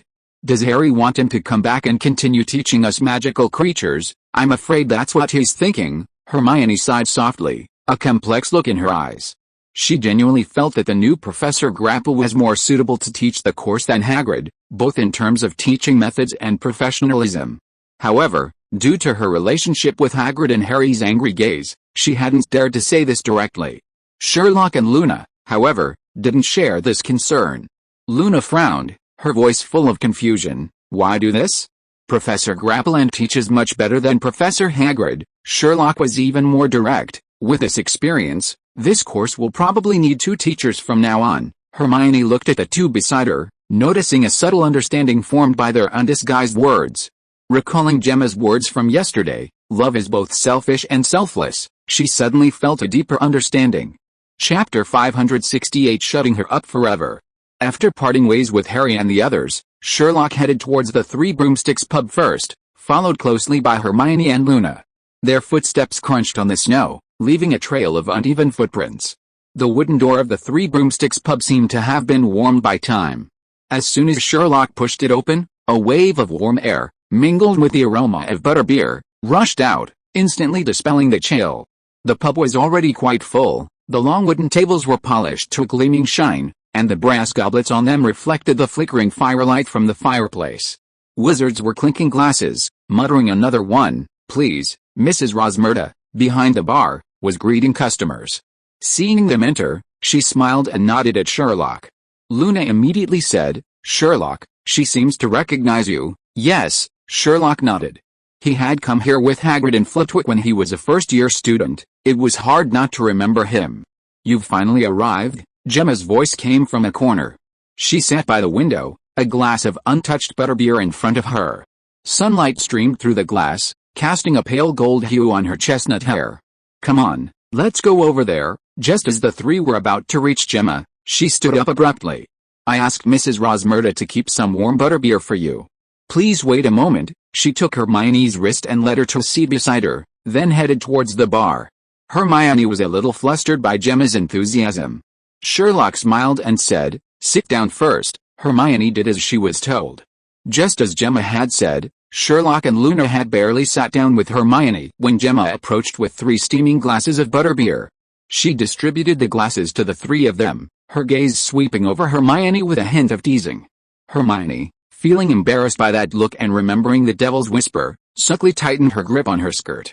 Sherlock's gaze swept across the table, quickly noticing that Gemma's butterbeer hadn't been touched. Have you been waiting long? Not long, about 15 minutes. Gemma picked up her glass, gently swirling the butterbeer inside, a little foam overflowing from the rim. Luna, without changing her expression, looked around, then asked curiously, "Gemma, is it always this crowded here?" As you can see, Gemma pointed to the bustling crowd, her fingertip lightly tracing the rim of her glass. The Three Broomsticks are arguably the most popular place in all of Hogsmeade. Unless they are particularly busy, almost everyone who comes to the village will have a few drinks here. Especially on weekends, it gets especially lively because of the Hogwarts students. Of course, that's also because of the bar's own excellent facilities. Luna nodded, then thought for a moment and asked, "Is Romania fun?" Her eyes sparkled, clearly curious about the dragon sanctuary Gemma had once visited. The huge leap between the two topics was nothing to her. "That depends on how you interpret the word fun. To me, it certainly is quite interesting," Gemma replied with a smile, then proceeded to recount her experiences as a dragon trainer in Romania. Her tone was lively, and at the most exciting parts, Luna couldn't help but gasp in surprise. Hermione was somewhat surprised to find that Gemma and Luna were getting along remarkably well. Luna's curiosity about magical creatures perfectly complemented Gemma's extensive knowledge. The two chatted back and forth, their conversation never stopping. After finishing the topic of dragons, Luna brought up Professor Grappland's time teaching in place of Hagrid. Hearing that Professor Grappland was highly regarded among the students, Gemma nodded, her tone becoming serious. "Wilmina Grappland, I know this professor. She graduated from Ravenclaw early in her career, achieving excellent results in both the Owl and Newt exams. Before Hagrid, the professor of conservation of magical creatures was Sylvanus Kettleburn. You didn't take his class, but at that time, Grappland was already Kettleburn's teaching assistant. Actually, after Professor Kettleburn retired, we all thought Grappland would take over his position. Unexpectedly, it was Hagrid who succeeded." Sherlock picked up his butterbeer, took a small sip, and said calmly yet with a hint of clarity, "That's why our Rita Skeeter's report had a certain popular support. Objectively speaking, Dumbledore's choice of Hagrid did have some personal connections involved." Hearing Sherlock's words, Gemma pointed out the key point without hesitation. "Actually, I think Professor Hagrid's knowledge of magical creatures is no less than Professor Grapple's, but in terms of teaching style, he's still a bit inferior." "Not a bit, but far inferior." Sherlock was more direct, giving a crisp assessment. "From my observations over this period, Grapple is knowledgeable and clear-headed, far more suitable for this position than Hagrid." Hermione couldn't help but sigh, putting down her glass. "Obviously, everyone thinks so. Last year, it was fortunate that he listened to Sherlock's advice at the beginning, otherwise he would have been exposed long ago. I think those fluffy creatures are quite interesting. It's a pity he sent so few this year." Luna suddenly burst into laughter, her silvery laughter particularly noticeable in the noisy pub. "Yes, that's why our Rita Skeeter said the student was bribed. That wasn't Hagrid's original intention, but it certainly achieved that effect." At this point, Hermione herself couldn't help but laugh. Sherlock and Gemma also laughed, and the surrounding air was instantly filled with a cheerful atmosphere. Meanwhile, Harry was in a terrible situation. After parting ways with Sherlock, he led Cho Chang and Ginny on a search of almost half of Hogsmeade. They finally confirmed that Hagrid wasn't in any of the shops. Fortunately, Cho Chang and Ginny understood his anxiety and didn't object to his single-minded search for Hagrid. In fact, the two girls were even offering him suggestions, which warmed his heart. Having friends like that was wonderful. What if he didn't come today at all? Someone his size would definitely attract attention if he came here, Ginny said dejectedly, biting into a strawberry-flavored candy stick and watching the wizards passing by. She had intended to buy several boxes of sizzling honey candies at Honeydukes, but Harry had been so focused on Hagrid that she hadn't even bothered to choose any. Cho Chang nodded in agreement, her breath quickly dissipating in the cold air. "Perhaps we could try waiting at the Hog's Hut or the Three Broomsticks? He might be there." Harry looked at Cho Chang with gratitude. Even if Cho Chang hadn't brought it up, he was already planning to say the same thing. "Harry, you really don't need to worry so much," Cho Chang said softly, looking at Harry. "As long as Dumbledore's around, Hagrid will be fine." "That's true, but he won't even see us right now," Harry said, sounding somewhat dejected. "Let's go back and look for him again today," Ginny said, raising an eyebrow before adding sharply, "If he doesn't open the door, we'll blow it up with magic." Harry and Cho Chang were immediately amused by Ginny's words. But after laughing, Harry suddenly realized it was actually a pretty good idea. Although breaking down a teacher's door sounded extreme, Harry believed that even if he did, Hagrid wouldn't put him in solitary confinement. Hagrid had avoided him first, Harry thought angrily. Next, Harry led Cho Chang and Ginny into a quiet alley. Their destination was the Hog's Head. Partly, as Cho Chang had suggested, to see if Hagrid was there. On the other hand, it was because he had arranged to meet Sirius at the Hog's Head.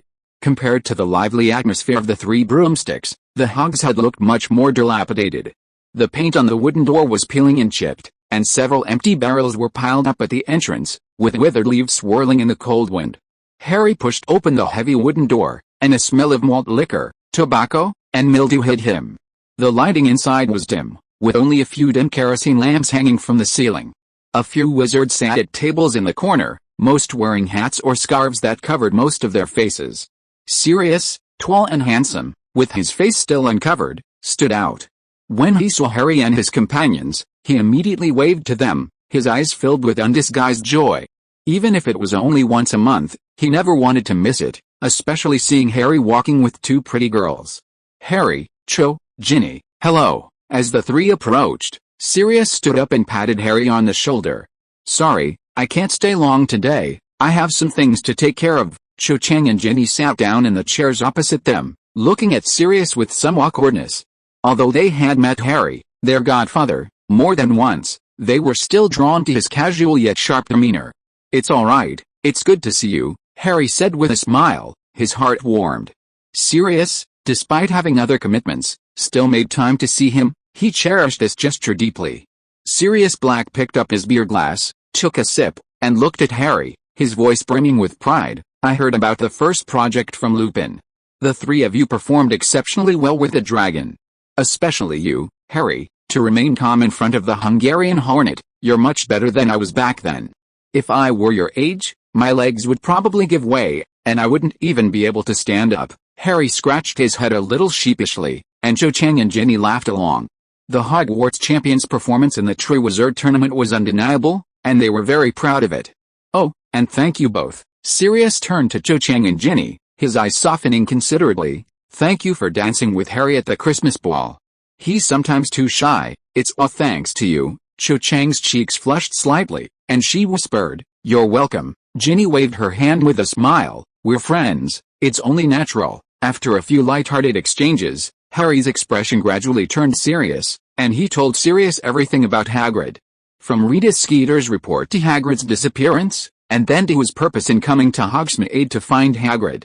I've read that report too. Sirius's face darkened, his fingers gripping his wine glass tightly. That woman Rita Skeeter, she still loves to stir up trouble. Harry, don't worry, I have a way to make her never dare to write anything again. Hearing the hint of ruthlessness in Sirius's tone, Harry was startled, knowing that his godfather was clearly genuinely angry. No, Harry immediately shook his head, his tone firm. Sherlock said he's already handling this matter, we just need to wait a little longer. Sirius had previously mentioned using drastic measures, but Harry had dissuaded him, and now he naturally didn't want him to choose that path again. Sherlock? What can he possibly do? Sirius asked curiously. I don't know, Harry sighed, but he said he'll soon shut her up forever, so she can never write such nonsense again. Shut her up forever? I like that. Sirius's eyes lit up. Since that's what the kid says, I might as well wait. Having successfully dealt with his situation with Peter Pettigrew, Sirius trusted Sherlock quite a bit. By the way, why are there only 3 of you? Did Sherlock come today? Oh, Gemma invited him and Hermione to the Three Broomsticks. Gemma? That's the Farley girl. Sirius couldn't help but laugh. So he already has 3 girls with him, as the saying goes. What is said without intention is heard with interest.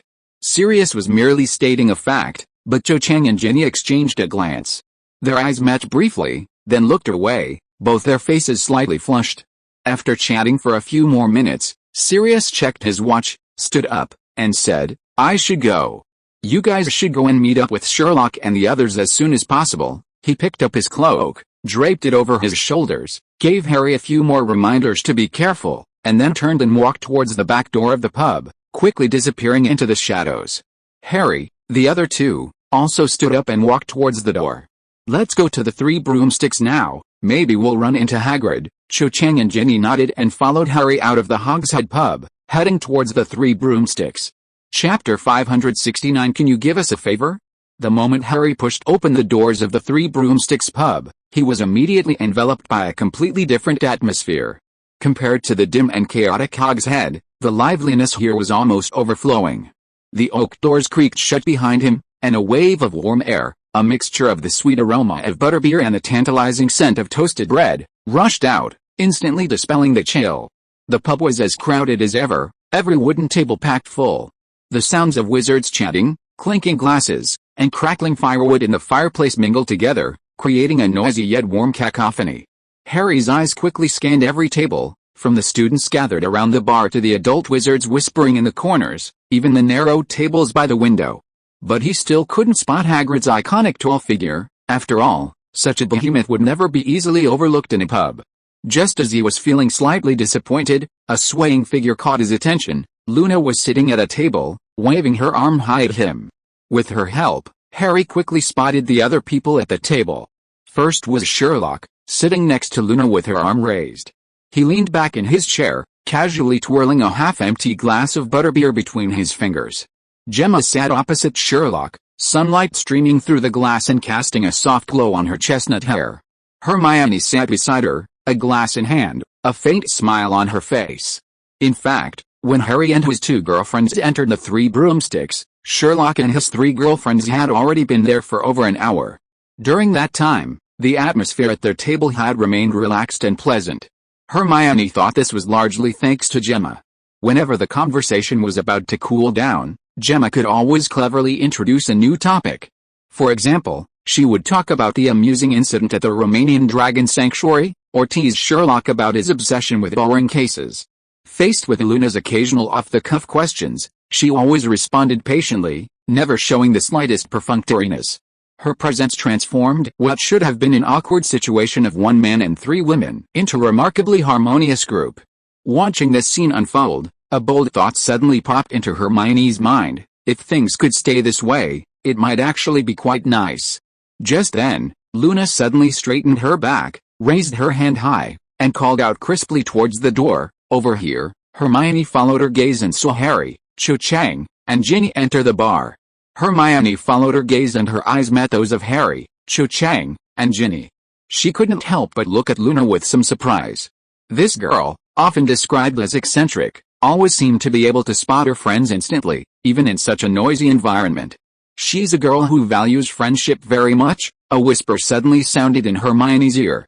A soft whisper suddenly drifted into Hermione's ears, and she abruptly turned to look at Gemma beside her. Gemma, however, maintained her smile, her gaze fixed on Harry, his sister, and her companion at the doorway, as if she had never spoken. Hermione's fingertips tightened slightly at the hem of her skirt. A question had barely formed in her mind when Harry and the others quickened their pace towards them. She had no choice but to suppress her doubts for the time being, offering the three a polite smile. "It's clear you haven't seen Hagrid." Sherlock's gaze first fell on Harry's slightly drooping shoulders, then swept over his somewhat disappointed eyes, before turning to Cho Chang and Ginny.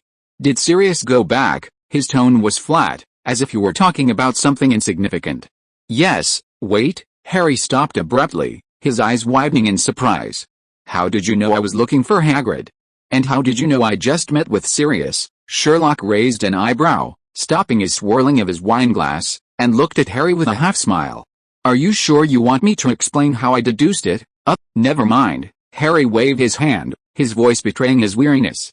Normally, he would have eagerly pressed for details.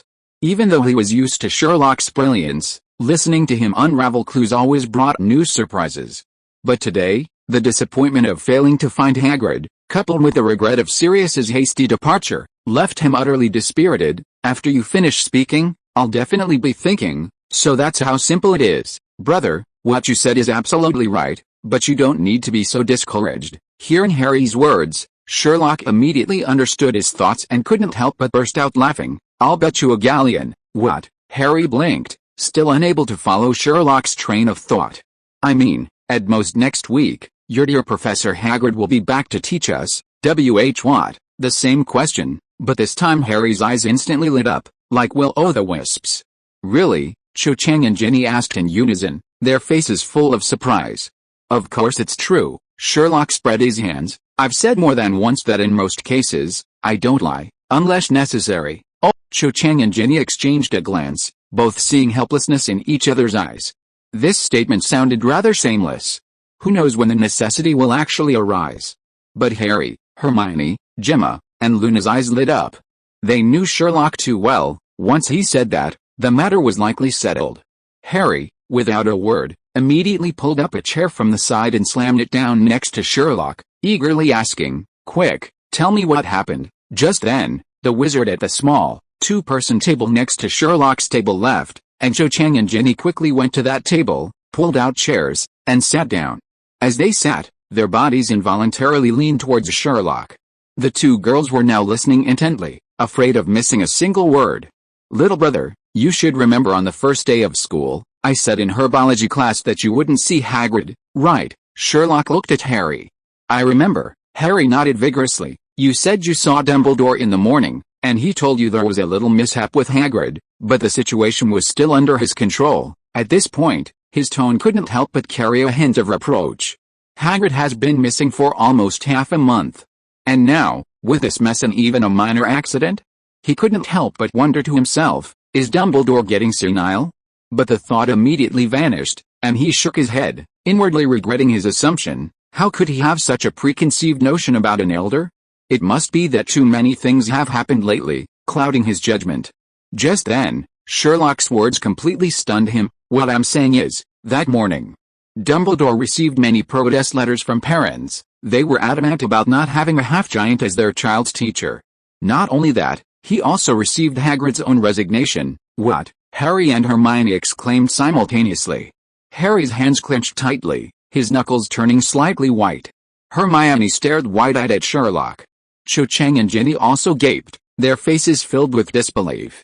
Only Gemma merely raised an eyebrow, as if she had already guessed some of it. Luna, however, remained blankly looking around, her eyes showing no surprise whatsoever.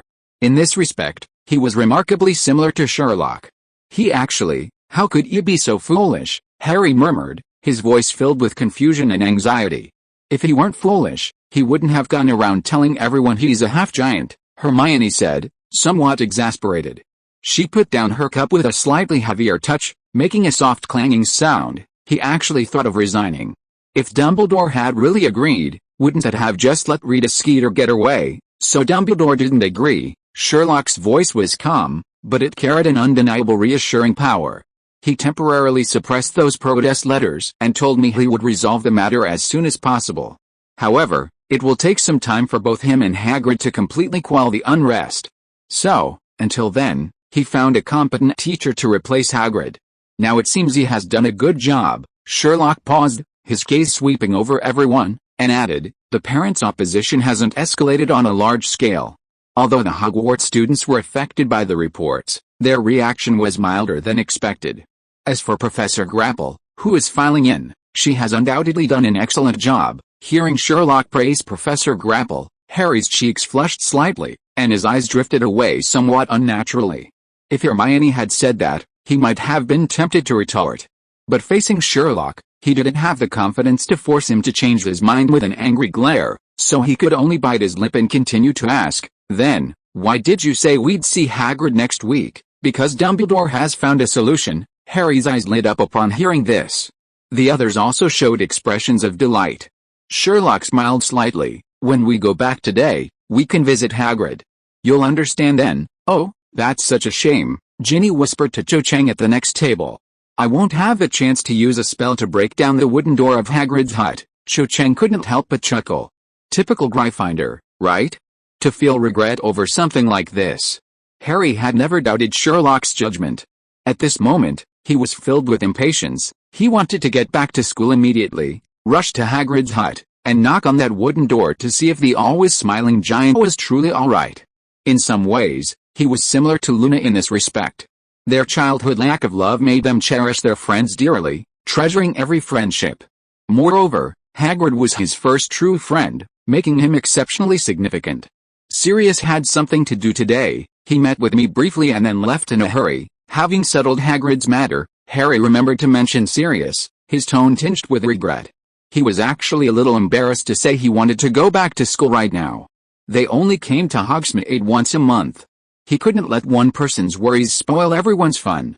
That person isn't it Mr. Bagman? Just then, Ginny from the next table suddenly spoke softly, her finger sickly pointing to the corner of the pub. Her voice wasn't loud, but it instantly attracted everyone's attention. I remember Dad said he was the director of the Ministry of Magic, right? Doesn't he need to go to his office? Everyone followed Ginny's gaze and indeed saw Ludo Bagman. He was wearing a magnificent purple wizard's robe, sitting in the dimly lit corner, 3 short goblins sitting opposite him. Bagman was leaning forward, speaking rapidly to the goblins in a low voice. Not only that, he was also gesturing with his hands from time to time, as if explaining something. The goblins all stood with their arms crossed, brows furrowed, and pointed ears slightly perked up. Their eyes were filled with wariness and displeasure, giving them a menacing air, as if they were about to erupt at any moment. "This is indeed a bit strange," Hermione murmured, frowning. "It's the weekend, and there's no Triwizard Tournament. Why is he, as the referee, suddenly here, and with the goblins?" Perhaps their gazes were too direct, for Bagman and the goblins quickly noticed them. The goblins merely gave them a cold glance, showing no reaction. Bagman, however, seemed to have suddenly grasped a lifeline. His eyes lit up instantly when they swept over Sherlock and Harry, and he immediately stood up from his chair. Wait a minute," he said stiffly to the goblins, his tone urgent, before hurriedly pushing through the crowd towards them. His usually smiling, baby-faced expression was now plastered with an unusually warm smile, even the wrinkles at the corners of his eyes crinkling together. "Harry, Sherlock," he strode to the table and greeted the two warmly, as if they were old friends. "How are you? I was hoping to run into you." "Is everything all right?" Sherlock raised an eyebrow but didn't answer, though his gaze towards Bagman was scrutinizing. Harry, though somewhat surprised by Bagman's overly familiar manner, still responded politely, "We're fine, thank you. May I speak with you two alone for a few minutes?" Bagman looked eagerly at Sherlock and Harry, then turned to the others. "Could you do us a favor?" Chapter 570 The Only Problem. When Ludo Bagman suggested speaking to Sherlock and Harry alone, the group exchanged bewildered glances. The atmosphere around the wooden table paused, even the crackling of the firewood in the fireplace seemed to become clearer. Normally, as a member of the Triwizard Tournament's judging panel, Bagman should have deliberately avoided any appearance of impropriety during the tournament, refraining from private contact with the participants. Yet, he not only initiated conversation in such a crowded setting as the Three Broomsticks, but also directly requested a private talk. It was utterly illogical. However, what followed was even more surprising. "I don't need to," Sherlock said calmly, as if discussing something completely unrelated to himself, but his words shattered the expectation in Bagman's eyes. "You can speak to Harry alone, What?" Bagman's smile froze instantly. His round eyes widened slightly, clearly not expecting Sherlock to refuse so decisively. After all, in his view, this Gryffindor Lion King, though unconventional, was still a Hogwarts student and would at least give the Ministry of Magic officials some respect. Especially with the Triwizard Tournament underway, he shouldn't be acting like this when facing him, a member of the judging panel. However, he quickly regained his composure and thought carefully. It was indeed more appropriate to speak to Harry later.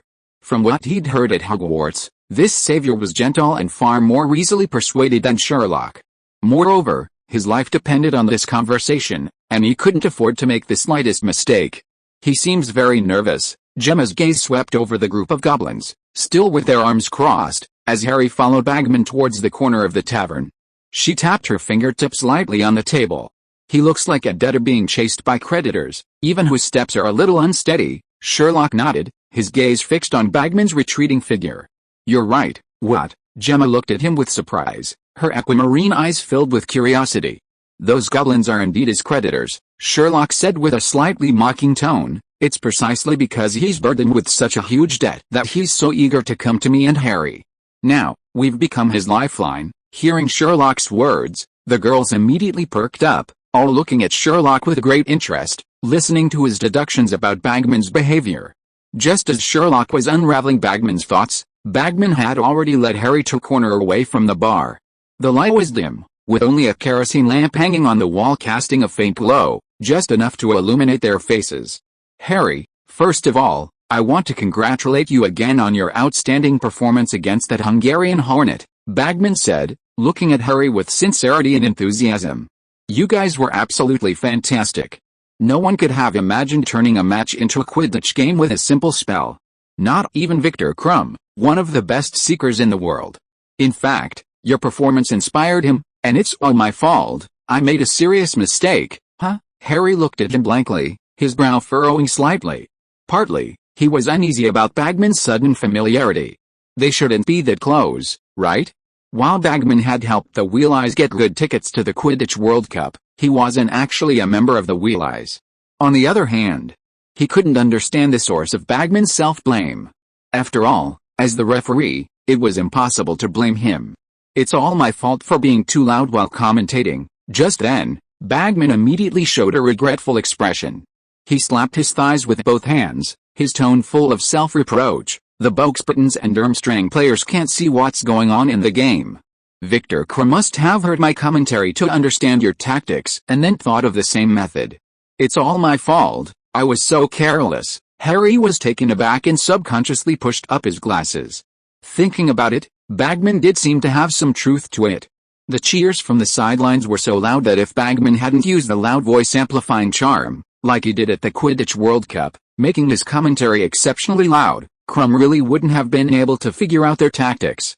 But then again, as a commentator, Bagman's passionate style was always like this. This was at most a minor issue, not at all the serious mistake he was talking about.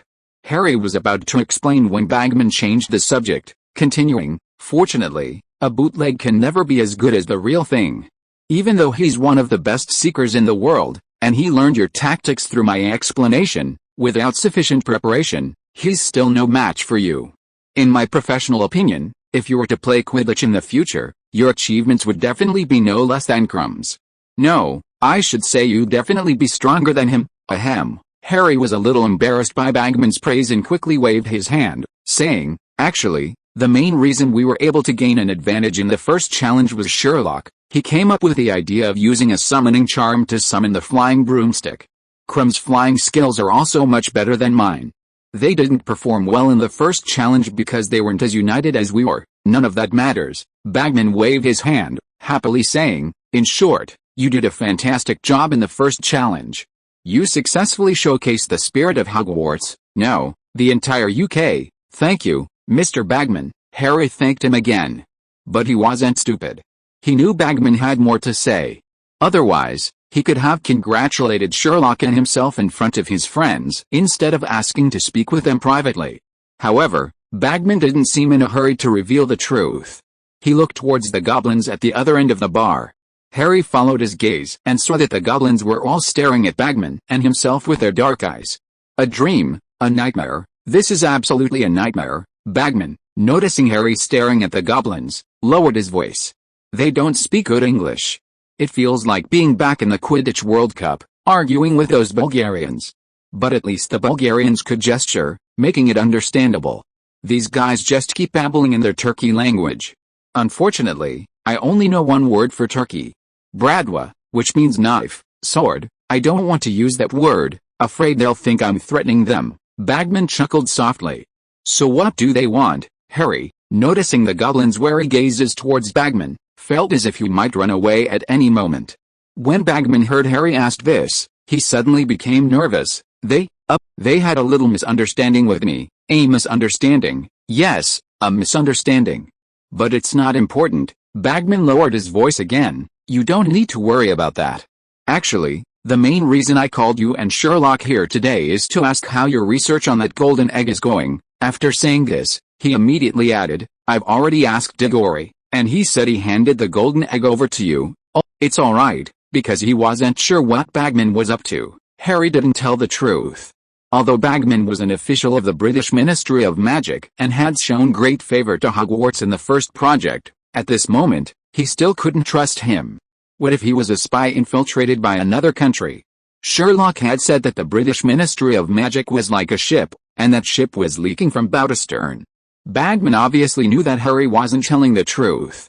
"Listen, Harry," he lowered his voice and spoke as sincerely as possible, "I'm actually very sad about all of this." "What? Sad?" Harry's eyes widened in surprise. Keep your voice down. "What I mean is, although I don't know why the Goblet of Fire chose you, you and Sherlock are the only two underage wizards among the three houses, So what? Harry looked at Bagman, puzzled. I mean, you were forced into this tournament. Compared to the other participants, you've had 2 to 3 years less of magical knowledge, and that includes the crucial 5th and 6th years. In fact, you didn't even pass your AL exams. Seeing Bagman's confused expression, Harry gradually understood. He stared at Bagman and said, word by word, Mr. Bagman, you might as well be more explicit. Very well, what I mean is, if I can help, I can give you a proper reminder. Understand? Because I've taken a liking to you and Sherlock. As the 2 youngest of all the contestants, your bravery in dealing with a dragon has thoroughly robbed me. So it's alright, just say the word. Harry looked up incredulously. Bagman's round face was flushed, just like Ron's hair. His wide blue eyes were so clear and foolish. But we should solve the mystery ourselves, should we? Harry tried to make his tone casual, not sounding like he was accusing the director of magical sports and the Triwizard Tournament referee of breaking the rules. How to put it? After all, he was trying to help him. It was a good intention. Or perhaps, he was just fishing for him? Oh, yes. Hearing Harry's words, Bagman seemed a little impatient. Don't be silly, Harry, we all want Hogwarts to win, don't we? Yes, that's what we think, but if we do, it won't be honorable even if we win, huh? Bagman stared at Harry as if he'd heard something utterly ridiculous. Don't be silly, child, history's always written by the victors. Nations, countries, and individuals alike. As long as you really win, who cares about any of that? I do care, Harry said calmly. Actually, even he didn't fully understand why he had refused Bagman. One reason he told Bagman was that if the referee helped him, it wouldn't be honorable even if he won. He wanted to win, but he wanted to win cleanly. Another reason was that Sherlock had already solved the golden egg puzzle and didn't need Bagman's extra help. He fully trusted his friend's wisdom, and he would continue to do so in the upcoming match. In truth, having Sherlock participate in the Triwizard Tournament was already considered cheating. To accept Bagman's kindness would be an insult to Sherlock. That's right. Harry's thoughts ran a little deeper. Sherlock must have already seen through Bagman's intentions, which was why he disdained approaching him. Of course, there was also a darker thought, the one he'd initially suspected. Ludo Bagman had been recruited as a spy by Boxpertons and Durmstrang. He was entrapping him. If he agreed, Bagman would use his position as referee to eliminate the Hogwarts team. If that happened, he would become a sinner against Hogwarts. Harry, what are you? Seeing Harry's unyielding attitude, Bagman, who had initially been smiling, looked annoyed. He hadn't expected this savior to be so difficult to deal with, no different from the Lion King who had directly rejected him. Thank you, Mr. Bagman, really. Harry tried to make his voice sound sincere, but I think we'll be able to unlock the secret of the golden egg soon. With Sherlock around, it's no problem at all.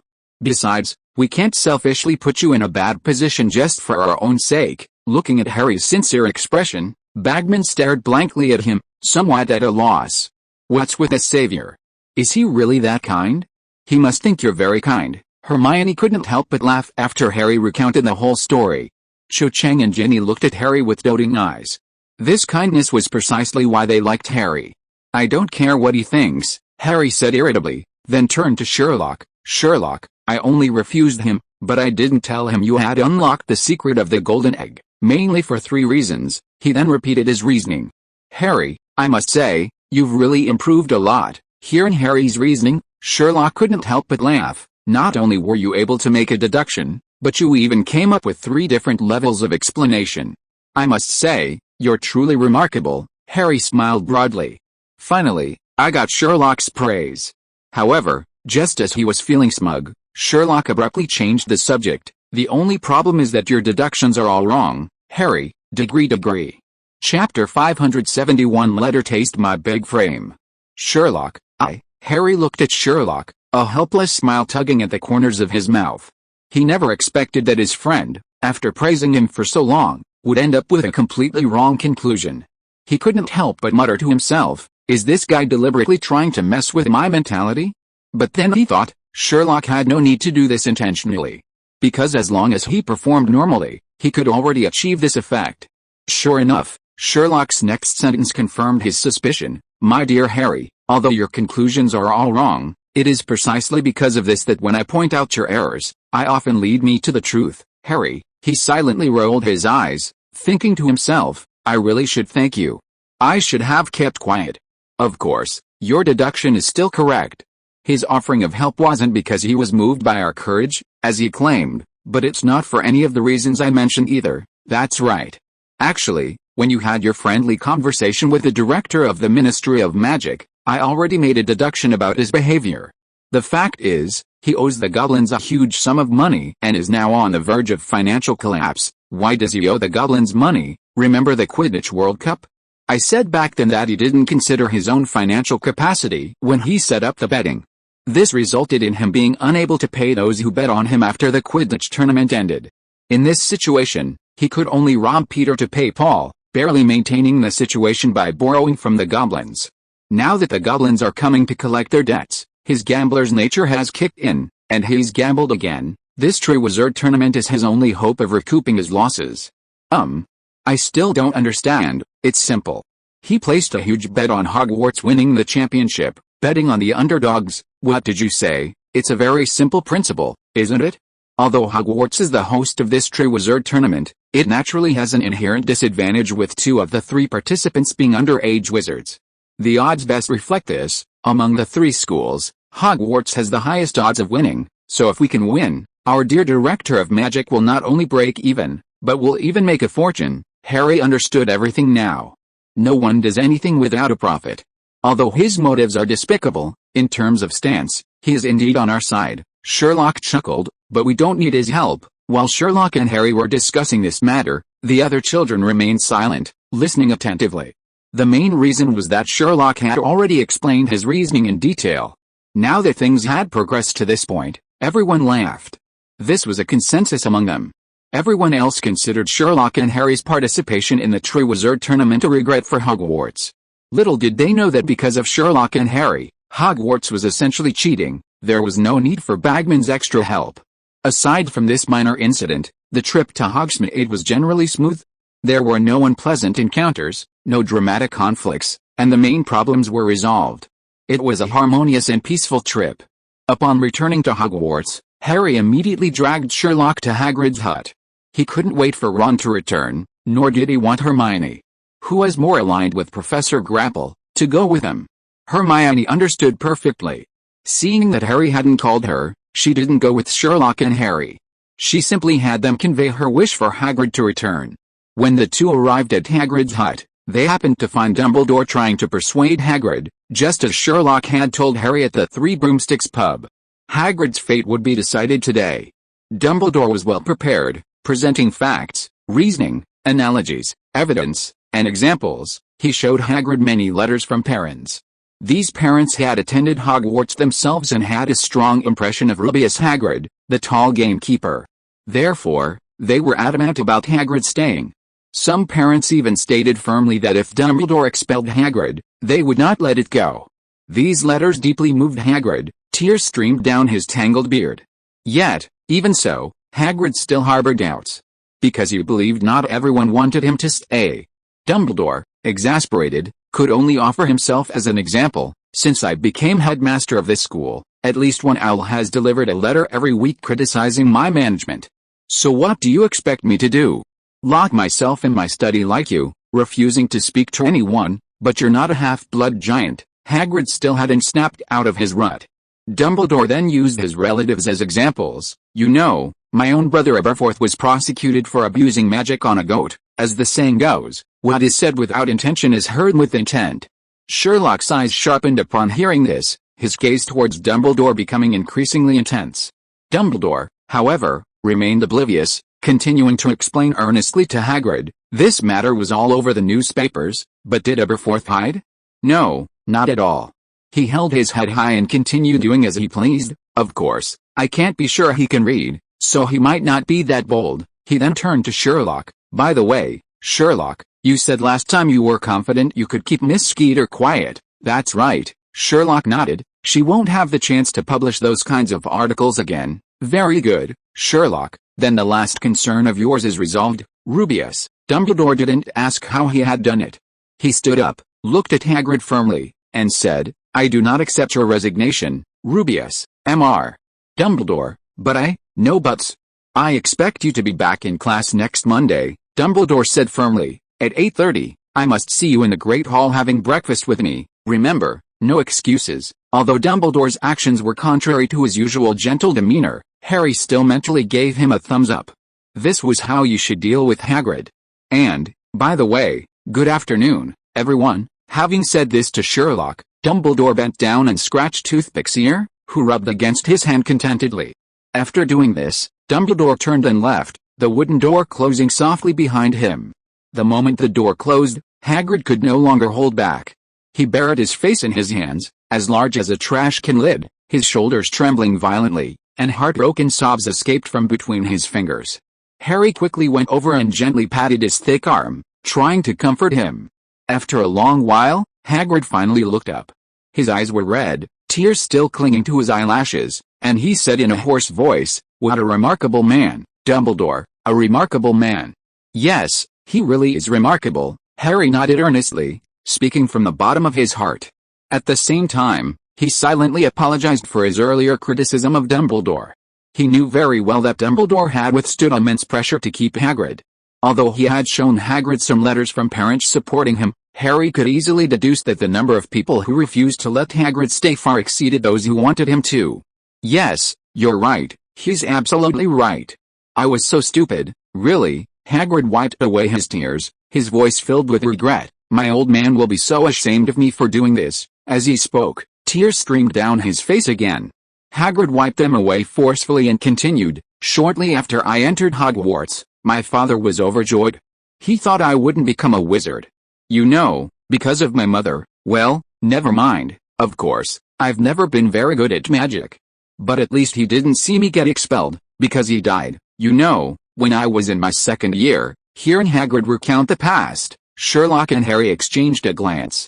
Sherlock saw a hint of sympathy in Harry's eyes, while Harry saw a hint of understanding in Sherlock's. Hagrid continued his rambling, tireless tale. "After my father died, it was Dumbledore who protected me, finding me a job as a gamekeeper. You know, he trusts people deeply, always willing to give them a second chance. That's what sets him apart from other headmasters. Karkaroff, Maxim, they're nowhere near as good as him. Do you understand? If someone has talent, Dumbledore will accept them into Hogwarts. He knows that even someone from a humble background can succeed." Sigh. "This approach is truly admirable. But some people just don't understand this. Some people always discriminate against you because of your background. Some even pretend to be big-boned to avoid speaking the truth." Hagrid took a deep breath and said firmly, "I am who I am, and there's nothing to be ashamed of." Yes, Dumbledore was right. I was so stupid, so stupid. After resolving his inner conflict, Hagrid completely opened up. However, he was completely unaware that he had unknowingly revealed some secrets he shouldn't have. Sherlock and Harry didn't even try to stop him. "I'll never worry about that woman again, I promise you." "Big-boned, humph, I'll make her taste my big-boned." Sherlock and Harry exchanged another glance. This topic was already a bit inappropriate for children. Fortunately, Hagrid then changed the subject, praising Sherlock and Harry highly. "You know what I hope for, don't you? I hope you win. I really hope so. This will show them all that it's not only pure-blood wizards who can do it, and that there's no need to be ashamed of their birth. This will show them that Dumbledore's view is correct. Anyone with magical talent should be allowed into school, but Harry is a pure-blood wizard," Sherlock said somewhat coldly. "His parents are both wizards." Hagrid was immediately speechless at Sherlock's words. He coughed several times before continuing, "How's your research on that golden egg going?" "Very good, we're making progress," Harry said quickly, afraid that Sherlock would say something to undermine him. With Sherlock around, it's no problem at all. A wet, bright smile spread across Hagrid's troubled face. "I knew it. My good boy. Let them see, Sherlock, Harry. Let them see, you'll defeat them all." As the two left Hagrid's hut, Harry couldn't help but complain, "Sherlock, you really shouldn't have said that. If you're referring to my emphasis on you being a pure-blood wizard, then it was indeed inappropriate of me to say that." Hearing Sherlock say this, Harry looked at him in surprise. He had only said it casually, never expecting Sherlock to realize it. After all, he had always been that kind of person. He never expected Sherlock to admit his inconsiderateness. It seemed that after 4 years of spending time with his friends, Sherlock had finally changed. You can only be considered a pure-blood wizard in a broad sense. Because your mother is a muggle-born wizard, in a narrower sense, you are still a half-blood wizard. Families like the Black and Malfoy families certainly wouldn't recognize you as a pure-blood wizard. Harry, was that what I meant? Harry had originally intended to complain, but seeing the look in Sherlock's eyes, he sighed inwardly. Oh well, Sherlock is Sherlock, he never disappoints. He'd actually thought she'd changed. How naive of him. Some things are better left unsaid. But the thought of Hagrid returning to teach them next week brightened Harry's mood, even making his steps lighter. However, Sherlock's next words made his heart leap. You'd better be prepared, Harry. Starting tomorrow you won't be so relaxed. Chapter 572. A chance to get closer. Sherlock, do we really need to go this far? Harry shivered as he gazed at the gleaming surface of the Black Lake. Sherlock, standing by the lake, spoke calmly, his gaze sweeping over Harry and Cedric beside him. I've already said, unless you don't want to win, it doesn't matter what you do. Alright, I support you, Harry, you come too. Cedric patted Harry on the shoulder, his tone tinged with eagerness. It'll be tough at first, but you'll get used to it, Harry. That was true, but why did it feel so strange coming from Cedric? After returning from Hogsmeade, Sherlock had summoned Harry and Cedric to give them intensive swimming lessons. Cedric was initially puzzled. After all, he had already made progress in navigating freely underwater in the Black Lake. Once his research succeeded, he could guarantee the same performance underwater as on the surface. However, Sherlock easily convinced him with just one sentence, being able to swim would widen their lead. Black Lake was bitterly cold at the end of January, with some areas even covered by a thin layer of ice. However, after witnessing Crum's heroic feat, Harry and Cedric, though silent, harbored a sense of unease. If strangers could do it, so could they. But once in the water, they quickly discovered it was far more difficult than they had imagined. The icy water stung their skin like countless needles, the chill seeping into their very bones. Cedric reacted the fastest, immediately casting a warm-up charm on himself. His body instantly glowed with a faint red light, improving his complexion. But just as he was about to cast the same spell on Sherlock and Harry, Sherlock stopped him. What? Can't we use this spell? Cedric was taken aback. He hadn't heard of a rule against warm-up charms in the Triwizard Tournament. No, of course. The three of them remained floating on the lake. Sherlock gestured for Harry to take out his wand. But we need to cast this spell on ourselves. It's part of the training. Hearing this, Sherlock and Cedric immediately agreed. The warm-up charm was quite simple. Sherlock had already learned it in his first year. Although Harry didn't know it yet, after Cedric explained the spell to him, he immediately cast it successfully. After casting it, he felt much warmer and couldn't help but let out a comfortable groan. However, since the three of them were in the icy lake water, they needed to cast the warm-up charm again periodically to maintain its effect. During the time the warm-up charm was active, Sherlock would instruct the two on swimming techniques. Compared to Harry, Cedric had a much better foundation. Swimming itself wasn't a problem for him. He only needed to adapt to the cold lake water at this point in time. Harry, with his weaker foundation, had a more difficult time. Therefore, Sherlock focused his main attention on Harry. Fortunately, Harry was quick to learn and soon grasped the key points of the movements.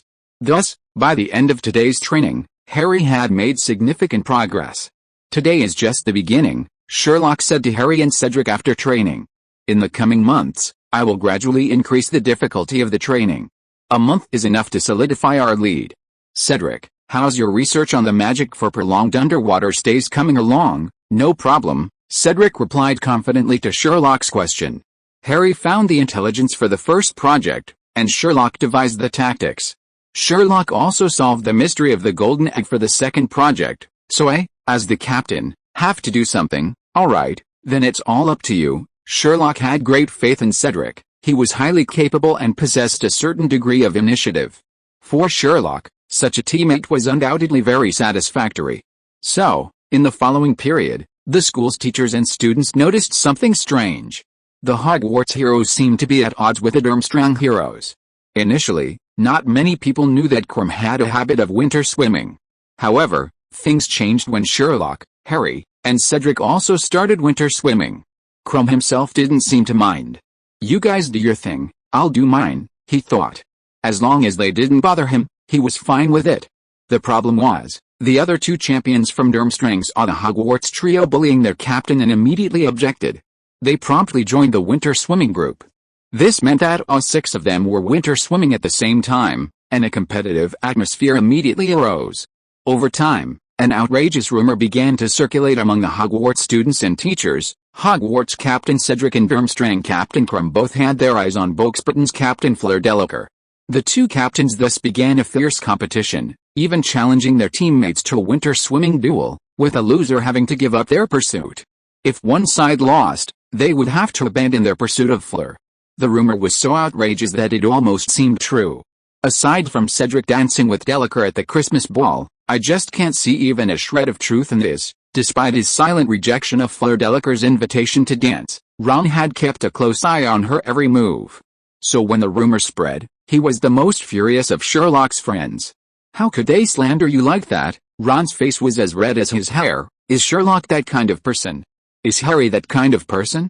Even if Diggory and Crumb really wanted to do it, you wouldn't agree, would you? Whatever. Sherlock sat to the side, slowly putting a piece of toast into his mouth. From the rumors and my observations, Durmstrang and Boxburtons haven't unlocked the secret of the golden egg yet. As for us, Harry mastering the swimming technique before the second activity is enough. It's all thanks to your excellent guidance, Harry said happily. From someone who could only swim a little to someone who could now swim freely in the Black Lake, Harry's progress surprised even himself. Hermione glanced at Ron, knowing he wasn't simply standing up for their school's champion. However, she didn't bother to expose his ulterior motives and simply handed Sherlock a cup of hot milk. Just then, Watson and Hedwig carried a package to their table and tossed it onto Sherlock's desk with a thud. What's this? Ron curiously picked it up and weighed it in his hand, finding it quite heavy, and looked at Sherlock in surprise. We'll talk about it when we get back to the dormitory. Hearing this, Hermione and Ron knew it wasn't appropriate to discuss this in public. They immediately stopped talking about it. Although they were very curious, their attention quickly shifted to other things.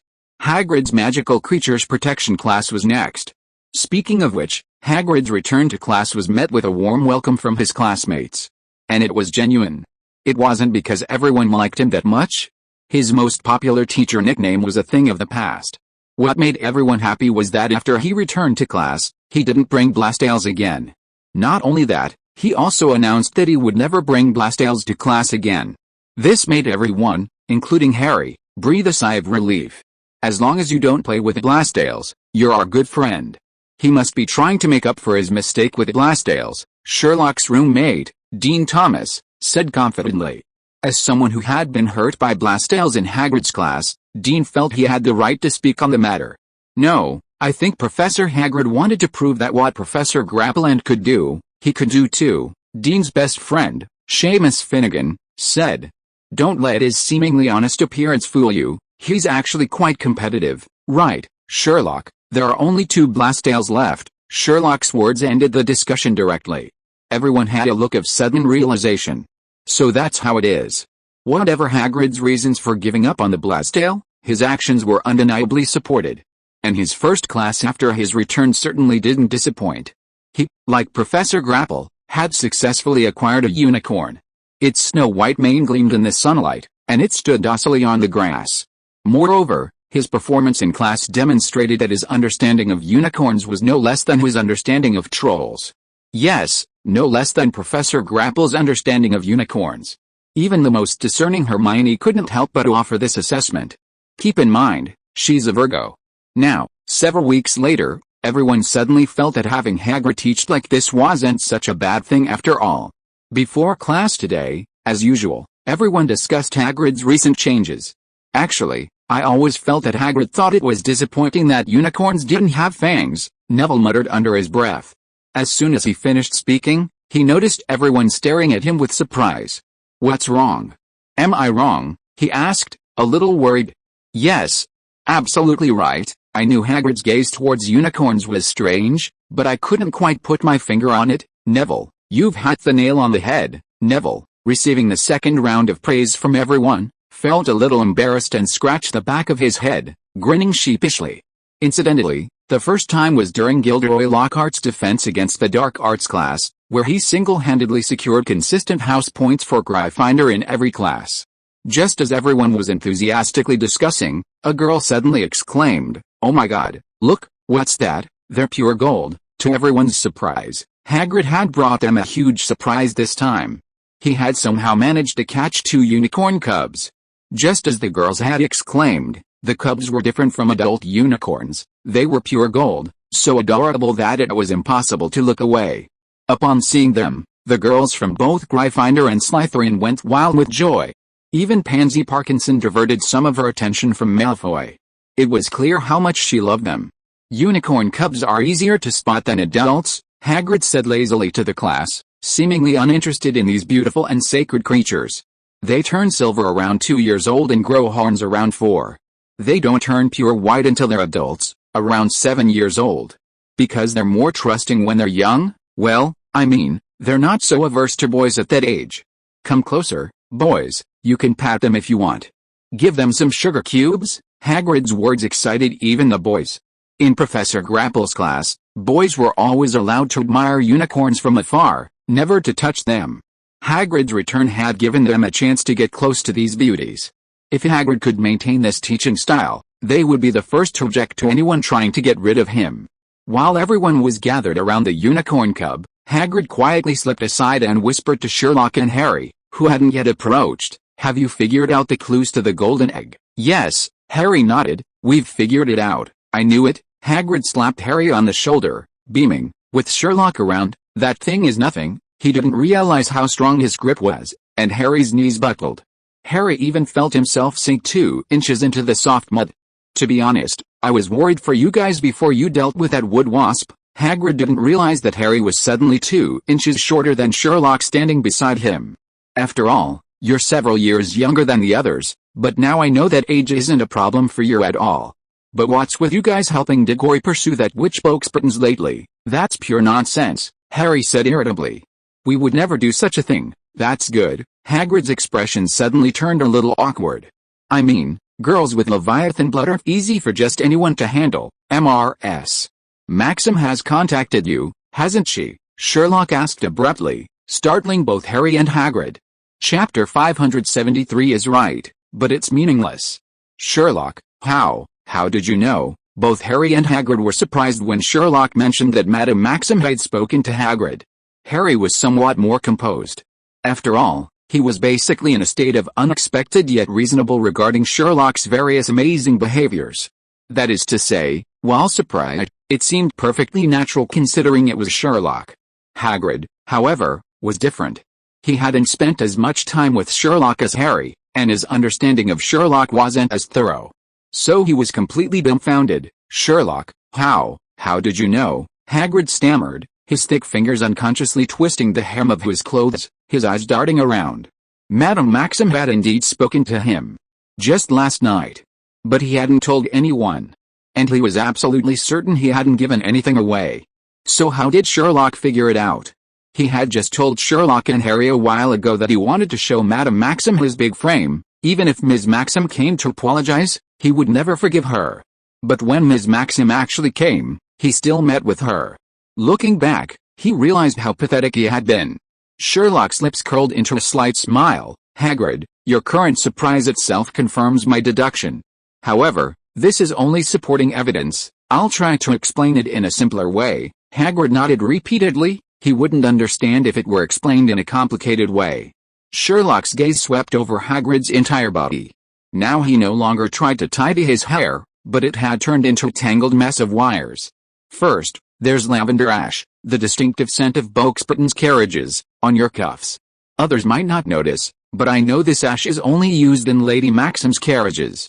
Also, there's fresh mud on the heel of your left dragonskin boot, the stain fan-shaped. Clearly, this was left last night while you were pacing along the shore of Black Lake. Combining these 2 points, it's enough to prove that you rushed to an appointment last night, and that the person was related to Boxburton's.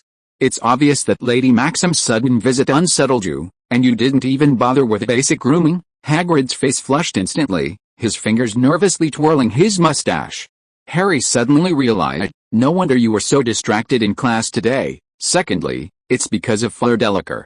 She knows very well what role my observation and deduction abilities will play in the Triwizard Tournament.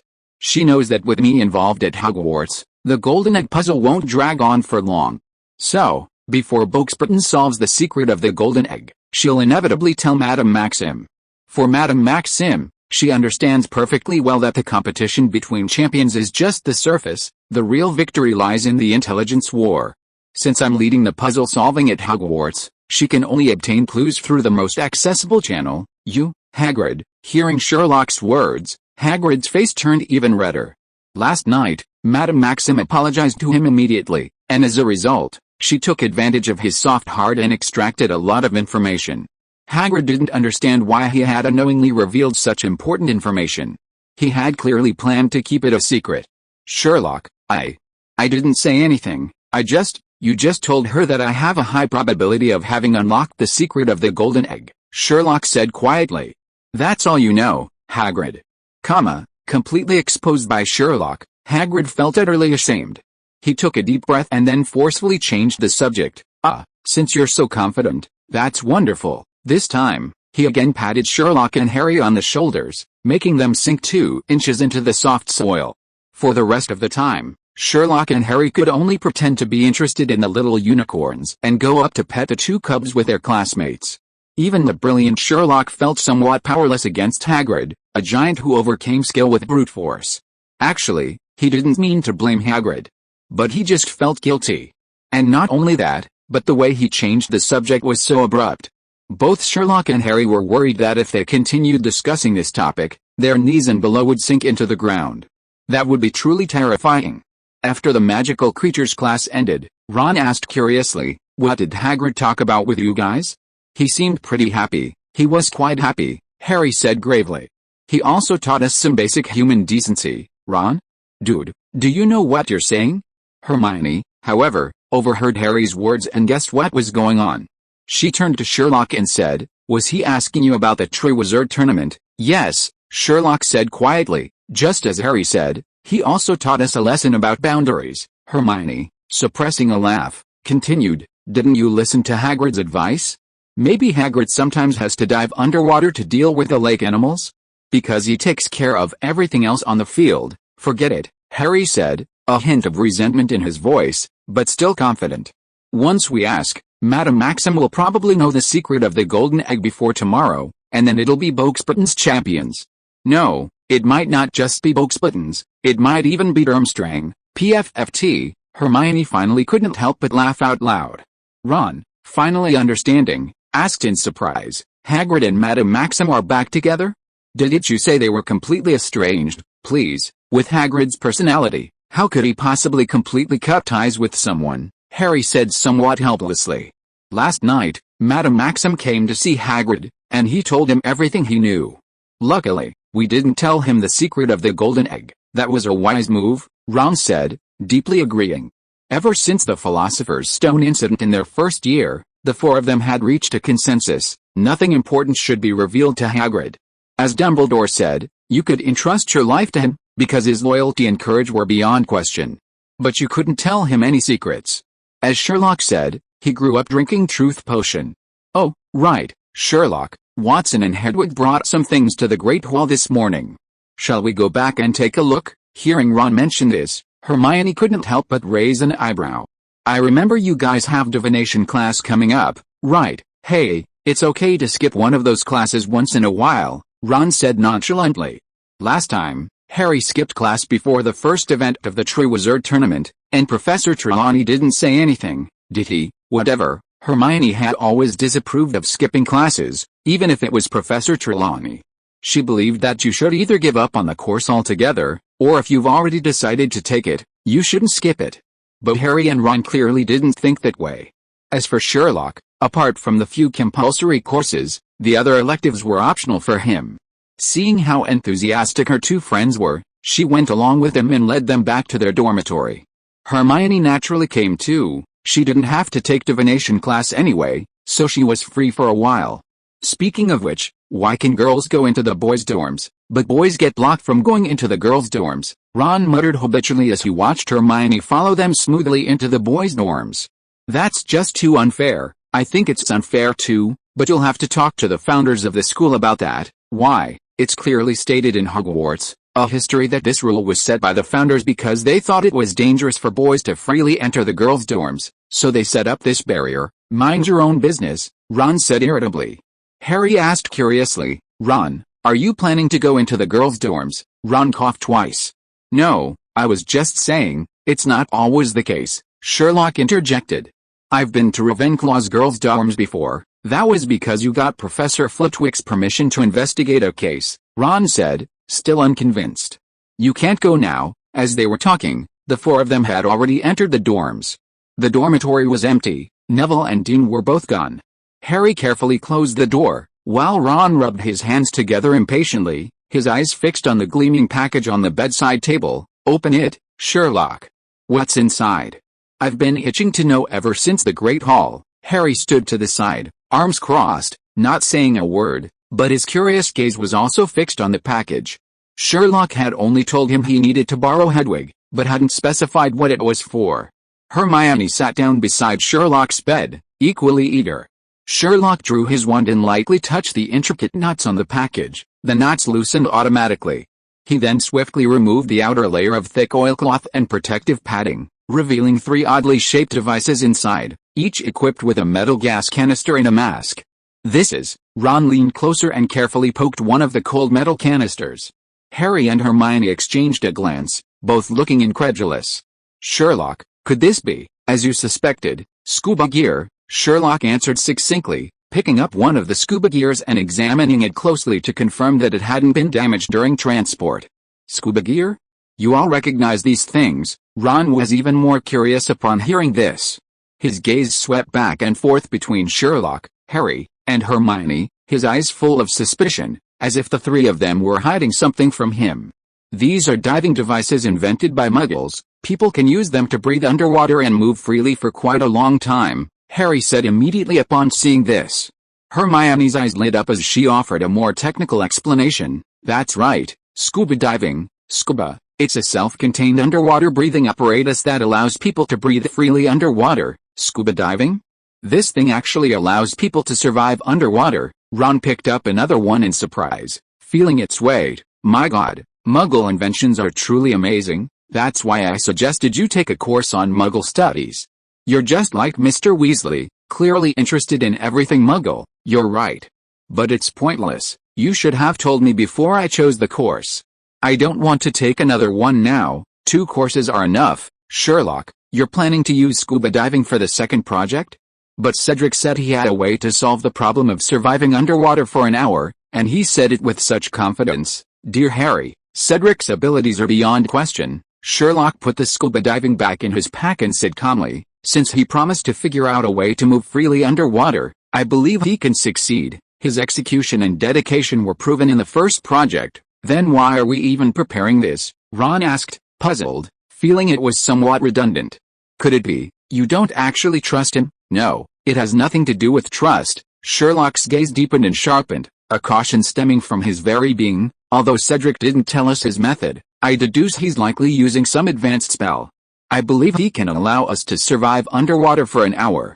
But survival doesn't equate to being able to move freely for an hour. He paused, his fingers unconsciously tapping the metal gas cylinder, producing a soft sound.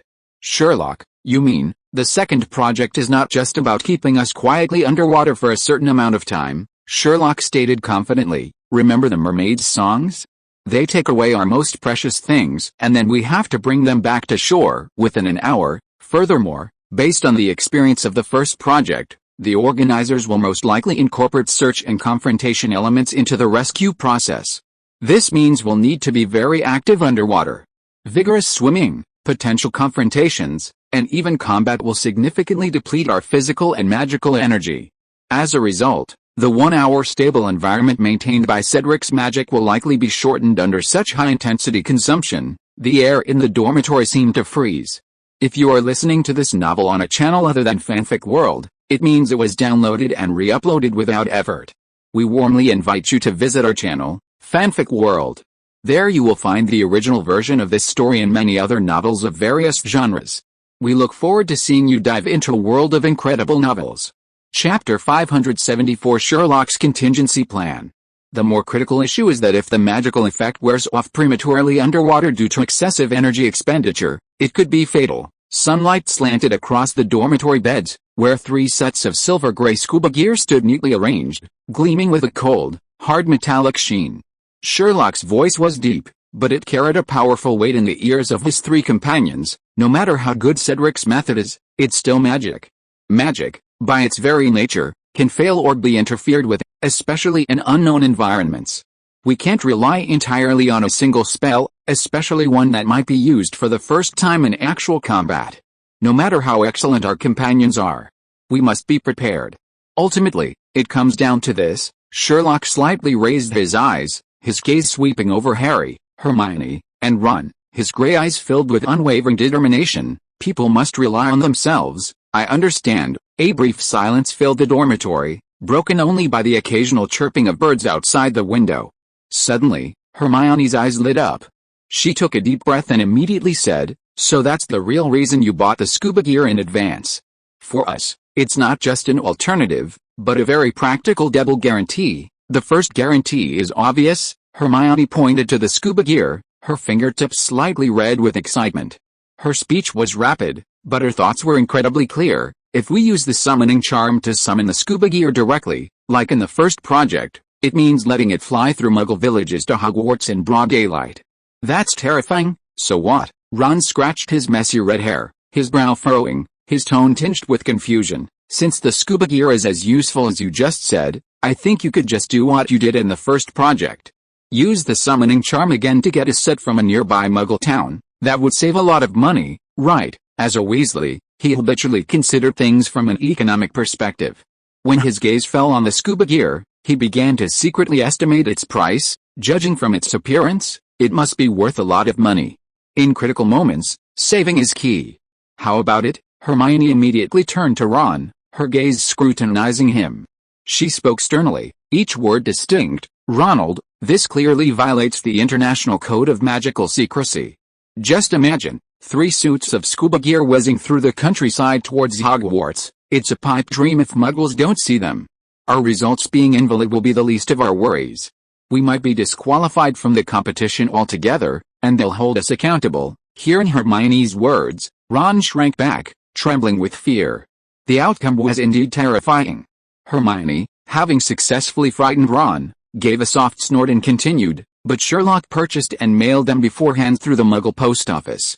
The movement of the package through the Muggle world was completely legal, normal, and inconspicuous. After buying the scuba gear, it was delivered by an owl and stored at Hogwarts. This perfectly achieved the goal. When it came time for the competition, summoning them with a summoning charm was no different from summoning the flying broomstick in the first challenge. No, it was even simpler, because there had already been a successful experience." Hermione paused, her gaze sweeping intently over the 3 sets of equipment in the package, her voice full of admiration. More importantly, the second layer of protection, time. Sherlock bought everyone precious time. If, as Sherlock said, Cedric's method wasn't perfect in pre-competition testing, or if there was a risk of shortened time under strenuous activity, then it would be too late to think of other solutions. Even setting aside the fact that summoning them violates the secret code, even if we were incredibly lucky and managed to get our hands on them without Muggles seeing, which, of course, I think is completely impossible, it's still impossible for Harry and Cedric, besides Sherlock, to learn how to operate such complex Muggle equipment within the allotted hour. But things are different now. Hermione's voice rose a few decibels, her shoulders trembling slightly with excitement. There's still over a week until the second project. If Cedric's method is flawless, these scuba gear are a safe haven, and it's best if we don't need them. But if his method encounters uncertainties or is ineffective in high-pressure combat, we still have plenty of time. She emphasized the last few words, her eyes filled with certainty. We can find time beforehand, in a safe and controlled environment, like a secluded corner of the Black Lake, to conduct several short underwater acclimatization training sessions. We don't need to become diving experts, just learn how to wear the gear, breathe, move basics, and handle emergencies. This is a million times more realistic and safer than cramming on the day of the competition. Seeing Hermione's excited expression, Harry's eyes grew brighter, his green eyes practically overflowing with affection as he looked at Sherlock. He certainly hadn't considered everything as thoroughly as Hermione. But hearing Hermione's words, he couldn't help but reach out and touch the equipment on the bed. The cool, metallic touch instantly made him more alert. At the same time, an unprecedented sense of security welled up within him. Sherlock was Sherlock, truly foresightful and meticulous. He was simply amazing. Ron's reaction was slower. He was still in a state of confusion but also a very precise summary. Hermione. Sherlock snapped his fingers, a faint smile playing on his lips. Cedric's research is the core. I have no doubt about his efforts and achievements. But my responsibility is to ensure that no matter what happens, we can continue until victory. These 3 scuba gear sets I purchased are precisely to address the potential risk of shortened magical effects due to strenuous activity, and the need for physical support in case of emergencies, a pre-prepared physical backup. Double insurance, neither can be missing. Sherlock paused, then looked at Harry and Hermione again, saying, actually, in the Muggle world, there's a more common way to say this. What way? Harry and Hermione asked simultaneously, their eyes full of curiosity. An emergency plan, an emergency plan, an emergency plan. Harry and Ron exchanged bewildered glances, clearly having never heard of this term before. Ron unconsciously repeated it, his brow furrowing even more. Hermione, chin in hand, blinked thoughtfully, seemingly searching her memory for relevant information. Regardless, Sherlock's actions made them feel exceptionally reassured. What was that saying again? It would be strange if they couldn't win this way. Next, we need to ask our captain to come over and learn the correct way to use the scuba gear.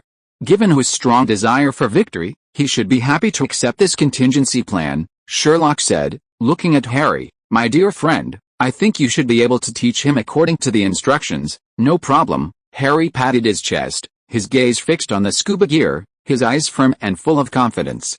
After the afternoon arithmetic and divination class, the corridor was crowded with students, their footsteps and conversations mingling together. Sunlight streamed through the stained glass windows, casting dappled shadows on the floor, and the unique scent of numbers lingered in the air. Hermione tugged at Sherlock's sleeve, her steps light and undisguised, her admiration undisguised. Sherlock, you're so clever. You know, when I first heard you mention the secret of the golden egg, I never even considered using Muggle methods to solve this problem. My first thought was that you should transform yourselves. Really? Like, into a submarine? Sherlock's lips curled into a slight smile, his tone tinged with teasing. Hermione was intelligent, without a doubt. But she always seemed to lack a certain comprehensiveness in her thinking, making some metaphysical errors. Either she'd forget she was a witch, saying something like, but there's no firewood here, when she needed to start a fire. Or she'd forget she was a Muggle-born wizard, forgetting to fully utilize her initiative and combine magic with knowledge from the Muggle world. In short, she often viewed things from an isolated, static, and one-sided perspective. This is usually called metaphysics. However, Hermione actually stopped in her tracks, seriously considering Sherlock's half-joking remark for a few seconds before shaking her head, her tone grave. If we had already practiced shapeshifting, it would indeed be a great idea. But we won't be learning that until 6th grade. If you shapeshift before you've fully mastered it, the consequences could be dire. Think about it, Sherlock continued teasingly. Walking around with a diving telescope perched on your head isn't such a bad option either. PFFT, Hermione couldn't help but cover her mouth and laugh, her shoulders trembling slightly, her eyes curving into crescents, a faint blush rising at the corners. Only you would think like that. By the way, what exactly did Diggory come up with? There's only a week left until the second project, and seeing how confident he is, I'm quite curious. Wait, Sherlock, is she here to see you? Hermione's gaze fell at the end of the corridor, where Fleur Delacour stood. Her long hair cascaded down her shoulders like a waterfall, shimmering softly in the sunlight. Her posture was upright, still haughty, completely out of place among the noisy students around her. With Sherlock's keen observation skills, he naturally noticed her much earlier than Hermione. He even deduced her intentions the moment his gaze swept over her. Obviously, my friend, as soon as Sherlock finished speaking, Fleur walked straight towards them. Although she had been at Hogwarts for almost half a year, she still attracted the attention of the students wherever she went. However, when she reached Sherlock, she abandoned her usual arrogance. Her fingers lightly clenched the hem of her wizard's robes, and a polite smile appeared on her face. Mr. Holmes, may we speak alone? After saying this, she subtly glanced at Hermione, her eyes carrying a hint of suggestion. "Then you two talk." Seeing this, Hermione immediately released Sherlock's sleeve and turned to leave. Just then, her wrist was suddenly grabbed tightly by Sherlock. "There's no need for that." Sherlock's fingers gripped Hermione's wrist, the pressure almost rough. However, Hermione didn't feel offended. In fact, she felt a secret delight. His gaze was fixed on Fleur, his tone calm but brooking no refusal. "She's my friend. Miss Delacour, please speak your mind." But Fleur's brow furrowed slightly, a troubled expression on her face. Even her tone softened, as if she still wanted to plead. "If there's nothing else, please excuse me." Sherlock pulled Hermione, turning to leave without pausing. "Wait." Fleur quickly stepped forward, blocking their path, her expression shifting between conflicting emotions, finally settling on an almost pleading look of distress. It must be said, she was truly stunning. Her current helplessness created a stark contrast to her usual haughty and aloof demeanor, drawing the attention of passing students. They eyed Sherlock with suspicion, as if they would all become her protectors and stand up for her should Fleur speak. Even Hermione felt a pang of sympathy. However, Sherlock remained unmoved, his eyes devoid of any emotion. Finally, Fleur relented, nodding slightly, her tone tinged with helplessness. "Well, let's go somewhere else. It's a bit crowded here." "Okay." Sherlock stopped, which made Fleur secretly breathe a sigh of relief. Then, Sherlock led Hermione and Fleur to an abandoned, empty classroom. For Sherlock, this was a piece of cake. The desks and chairs in the classroom were piled in a corner, covered with a thin layer of dust. Sunlight streamed in through the windows, and tiny dust particles floated slowly in the light. Fleur walked to the center of the classroom, turned around, clasped her hands together in front of her, her fingertips slightly clenched, and spoke with a hint of sincerity. "Mr. Holmes, first of all, I must apologize to you." "Apologize? For what reason?" "Because of your surveillance." "That's right." Fleur, now needing his help, spoke with much more sincerity than before. "Although I don't know how you figured it out. As you said last time, I promised your brother, the other Mr. Holmes, something. Mainly, to monitor your every move during this Triwizard tournament and to promptly relay this information to him." Chapter 575. We seem to have met somewhere before, do you remember?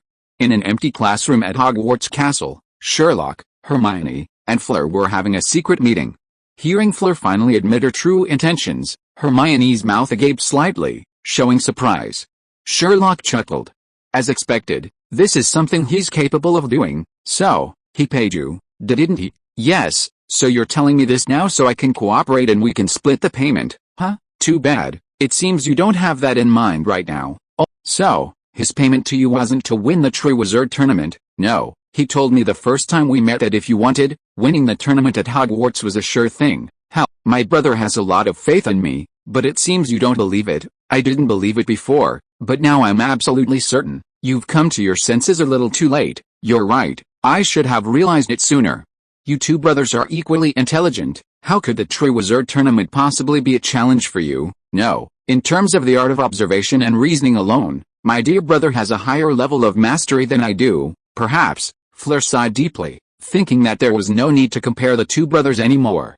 She glanced at Sherlock again, and asked tentatively, "Actually, we met when you were little, do you remember?" "No," Sherlock replied curtly, "but as I said before, based on known facts, I can deduce this. I can tell you," Fleur said quickly, "when you were 4, and the other Mr. Holmes was 11, your whole family went on a trip to France. 2 years later, you returned to England. It was during this time that our two families met. But I was only 7 that year." As she spoke, a look of reminiscence appeared on Fleur's face. "That year, my magic flared up, and you two brothers saved me by chance. My parents were very grateful, and that's how our two families met. But at that time, you didn't know about magic." Hearing this, Sherlock frowned slightly. He truly had no recollection of this. Of course, Mycroft had never mentioned it either. Just last year, after the Triwizard tournament was confirmed to restart and be hosted by Britain, Mr. Holmes sent someone to me with this request. I don't understand how he managed to do this after nearly 10 years. It was incredibly easy for him, but speaking of which, I'm more interested in what kind of reward he gave you." "Fleur? Oh, it seems it wasn't for you, but for your family." Seeing Fleur's silence, Sherlock snapped his fingers. "He offered your family a reward they couldn't refuse." Fleur's expression froze instantly, then transformed into a mixture of shock and disbelief. She looked up sharply, staring intently at Sherlock. She hadn't said anything. The deal between the Delacour family and Mycroft was absolutely confidential. She took a deep breath, trying to calm her inner turmoil. "You? How could you?" Fleur's voice trembled slightly, her breathing becoming a little rapid. "That's almost the only reasonable explanation, Miss Delacour." Sherlock smiled slightly. "As a member of an ancient and proud magical family, your ability to be manipulated by Mycroft to act as his informant cannot be fully explained by personal favors or ordinary monetary interests alone. Especially considering how brief your contact was, what drives you must be an irresistible pursuit of interests for the entire Delacour family. I think your family is deeply mired in some kind of predicament. The essence of this predicament lies in its ingenious position between the magical world and the Muggle world. Perhaps your key industries, on which you rely for survival or to accumulate wealth in the Muggle world, have encountered a fatal blockade or suppression by Muggle law or the bureaucratic system. Or perhaps it's some ancient ban or resource restriction imposed on your family by the Ministry of Magic. The key to lifting it unexpectedly involves a crucial link or piece of evidence controlled by the Muggle government. And the key to solving all of this is precisely in the hands of Mycroft, who can mobilize the entire British national machinery. "It's almost as if you've used legilimency on me," Fleur murmured. At this moment, she finally abandoned the last trace of doubt about Sherlock's abilities. She looked at Sherlock before her, and the figure gradually overlapped with the one from 10 years ago, a mere 5-year-old who could already use a magnifying glass to examine the scorched grass after a magical outburst. "Yes, you're right," Fleur sighed deeply, as if resigned to her fate. "Your brother, Mr. Mycroft Holmes, offered conditions that our family, or rather, my parents, could not refuse." Hermione involuntarily held her breath upon hearing this. Sherlock's precise reasoning certainly captivated her, but for someone who knew Sherlock so well, that was secondary. More importantly, Mycroft, as a Muggle, could offer conditions that the Delacour family, as foreign wizards, could not refuse. What kind of power did this possess? In the case of Sirius and Pettigrew, she had already witnessed Mycroft's prowess. In her view, influencing the Ministry of Magic through the Muggle government was already a remarkable feat. Before this, she had never even considered such a thing. But she never expected that even so, she had still underestimated her older brother Sherlock's power. He could even influence neighboring countries. And the magical world of those neighboring countries at that. Thinking of this, she subconsciously moved closer to Sherlock, as if that would give her a sense of security. "Mycroft Holmes," saying his brother's full name, Sherlock's lips curled into a slightly sarcastic smile. "My dear brother, his job, or perhaps it should be called his talent or duty, is to memorize and master every detail of the British government's affairs. He himself is the living database of the British government, the very core of the vast bureaucratic machine. The intricacies of every decision, the trump card of every transaction, even those unspoken gray areas, are etched into his mind. In short," Sherlock paused, his gray eyes appearing exceptionally deep in the light, "he is Britain." "Yes, I understand that all too well." Fleur's helplessness deepened. "Before this, I never imagined that a Muggle could wield such terrifying power," Hermione cautiously interjected. "That's only natural," Sherlock said confidently. "He may not understand magic, but he's a master of the game of power. He's adept at using the vast resources and influence of the Muggle world to leverage any fulcrum he desires, including certain key points in the magical world. So my dear brother doesn't need to foolishly wave his wand like we do. He only needs to extract information from his vast memory palace at the right time, precisely targeting his opponent's weaknesses. Or he can mobilize power in the Muggle world that even the Ministry of Magic has to take seriously.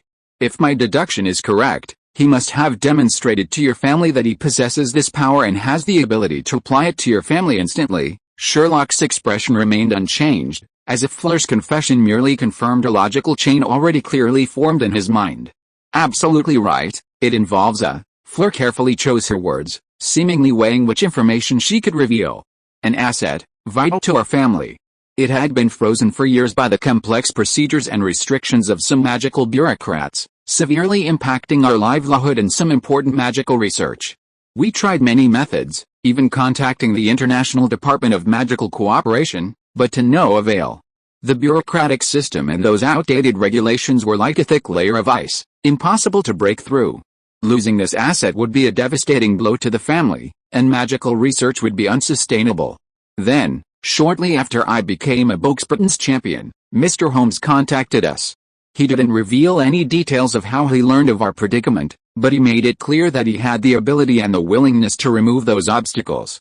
As you just said, when the person he found first met us, he didn't just make demands. She paused, a complex light flashing in her eyes, a mixture of worry for the family's predicament and admiration for Mycroft's methods. That person showed us a document directly, a crucial document that we couldn't obtain through all our connections. What terrifies us even more is that less than 24 hours after he left, the Muggle official who had been so tough on us was transferred.